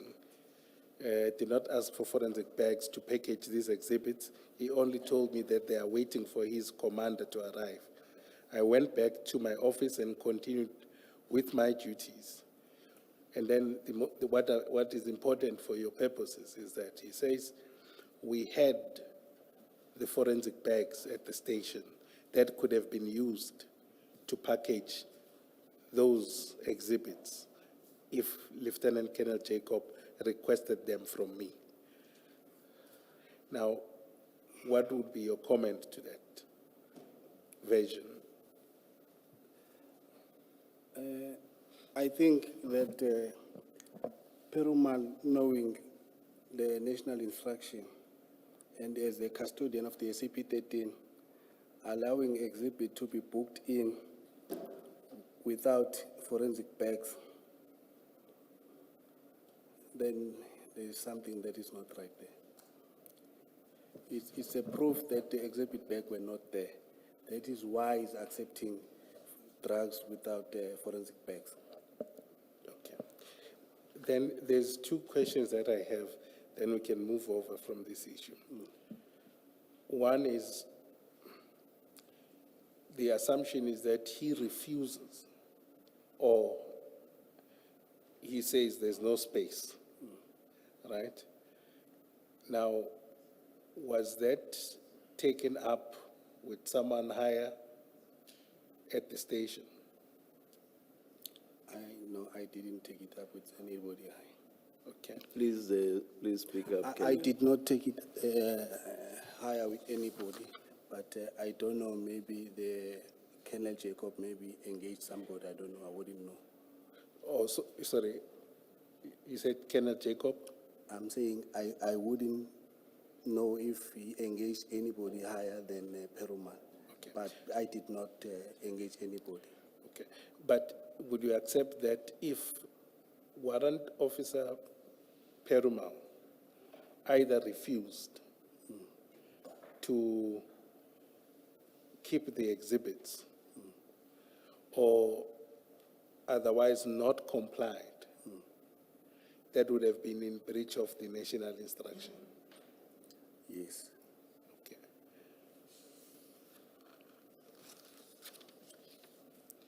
And what's the likelihood, I think, if there was this, I think we can conclude that all of these were anomalies in a sense, because they are non-compliant. So there would be significant point. One, the very police station where these exhibits must be stored, for one reason or the other, can't store them.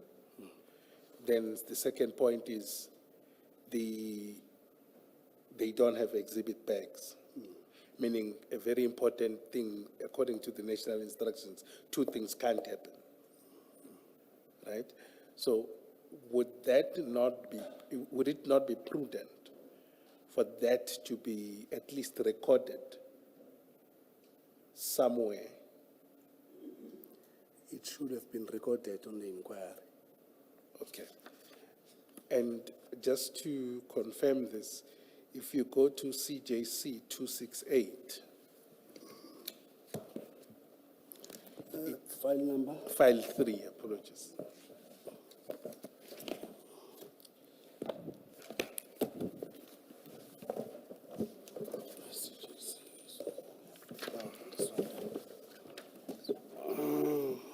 Starting at page 800. 6 to 8.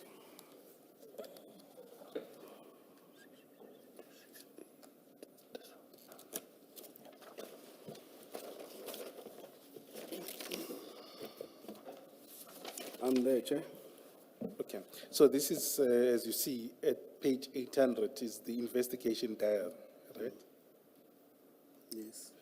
Now, the investigator started investigating people was Jacob, Mpangas and Jacob, Mpangas and Jacob. But for me, I think, Chair, it is unfair to be given this inquiry because I was not the investigating officer. The two people that should explain the issue of the entries made here in the inquiry are Jacobs and Pangas. So for me, I played no role. There's not even a dot that I put in this inquiry. So I think, Chair, So I think, Wait for the question first. Let hear first what he's asking. I agree with you. You'll be surprised that it would be unfair to ask you to explain anything in the diary. So maybe let's wait for the question and see what you're being asked. thank you, Chair. thank you, and I don't mean to say he completed anything of the sort or to explain, and if he can't comment, that's fair enough. But the point I was making earlier on was that given these two serious breaches or anomalies that would have justified, in the ordinary sense, deviation from the national instruction processes, what you don't have in the investigation diary is anything that talks to that, right? And obviously you didn't complete it. It shouldn't be. It should have been there. Yes, that's the point I was just trying to check. Oh, Yes. it should have been there. It should have been completed in the normal sense. Okay, that's the point I was making, so, thank you. And it wasn't directed at you so much. It was to give assurance to the witness. No, sure. Thank you.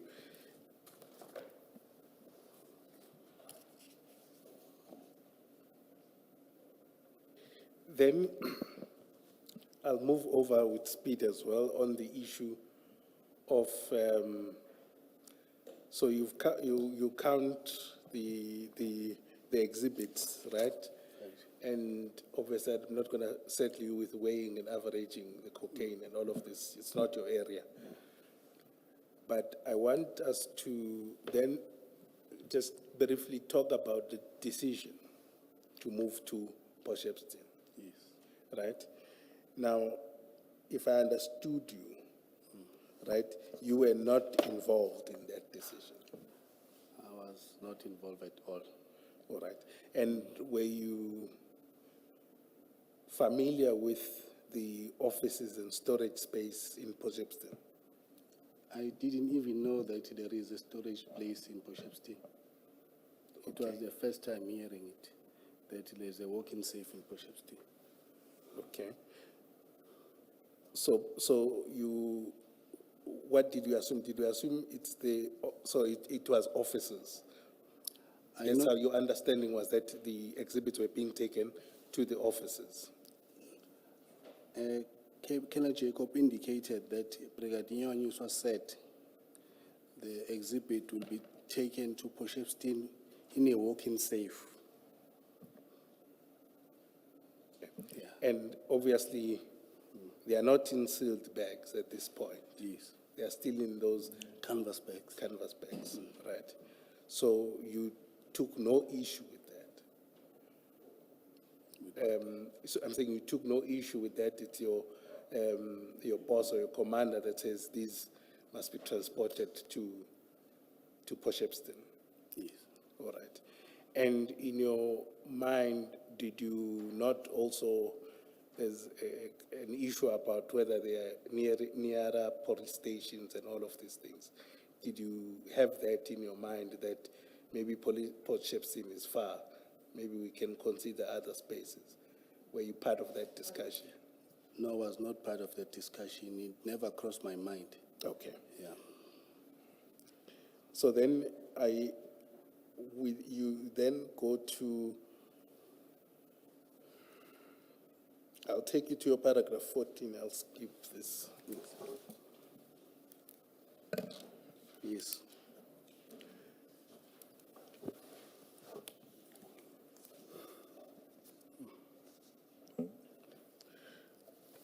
what I'm interested in Yes.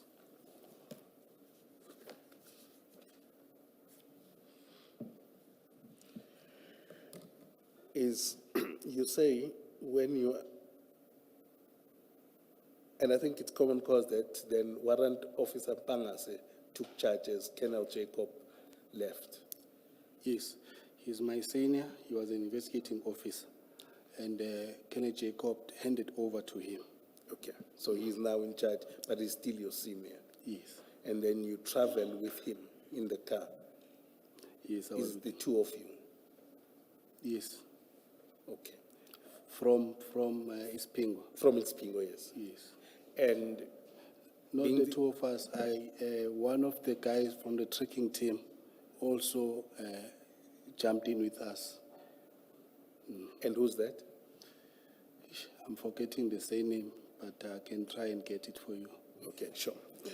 Then in this discussion, now he's in charge. It's the whole thing I wanted to establish. Does he then brief you about the discussions, about why the exhibits are being stored there and all of this? What's the discussion around that? That's Remember- news. I mean, Pangase. Remember that before Kenneth Jacob departed, Yes. he told us that Brigadier Nyusa said the exhibit will be taken to Potchefstroom for storage, the inner walking safe. Then I knew what's going to happen. Then when Pangasena was in charge, we waited for the escort. As soon as the escort arrived, Pangase briefed the escort to say that we've got drugs here, we need to load them in the vehicles, and we are escorting them to Potchefstroom. Okay. And the time between Ispingo and the departing, how long was that? The time between Isipingo, Yeah, now you're finishing and now you're leaving, now you're departing to, okay, maybe let me ask it differently. I know when you arrived there. What time did you leave to Potchefstroom? I'm not sure, Chair. I'll be lying if I say I still Before remember lunch, the time. after lunch, It was after lunch. after 2? Yes, after 2. It was after 2, okay. All right. And the decision itself was taken before you, around what time? No, I don't remember. You don't recall? I don't Okay, remember. that's fine. Then you arrive at Potchefstroom DPCI offices, right? Yes, My interest is when you arrive there, you met General Sinona and Brigadier Nyuswa, yes, the acting unit commander of Potchefstroom, and other members, yes. right? And the way I read this is that you arrived at the same time. Yes. And was General Sinona traveling with Brigadier Nyuswa, or they came in separate cars? They were traveling together. Okay. And where did they park? They parked on the parking lots at Potchefstroom Organized Crime parkings there. Outside the office, there are parkings there. Okay. I'll just ask, I do need to be pedantic on this point, just one question around it.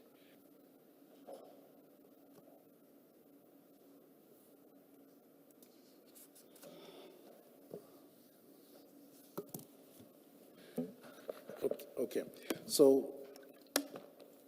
when you were offloading the exhibits, right?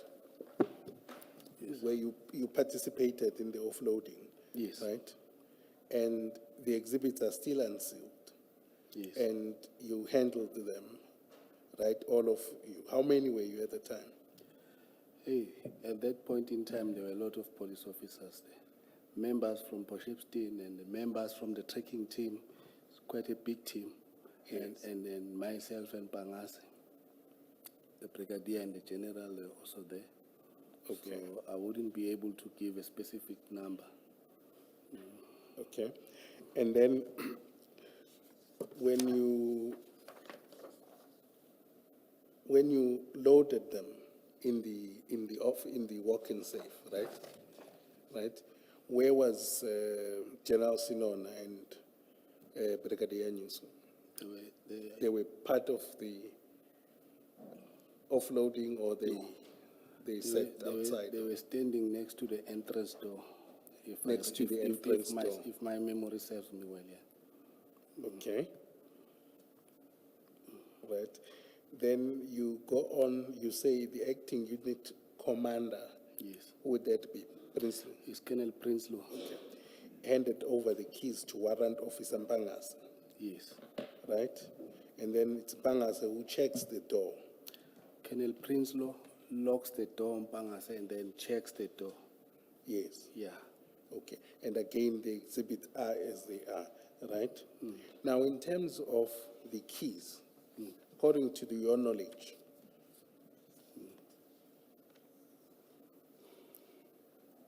was it appropriate, was there any documentation that was filled about handing over the key? Was there any formalities, or it was just, here are the keys? I did not see any document being completed. Okay. And do you think, would that have been a requirement? I think maybe the OP entry should have been made at the police station. Yes. At the offices there in Potchefstroom, Yes. to say the key is handed over to so and so, and whoever was receiving the key should have signed in Yes. the occurrence book.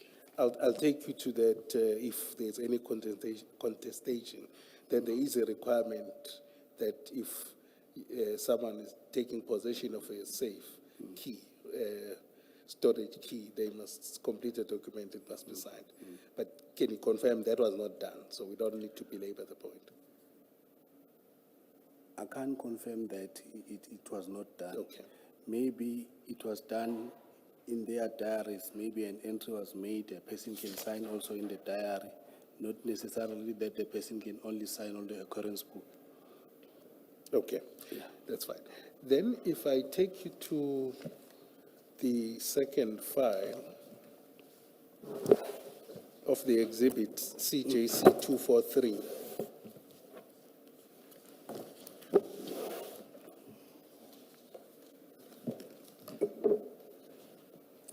Second file, CJC.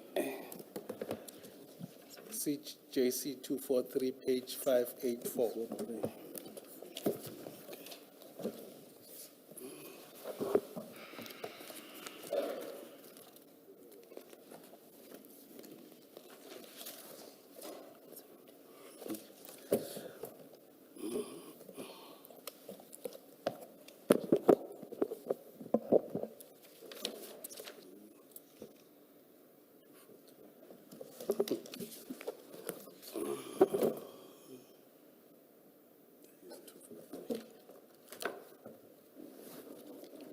I'm at CJC 243, Chair.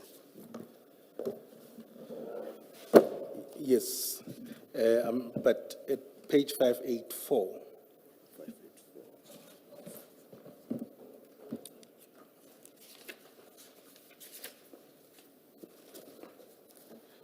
Yes, I'm there, Chair. Yes, so this is the statement dated 25 November 2021 from Brigadier Nyuso. Did you see that? Then I want to go to the following page at the bottom. It's paragraphs not numbered, 585, the very last paragraph. Yes. Now, somewhat, Brigadier Nyusa seems to suggest rather, that when he arrived at the DPCI offices, the members, he says, let me just read it for the record. When we arrived at the Potchefstroom DPCI SOCI, the investigators had finished offloading the exhibits, and the exhibits were placed in the safe in the presence of Lieutenant Colonel Prinsloo. We were then shown the exhibits. The safe was then locked, and the safe key and the spare key was given to Major General Sinona for safekeeping, right? Now, what would be your comment with his version? He doesn't seem to say you arrived at the same time. He seems to say it was after. When we got there, they were there. So, sorry, just speak up, yeah? I'm saying when we arrived in Potchefstroom, they were there. Okay, so this we version. arrived at the same time. Okay, so he would be wrong in this version. I cannot respond on his affidavit, but I'm saying when They are contradicting each other. yeah, because I've got also my own version that I'm Yes. saying, then that's his version, then I cannot dispute it. Okay, and then in terms of the key, your version is the key was handed over to Warrant Mpangase, right? Colonel Prinsloo handed over the keys to Mpangas. So Brigadier Nyusa says they were shown the exhibits, right? The safe was locked. He doesn't say by who though at this point. And the safe key were handed to Major General Sinona for safekeeping. Yes, the key Mpangas handed them over to General Snon Okay, so it's just that he's missing Pangase in this point. in this point, yeah. Okay, no, that's fine. So ultimately, the key ended up with General Sinona. Yes. Okay. Can I ask the question? Why were these, on the day itself, you are now in Potchefstroom, why were they not put in evidence bags on that day when you got to Potchefstroom? Chair, if I can tell you, I'll assume that maybe no one thought of it because I was contacted the following morning I was requested by Mpangas the following morning to say that no, we needed to go back to Potchefstroom to pack the exhibits. I think maybe it was also that it was late in the afternoon. Yeah, but the place remains open as long as you need to work. And I think, and I note that you say maybe. So no discussion came up about these must be put in evidence bags before we leave this place.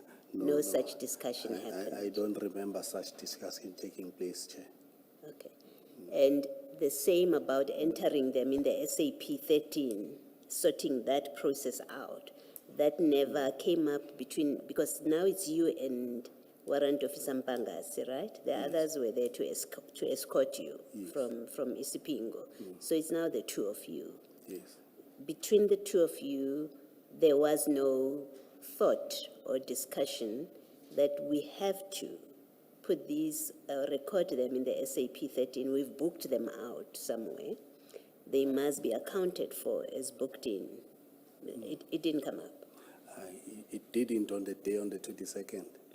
It's only in the morning when he came and requested that we should go there.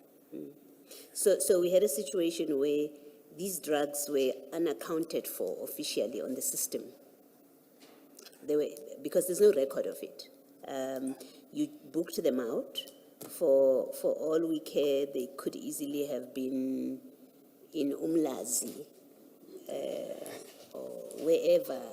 I'm just making the point. The point I'm making is there is no record. Once you have booked them out, once Mpangase signed them out for analysis, because that's what he says, takes them out for analysis, they landed Potchefstroom on the 22nd. By the time everyone goes to sleep on the 22nd, these are not accounted for, where in the records of the SAPs. Because they are not booked in, they just were delivered. So far that's been the evidence. It's not just you who says that. They got there, they were just put in the vault or in the safe, the key, and then locked, the safe locked and the key given to General Sinona. So, and I'm really making the observation to you that, so for all intents and purposes, from that point, in fact, starting earlier when you were transporting them for analysis, and we know they don't go to the lab, they land at a place which is not recorded anywhere in the system until you are back the following day. They are not in bags, in evidence bags and they're not recorded in any subsystem at that point. You accept that?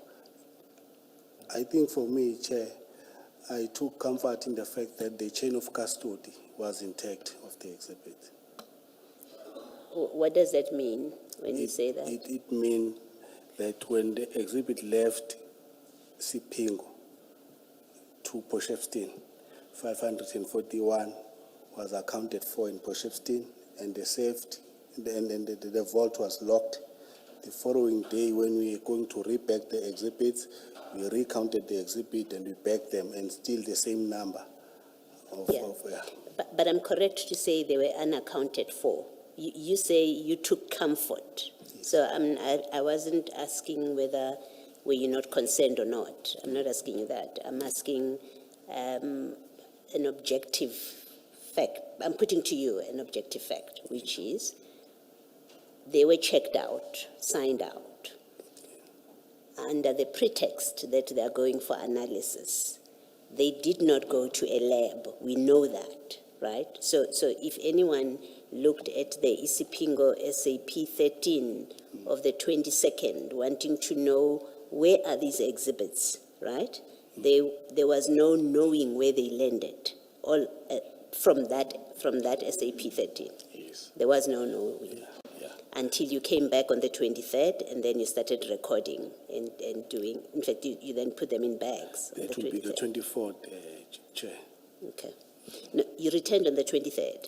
We returned on the 23rd. Yes. We put all the exhibit in the forensic bags. Okay. Then we left again. So they were still not recorded in the system. Then on the 24th, Mpangasa informed me that he was advised by Kenneth Jacob to go to Potchefstroom, take samples, and then book the exhibit at the SAP 13 in Potchefstroom. So he took samples even before he booked them. Is that what it means? Yes. So samples, so they were tampered with, yes, on the instruction of Jacob to say to Mpangase, take samples. So they were tampered with to take samples so that the samples can be taken to the lab. And when I say tampered with, I'm not saying it in a negative way. I'm not. I see you're smiling and you're preparing to correct me. I'm not saying it in a negative way. I'm saying you've got these bricks that are sitting in a room in the vault. Yes. And all that has happened is they've been now on the 23rd put in evidence bags, right? Now we know you did that on the 23rd. But there's no recorder of what's in that vault that relates to these exhibits, right? Until the 24th, when you go back. You say to us, Mpangase came to you and said, I have an instruction to go and take samples and then enter this in the SAP 13. So samples are being taken from bricks, from exhibits that are not yet entered on the system of the SAPs. It's that which I'm trying to clarify in my head. That's correct. Am I correct in that description? We normally take samples, Chair. We take samples, we use presumptive test to test samples. So Mpangase was briefed as to how we must take the samples. That is why when we got to Potchefstroom, he was the one taking samples. Yes. The issue, I'm not taking issue, at least for my conversation with you. Yeah. I'm not taking issue with the fact that samples were taken. That's not the emphasis. The emphasis is there's an instruction to take samples from exhibits that are not yet booked in the SAP 13. You understand what I'm saying? Yes. Right. Am I correct in my understanding of that's what happened? Okay. Thank you. Thank you. I see the time is 4, Chair. But it seems history has hit me once more. Can I request just to do a couple of questions? Please go ahead. This is correct. I think Commissioner Baloyi has taken you through what the 23rd and the 24th were, and you're saying at this point you were following the instruction from Pangase as well. Correct. Yes. And I think earlier we had established that in terms of knowledge of the processes regarding sampling, weighing, and all of this for drugs, you were none the wiser in a sense, right? But here they are involving you actively in that exercise such that you even end up with samples in your possession. It was not on the same day, No, I accept, but I'm just saying, but it sounds as if we are saying now it's on the same day. no. So I'm saying from the 23rd to 22nd, 23rd, 24, right? And thereafter up to the 1st, we're going to come to the 1st. At that time, in terms of what was supposed to be happening process-wise in dealing with narcotics or drugs, you were none the wiser. It was not your field. You had no, that's why, either maybe that's why you didn't object to many of the things that went wrong. I'm listening, Chair. Sorry? I'm following you, Chair. Yes. Would I be correct, or you knew what was going on, but you just looked the other way? No, I didn't know. You didn't. And did you not worry that you are handling exhibits, samples rather, for me, that's, that you then are in your custody in a sense, and then they are given to you, and then you have to give them to Jacobs the following day? I did not take samples. I was present in the vault when the samples were taken. Then the issue of handling samples, it's not a problem. You know, in our daily duties, if people are going to FSL to hand in exhibits, they can just give you the packet to hand in the exhibit on their behalf. So for me, handling the samples is not wrong. To pass it on to another person, it is not wrong. Okay, so would you say that that was in line with the law? What, handling? Yeah, I'm saying, let's go to paragraph 19, My for example, of paragraph your 19. statement. Paragraph 19. Yeah, you say, I don't remember the date, but Warrant Officer Mpangase handed over to me 5 samples Yes. and an inquiry file to hand it to Lieutenant Colonel Jacob on the following day. So your version is that there's nothing wrong with that? Yeah, no, there's nothing Okay, wrong. that's fine. All right.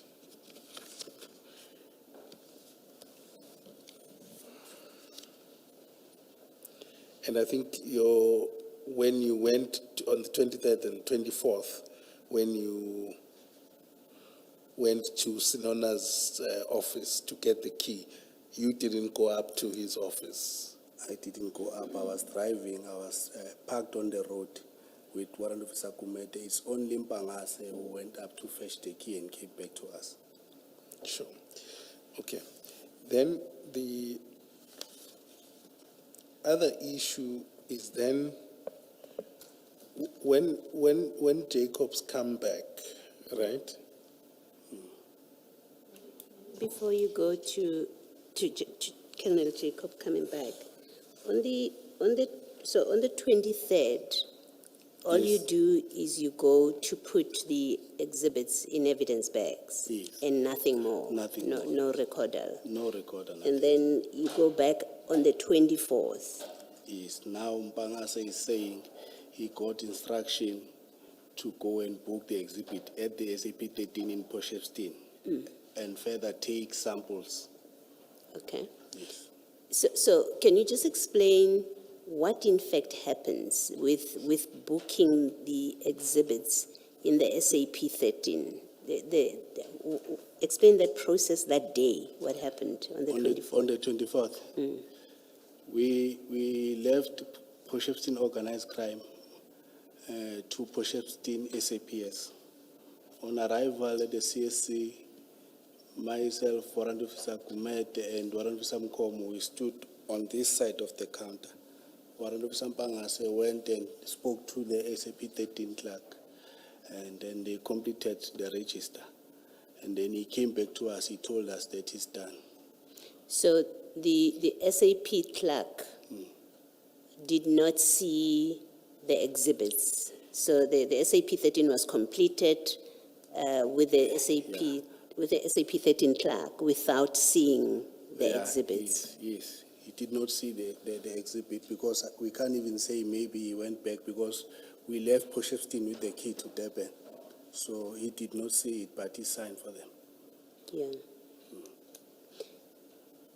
And maybe just so that I understand, so when he, from the one SAP 13, the Isipingo one, right?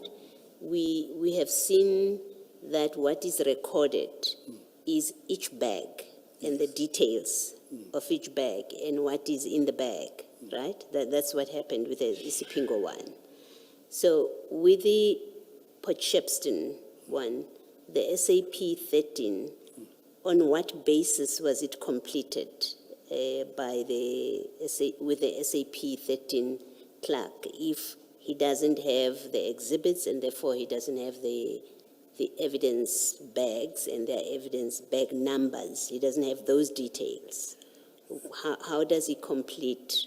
Warrant Officer Mpangase went with the list of all the exhibit bag numbers, and then he completed the SAP 13.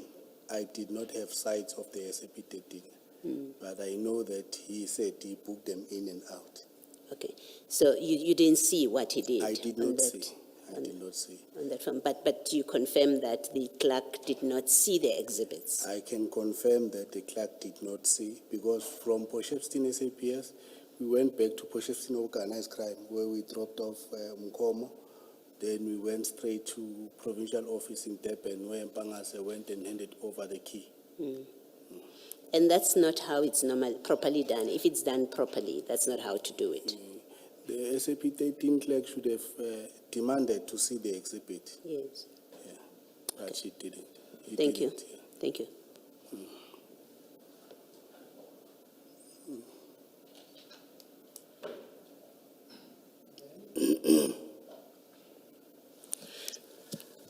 Colonel Jacobs comes back, right? And do you and Warrant Officer Mpangase brief him when he comes back? He was supposed to be briefed by the investigating officer. I did not brief him. Okay. And then you say then at your paragraph 19, on 1 July 2021, I was requested by Colonel Jacob to go with him and Warrant Officer Mpangase to the depot. Yes. To unpack the container, and then you went there, right, did the count. Can you just explain to me what was your role at the CHC depot on the 1st of July? The 1st of July, we got there. There was a person, I don't know whether he's a clearing agent or he came with the packing list, and there were also laborers there. So the container was opened. The laborers, they moved the bags. We inspected the container. We confirmed that the packing list corresponds with the number of bags. And then Colonel Jacob handed over to that person that was with us there. So what would have been your role? What's significant for you about that and yourself? And what role did you play there? I was just accompanying them to go there. What was the purpose of you going there to count the bags? Not necessarily counting, Chair. Sorry, say that? We were not going there for only counting the bags. We were still conducting a further inspection to see did we not miss anything on the day. Yes. Well, you see, the thing is, you say in your statement, which is exactly what Colonel Jacob wrote in his own statement. You say, we conducted a count. We went to do an unpack on the container. We proceeded there. We conducted a count of that number of bags of animal feed. This corresponded with the packing list, and then we released the container. So on your most recent statement, where you speak about this, you account for counting the bags, nothing more. You don't say we went there to investigate for further investigation, in fact. Let me use your language. You don't, and him as well. He doesn't say in his statement, we went back for further investigation and this is what we did when we got there. He says, we went back to do a count to verify that the number of bags corresponds with the packing list. Now, I don't understand why that is your problem, that the number of bags correspond with the packing list. What does that have to do with you? SAPS, when I say you, SAPS. In fact, I want to suggest to you it has nothing to do with the SAPS, that the bags correspond, the number of bags corresponds with the list. But that's what you've said. And it's word for word what Colonel Jacob says in his own statement. Doesn't speak about investigating. And what I suggested, in fact, let me put this to you, what I suggested to him. I suggested to him that this was a charade, it wanted to give appearances that we continued to investigate the docket. There was nothing amiss. This was a serious matter. We were investigating the docket. That's why we went back on that day. And I don't accept that explanation. And I want to put it to you as well, that you may have been unwittingly or unknowingly participating in, I think there is stronger language for my saying this doesn't make sense, and I'm not going to use that stronger language, that you may in fact unknowingly have been participating in appearances of an investigation, because it just does not make sense that the SAPS will take 3 people, a senior colonel, 2 warrant officers, one of whom, this is not his everyday job, go to a container, open, count the bags, and we must go with what you say in your statement. You went there, you counted the bags, and you said, bye-bye.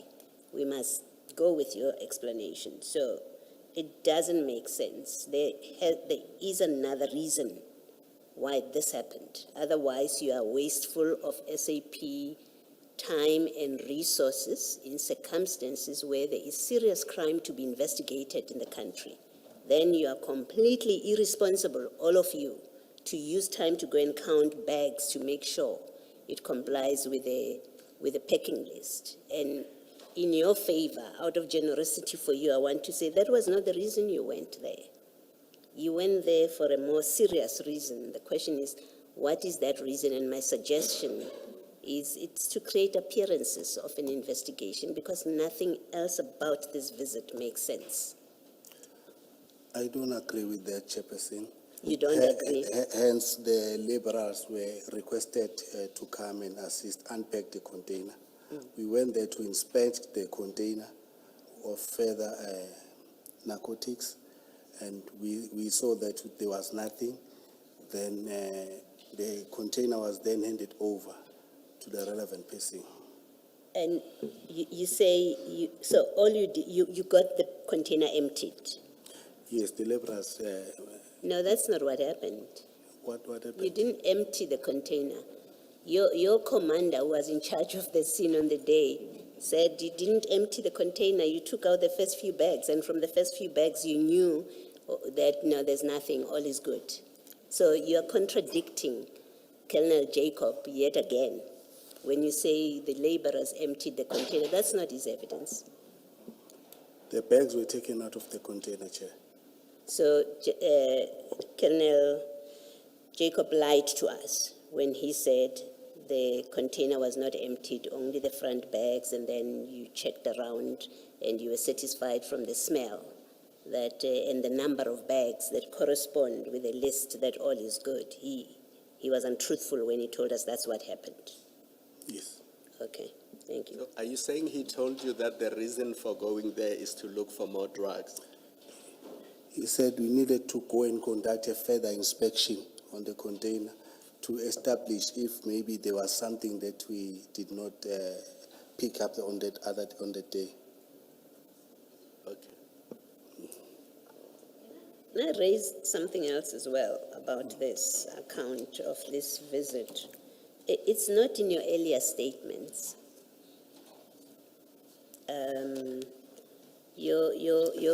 You've gone with the chair through the statements. Your first statement is at Page 633. 6333. Yes. Yes. So your first statement is at page 633, and this is your statement that is dated the 27th of January 2022. So they're fresh in your mind. You don't say anything about this visit of the 1st of July. You end at paragraph 15, where you say, during the time, I cannot recall the date, Mpangase handed over to me a file and 5 samples to hand over. That's paragraph 15 at page 635. And then you have a second statement, shorter statement, at page 646, which is in May, the 12th, I think 12 May 2022. It's a 1-paragraph statement, and you're talking about what happened on the 24th. You don't, in both statements, mention a visit on the 1st of July. You mention it for the first time in this statement that you filed on the 1st of July. It mentions that visit in exactly the same terms as Colonel Jacob's paragraph on this. It seems to me that given that in the immediate aftermath of this incident, you say nothing about it. It's a recent invention that there was a visit and we've gone through that with Colonel Jacob, that even the depot manager mentions it much later. They don't mention it in the first visit, in their first statement. So it seems, it gives appearances that this is a creation, a new creation of something that's supposed to have happened on the 1st of July, when in fact nothing like that happened. And you would have it here because you and Colonel Jacob had a discussion and agreed to add this, especially because this trip doesn't make sense in the way you explain it. It looks like this is something that you agreed to manufacture and add here, because otherwise you would have mentioned it in your earlier statements where you account for your involvement. Yes, Chair. Yes, you want to say something? I want to say something, sir. I don't dispute the fact that it is not included in my first 2 statements, but that does not necessarily mean that it never happened. Police vehicles, they've got a tracker. The tracker can be requested, and then you'll see that indeed on the day of the 1st, we went there. That is all that I'm prepared to say. Well, you're supposed to explain why it's not in your statement, because if it's not in your earlier statements, which are made immediately after, not immediately, but shortly after the incident of these drugs getting lost, right? This is in January, I think in January and in May, but it's early in 2022, the first half of 2022. You purport to give an account of what happened, your involvement with this, what you know from your involvement. That's what you're doing, giving an account. And then you don't account for the very last visit to the container. You have to explain why. And the explanation has to be satisfactory so that we don't make anything amiss about why it's only appearing for the first time on the 1st of June. I would say, Chair, it's an omission from my part, but the person at the depot can also confirm that indeed members came to inspect the container. Well, the problem with the person at the depot is her first statement, like yours, says nothing about this visit. And it is only in a clarification statement I understand. that she says there were Hawks members here, and it's problematic as well for that reason that, in fact, I think the suggestion that has been made is that, if I'm not mistaken, Ms. Silo will correct me, I think that statement was taken by, not by Colonel Jacob, Mashau. no? It was Mashau? Yes. Okay, yes. So the suggestion that has been made regarding that statement is, well, she seems also to have been reached out. Someone spoke to her and say, put in something in your new statement that we were there on the 1st of July, because there's no explanation why it's not in the first statement. That's the problem that this creates. I can see You understand? I understand that, Chair. Okay, thank you. But for confirmation, Chair, we can get the records of the vehicle. Okay, thank you. Mrs. Thank you, Chair. Just 3 questions I'm done.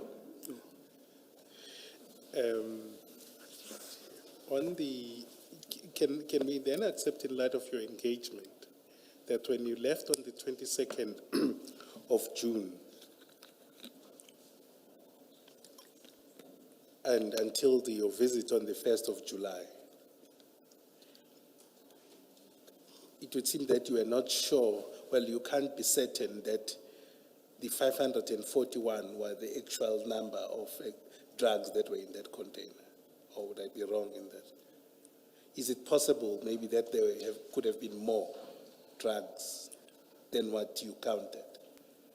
Normally, when seizures are done, inspections are done even after on the following day, because you cannot unpack now without the preparation of getting the laborers to unpack. You can just observe that there is nothing that is there. Then when laborers are required, you need to make arrangements, because there is nowhere where you can just get laborers. So I'm saying when you left for Ispingo, right? When we left Sipingo too, No, I'm saying when you left the depot to Ispingo, yes. would you accept on what you are saying that there could be a possibility that there could have been more drugs or more bags than what you had? I don't accept that, because we checked. So then on the 1st, Yes. you said you went back to check if there were more drugs.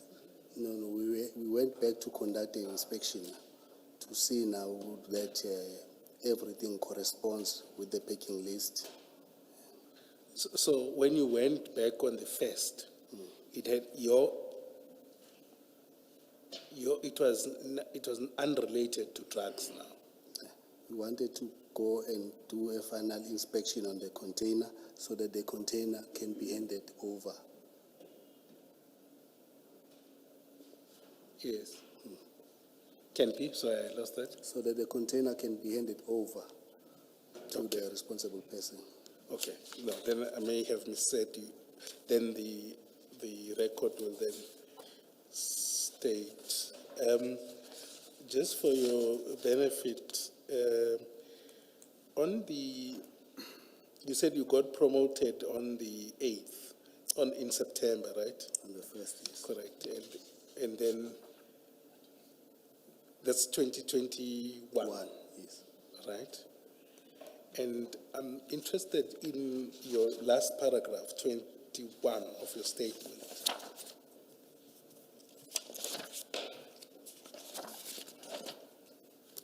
And I think you were trying to make a point And maybe it's not important, but you're saying that at the time that the exhibits were stolen, you were not in the province of KwaZulu-Natal. I was sent by SAPS to attend a course in Paarl. Okay, I'm interested who sent you there? I got a call from Brigadier Nyuswa, Brigadier News. yes, on the 13th of October, if I'm not mistaken. Sorry, when? On the 13th of October 2021, to say I must come to his office. Yes. I went there. He then requested me to assist because Captain Van Niekerk, who was supposed to go and attend the course, was on the call-up instruction. He had an unfortunate situation. Her mom was ill. Then he said, "Can I kindly replace Captain Van Niekerk to attend the course?" Then I agreed. Okay. Then I left Durban on the 17th. My course was resuming on the 18th of October. I came back to visit my family on the 29th of October and went back to Paarl on the 2nd of November, up until I came back on the 3rd of December. Okay, thanks. And just before on my very last question, other than our engagement, is there anything that you would like to add in relation to your statement? Or just about these events? No, there's nothing. There's nothing, okay, comfortable. Then, just on a different point that at least, to be fair to you, has come up is in your bundle, it should be CJC 251. It's a completely different point. CJC 251.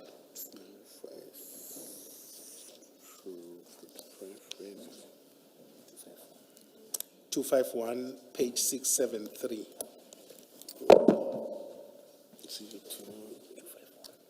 Yeah.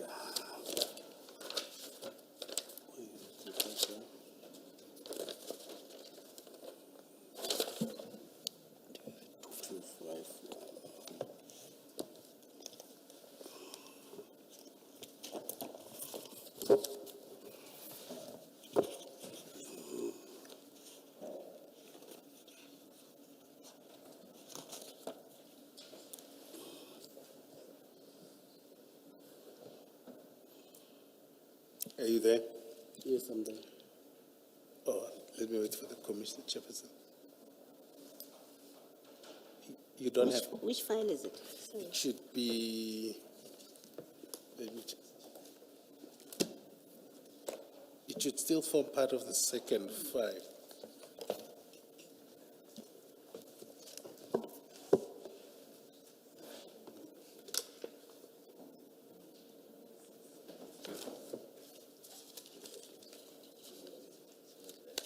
No, we don't have it. Not in two.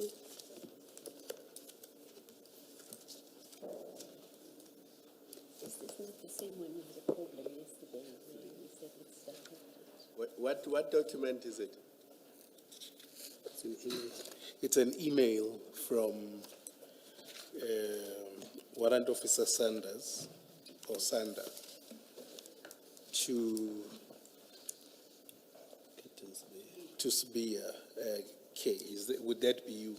Yes. Okay. Dated 14 November 2023. You don't have it? Perhaps. Is it, please, may it be flighted. Ms. Silo, is it not, Ms. Silo, is it not one of the additional annexures or exhibits? Yes, it's additional It's one of those annexures, additional. but your files were updated. This is file 2. We should be seeing it. Do our attorneys assure us that they did do the update? Silo, let me tell you what happened. When Advocate Ngube was leading evidence of one of the witnesses, Yes. the documents were ended up, Yes, but they were not updated. So mine, I found it in the statement file. And it is that email of 14 November 2023. That's correct, yes. Yes. So it is lying somewhere, but it is not In your where it's paper, supposed to oh, okay, I get the point. So when it was introduced, and unlike as is often the case, there was no attendance to your file to make sure that they are formally updated. Apologies for that. I don't know what it means now if one of the commissioners has found it, whether, But even he, maybe ours are exactly where his is. Indeed. There's no flag, there's no nothing, it's just lying at the bottom of a pile. But that can be sorted out. Let's not belabor it. Let's not apologize belabor for it. that, Chair. Do you want to put it on the screen? It will make it easier. Then we will follow from our screens. Indeed. In the meantime, we'll try and see if at least the witness's file is updated. Yes. Because the witness's file has got this document, so it appears that it fell through the cracks when it came to updating your files, for which we apologize. Thank you, no problem. I think, Chair, we're also having some difficulty locating it. Is it? Perhaps can I request that for your purposes, I hand it to you again as a copy? Just one is fine for One is Commissioner Baloyi. Okay. I will share with Commissioner Kumalo.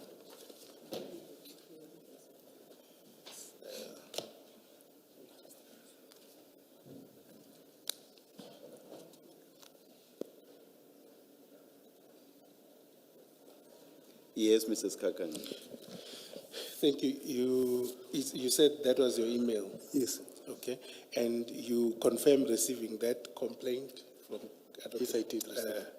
Warrant Officer Sander? Yes, I confirmed. And what have you done about that? Have you taken any steps to resolve that complaint? Yes, when I received this email, I think I was acting on behalf of my commander, Lieutenant Colonel Kopasami, who, when he came back, I did a handing over and showed him the email. He indicated that he already drafted a report regarding this matter, this member that is being mentioned here. And then the report was sent to the provincial office. What I know is that this member was convicted. Oh, I see. Yes, he was convicted and he resigned from the service. Warrant Officer Yoster. Okay. And on your side, in terms of the report, did you receive the report and engage with the report? Please repeat your question. I'm saying, did you receive the report yourself? Remember, the complaint is to you. Normally in the mornings we have our morning meetings where we discuss a whole lot of things. And this issue was one of because it did not concern only one member.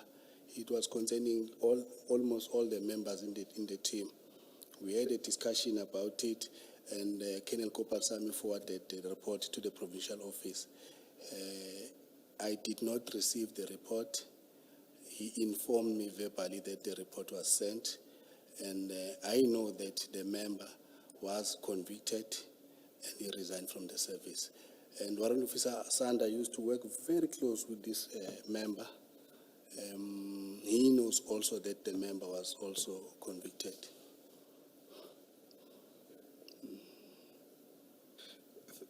Thank you. And the conviction or discipline was in relation to this complaint? Yes, it was in relation to the theft of exhibits. Okay, all right. Thanks. Do you have any further questions on our side, Ria?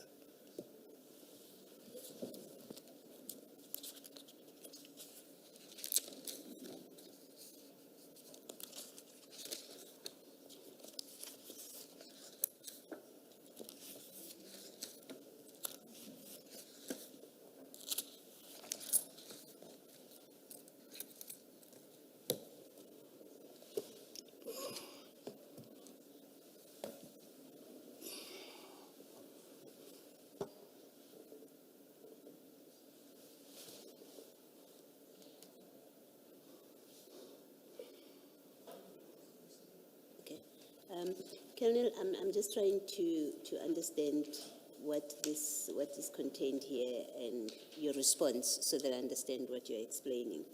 So this is sent to you Yes, by Warrant Officer Sander. yes, it It's was. a list of allegations that he's Yes. making. Yes, And he makes the allegations against Detective Warrant Officer yes, Yoste, that member. And these allegations, so if you look at, there are a number of cases here and different things. I'm trying to understand what it means in relation to Sander. So, for example, if you look at, let's start at the bottom. Look at the bottom on page 1, the bottom of the page. I related to Osman. I just want to make sure that I understand what this represents.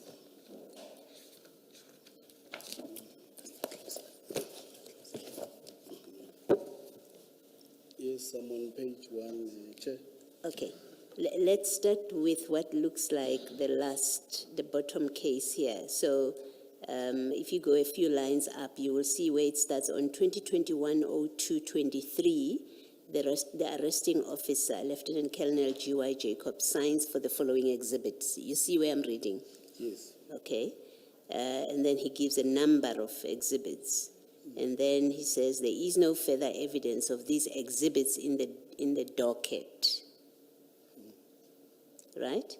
And then he lists a case number, and then it is about possession of cocaine and mandrax with an SAP 13 number. And then it says the chain statement for this matter refers to different exhibit bags taken to FSL. These exhibits match that CAS number. I'm trying to understand why this is something that Jueste would be charged and not, let's say, Jacob, because he's mentioned here. I mean, my reading of it seems to be the allegation is being made against Jacob that he took exhibits out and they never came back. Can you just explain it? although I'm not too sure, but I can just, according to my recollection, I think Colonel Jacob had handed over the exhibit to Warrant Officer Yosta. And then Warrant Officer Yosta was supposed to take the exhibit to forensics, and he did not take them. Okay. I think that is why it's falling on Warrant Officer Yosta's shoulder. He also submitted a chain statement to say that indeed I received the exhibit from Kenneth Jacob and forwarded them to FSL. Okay. Meanwhile, the exhibit were not received, and the acknowledgement receipt could not be found. So somewhere there has to be a record of responses to these allegations. Indeed, when Colonel Kopal-Sami said he submitted a report, I think if he's engaged on the report, he might provide us, although he's retired, or Provincial Office Brigadier Nyuswa can indicate whether he did receive such report or not. Okay. So when you receive this as Sanders superior, Yes. does just the report to you at the time? I think you've said he's been dismissed or something. Was he part of the people that report to you? No. Okay. So when you receive this kind of list, and it's quite a lengthy list, what do you do? What did you do with it? I informed Warrant Officer Sander that I received your complaint. It will be addressed. It's quite a number of issues that you are addressing.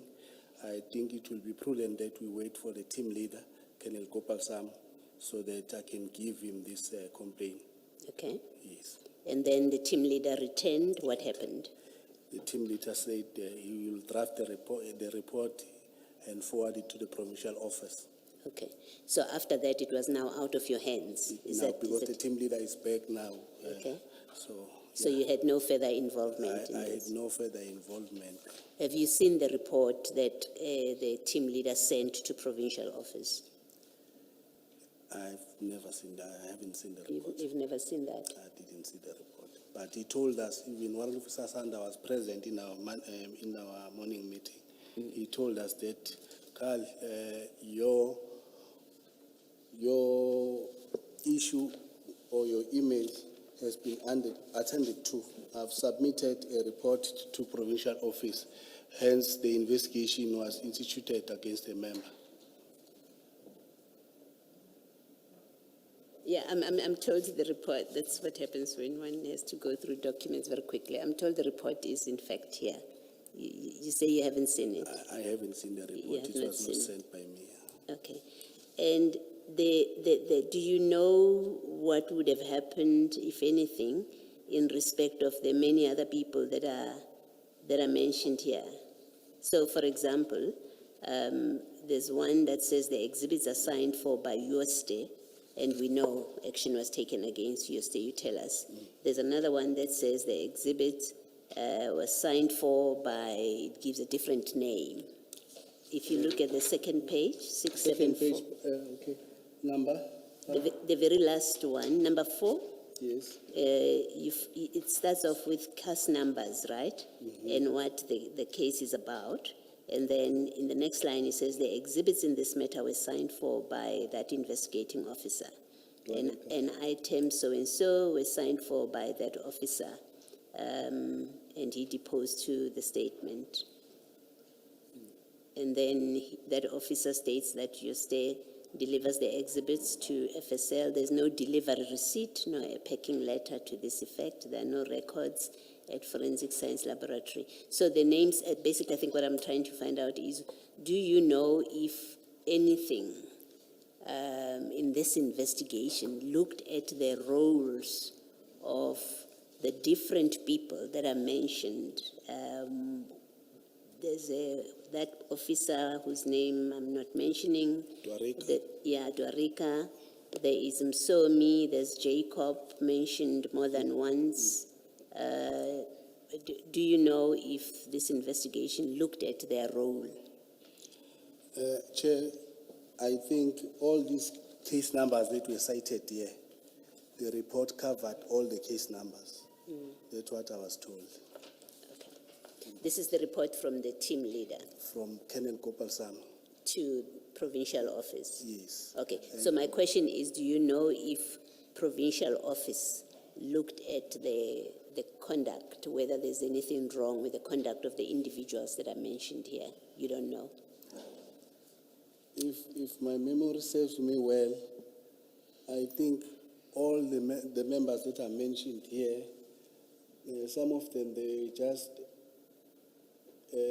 investigating these dockets, but the person who was mischievous here, if I may say that, was the warrant officer. The others, you know for a fact that they were found to be innocent. You say it only if you know as a fact. know. If you don't know, you don't know. You can say you don't know. I don't know, ma. Okay, thank you. Thank you, Chair. Thank you, Mr. Skakan. Maybe just to be fair to you, go to 676 there, still documents that follow. Because you were being asked about a report. Just to confirm that this is the report, the factual report dealing with the loss of exhibits. It should be 2 pages after the page where you were. Yes, I'm there, ma. Is it that one? Remember, Chair, I said I've never seen the Okay, report. no, then that's but fine. It seems as if this is indeed the report. It because looks I can like see the from one to Kopalsam. me. That's why I thought, to be fair to you, just point it out to you. All right, thank you.